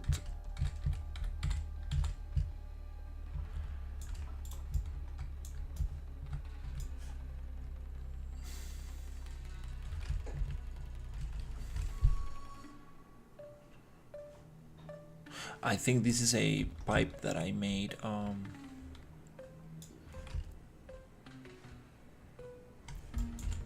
It's okay.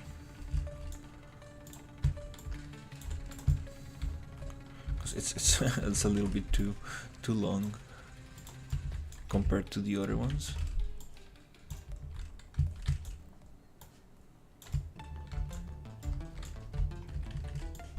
So yeah, I'm thinking maybe I might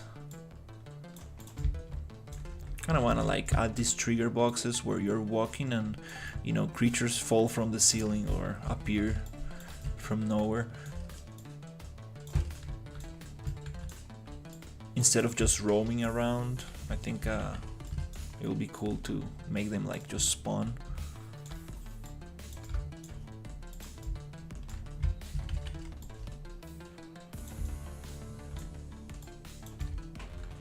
And also I have all this biomass stuff.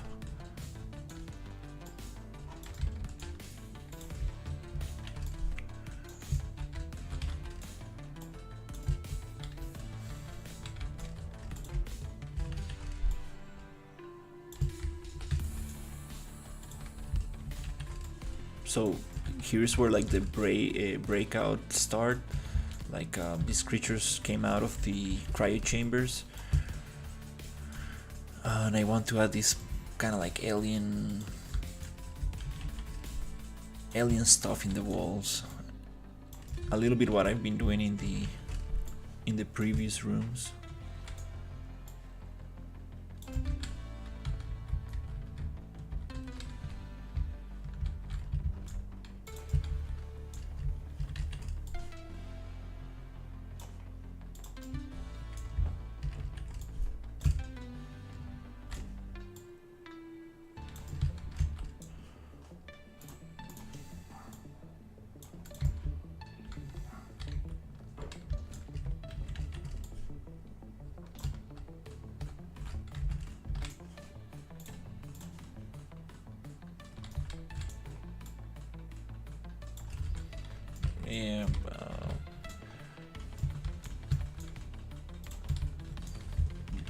pipe is it's not connecting properly, but I think I'm gonna duplicate this static mesh, modify it a little bit, and change all the others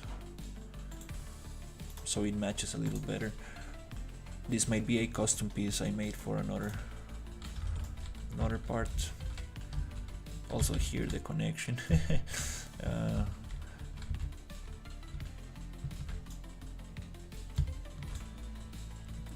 Could be nice to add like another piece here so connects a little better.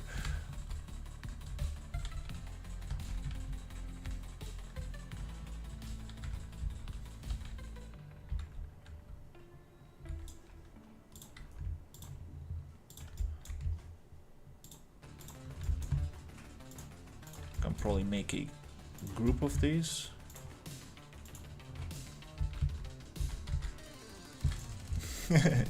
Thank you.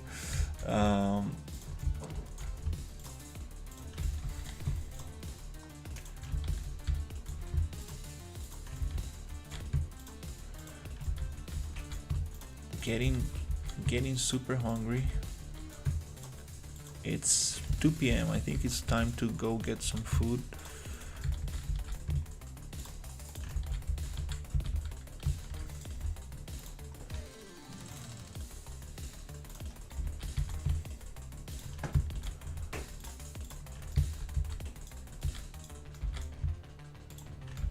Right here.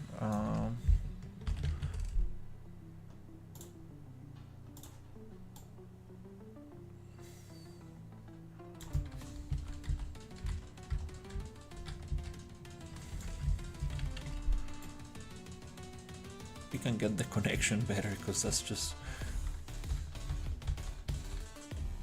intersecting right there very heavily.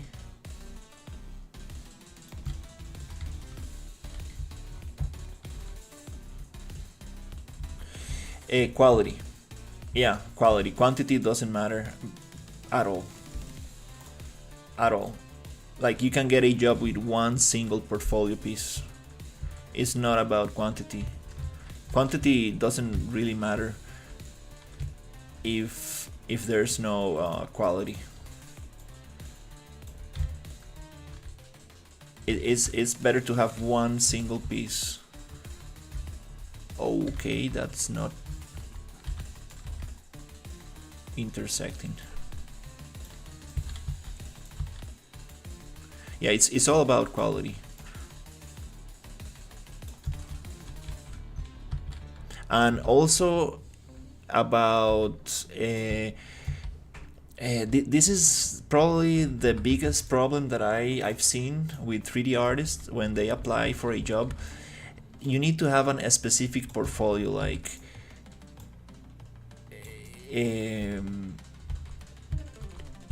if you're gonna apply for a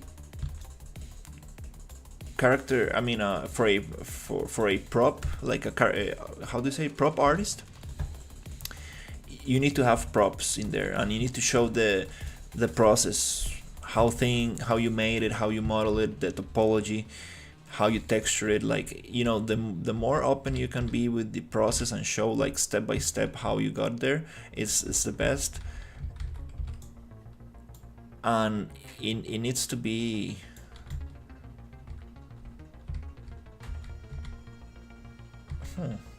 it needs to be like properly rendered and like presentable. So it also has to have some kind of like graphic design principles. Like if you're gonna add text in it, like make it readable, and presentation is another big thing. Like in my university, they really really talked about presentation, like, because you can, like in my university there was an other disciplines.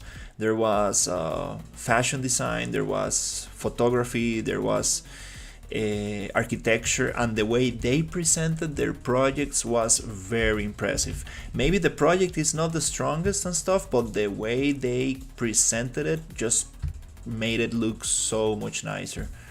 So that's also important. That's also very important, the presentation side of things. But yeah,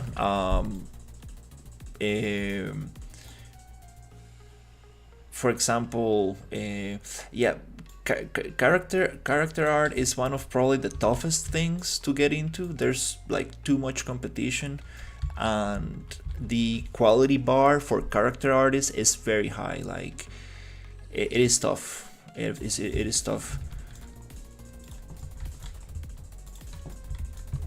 Probably one of the most accessible is a prop artist.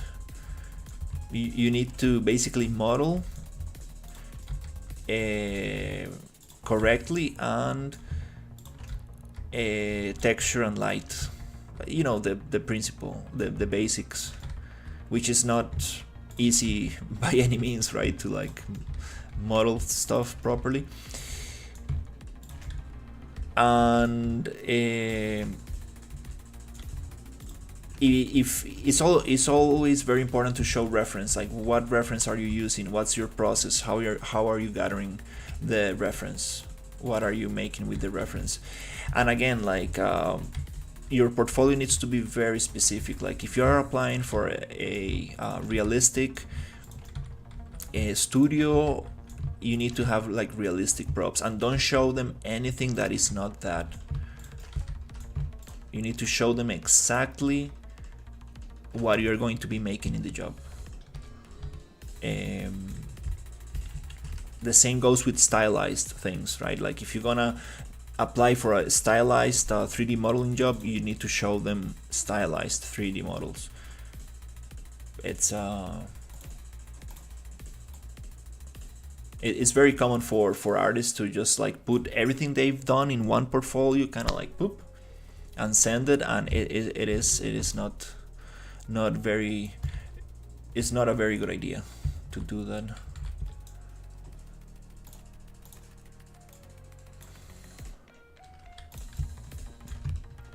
I actually got my first job with a single environment. It was a single environment, and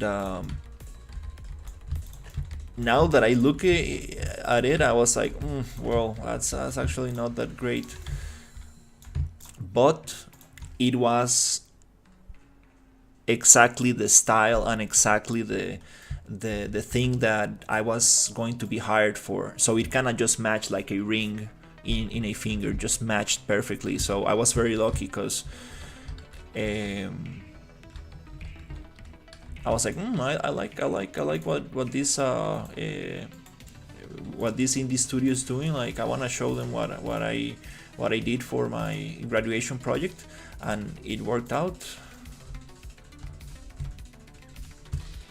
Also, I think they told me that they really liked the email that I sent. I actually researched their studio and their project, and I was like, hey, I really like what you're doing here. I like this and this genre, and I like what you done this and here and there. And they kind of like responded to me because they saw that I had some interest, because like people also send like a bunch of they apply everywhere, and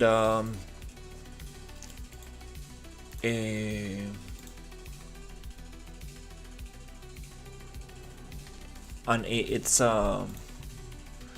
nice when you can send an email directly and be a little bit more expressive.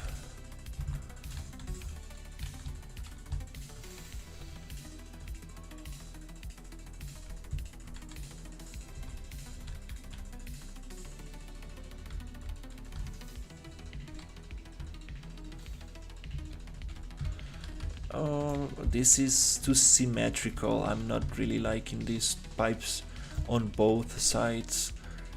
I think I'm gonna add some pipe variation so it goes down a little. Yeah, this is too straight, too boring. Hey Ninja, how's it going? Yeah, I'm doing this crazy room. This is gonna be the final room of this level. It's gonna be like the cryo chamber room, and I'm just really packing some detail here. We got some water here as well.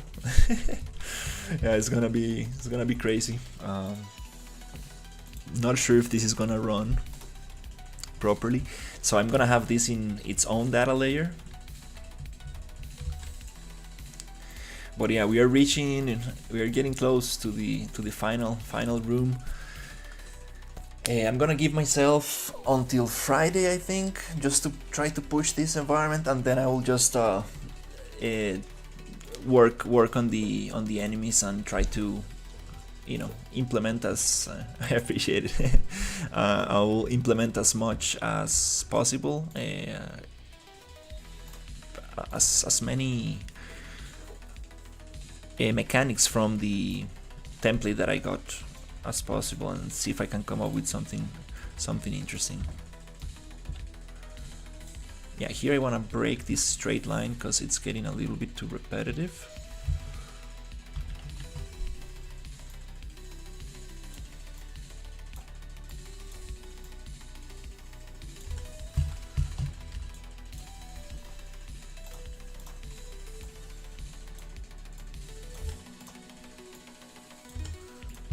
Okay, that's not snapping very well in there. I'm gonna get this one, I think.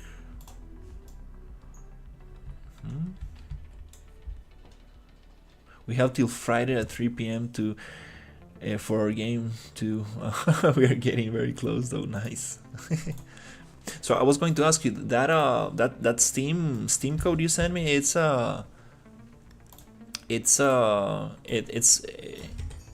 working, or it's going to be available on Friday, because I haven't tested it, or it's just an early build.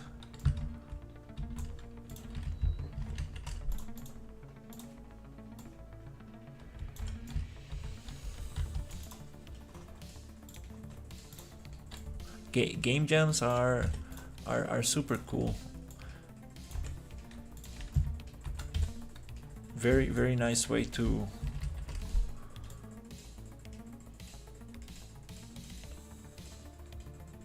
nice.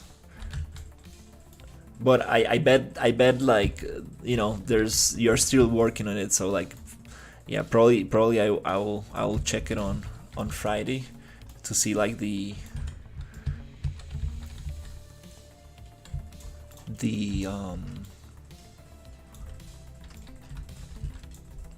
how do you say the forgot the word. the final version of the jam.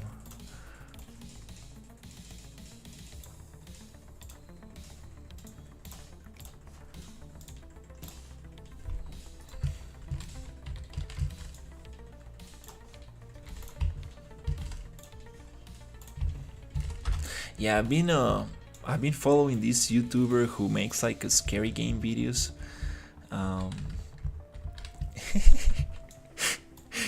Some of the games he plays are like they're like they're more funny than scary.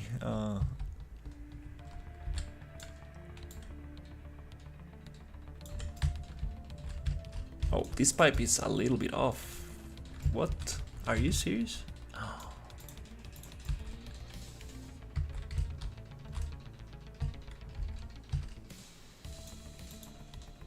Oh, okay, we got a scale. I don't know why it's scaled. Huh.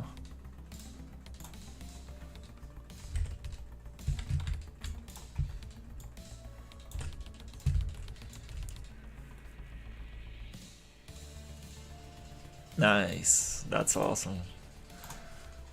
It's cool that you guys are uploading that to Steam.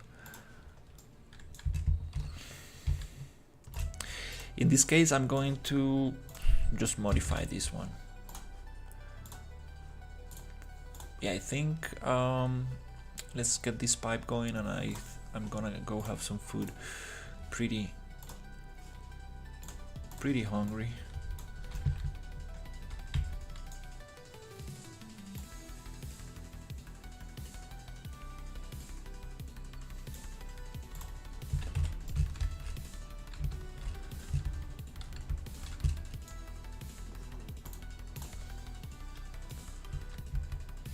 Hey, pushing this room.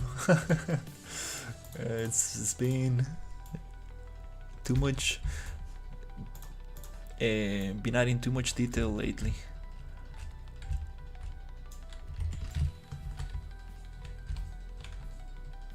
I like those little variations in the pipe, so it's not a straight line. I'm gonna add more here and there. This room, wow, it's gonna be very detailed. I'm very excited about this room.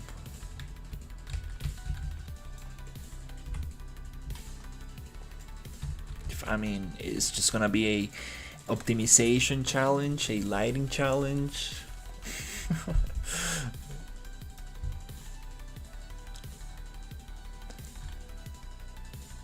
It gets a little stuck at the beginning, and then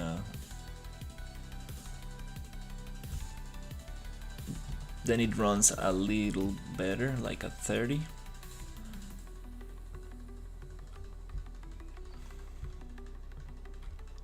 Okay, now it's running a little better.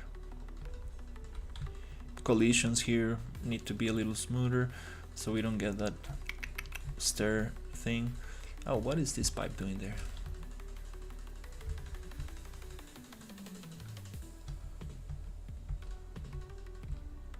Yeah, this this bridge that I made here, I was like, oh, that looks very weird.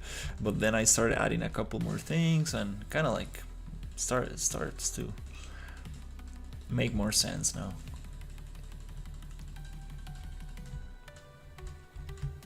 So that's gonna be one module, and that module is gonna get repeated all over this circle, this area. So it's gonna be very very noisy, I think. Oh crap, no.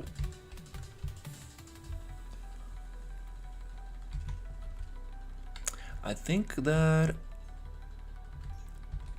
after mantling, okay, yeah, we got a little camera bug. I think yeah, I need to do a couple fixes.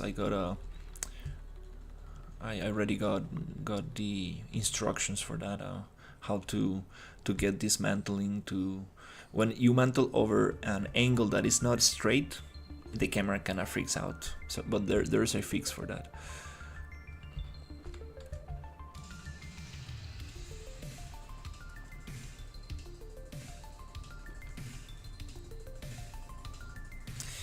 Wow, it's getting there, yeah.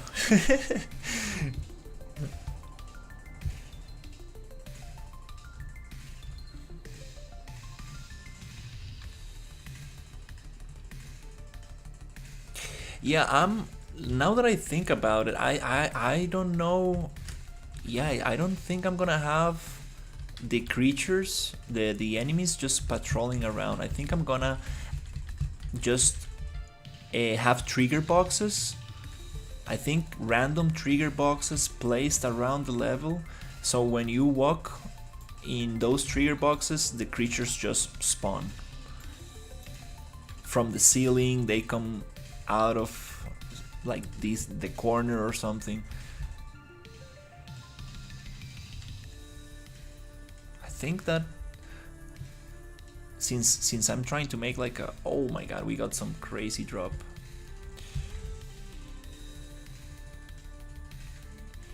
Yeah, I'm gonna reset the engine to see if we get a little better performance. Usually when you reset the engine, it frees memory and it runs a little better.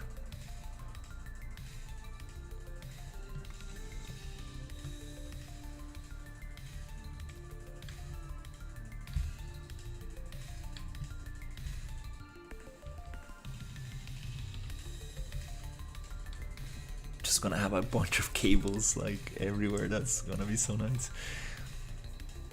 Sparks and steam coming up, bubbles in the this cryo chamber, and I think I might need to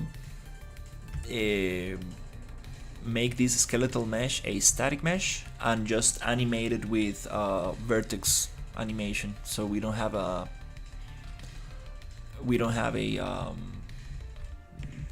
a skeleton, right? So there's no need for a skeletal mesh, just vertex animation, like foliage kind of thing. I think that might work to get like this kind of like movement of they're swimming.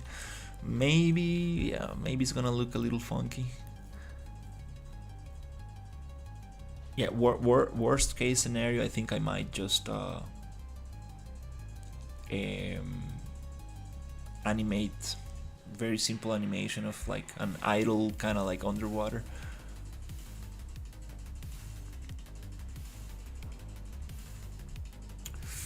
Oof. Yeah, the problem with this room is that we got water and glass and too much of it.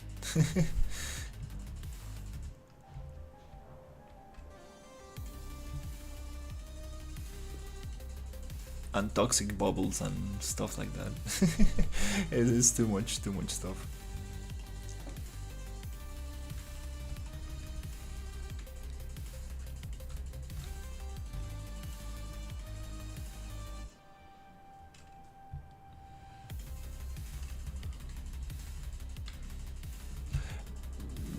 We got some crazy refraction going through the glass. Which looks kind of cool, like, you know, those lab scenes in movies where the glass just distorts the whole image. Looks kind of cool.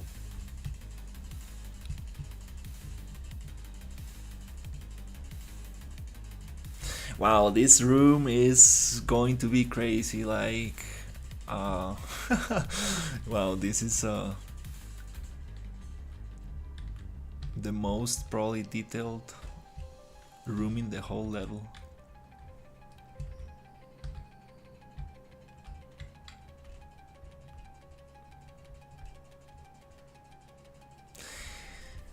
It might be too much, too noisy when I actually get this duplicated all over. I might not have it everywhere. I might just have like 3 of them. But I need to see. I need to see how it looks.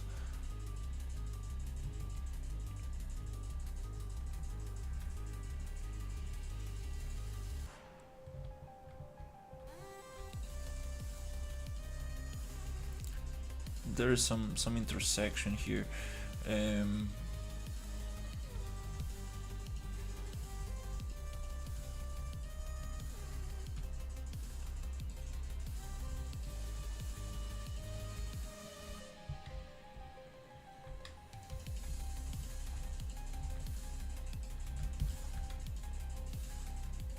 Whenever I pull the weapon out and I aim, especially with the scope, it gets a little buggy.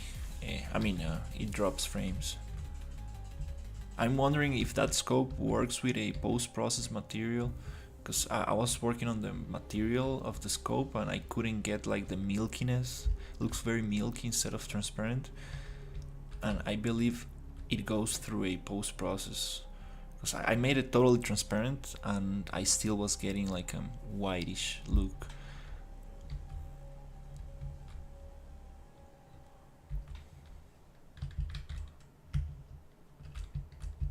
Ooh, okay.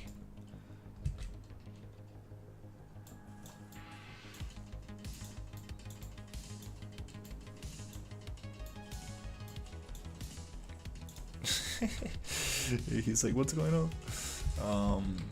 Yeah, I think I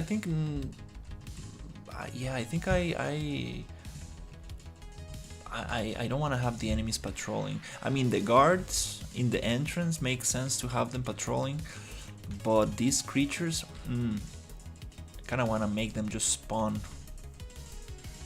First, it's gonna be way more scary, and second, I think it's gonna work way better, because making them patrol and actually work properly, it's a little bit more difficult. Also, for performance considerations, not having them spawned all at once is gonna help. So I think that's probably the way. Yeah, we're gonna get more variations like this. The pipes.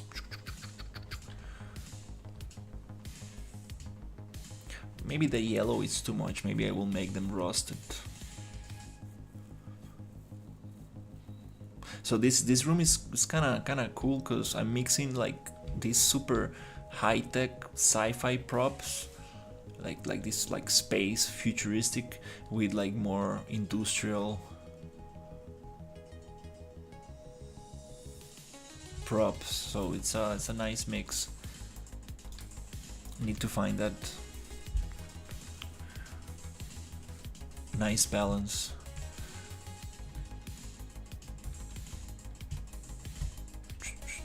That's cool. Okay.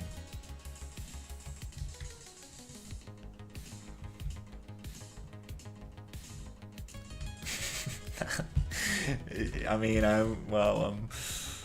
if I make this run at 60, that'll be amazing. But okay, I think I'm gonna take a break, go have some food.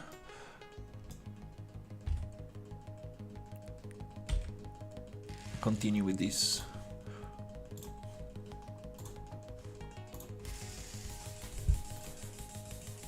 In a little bit.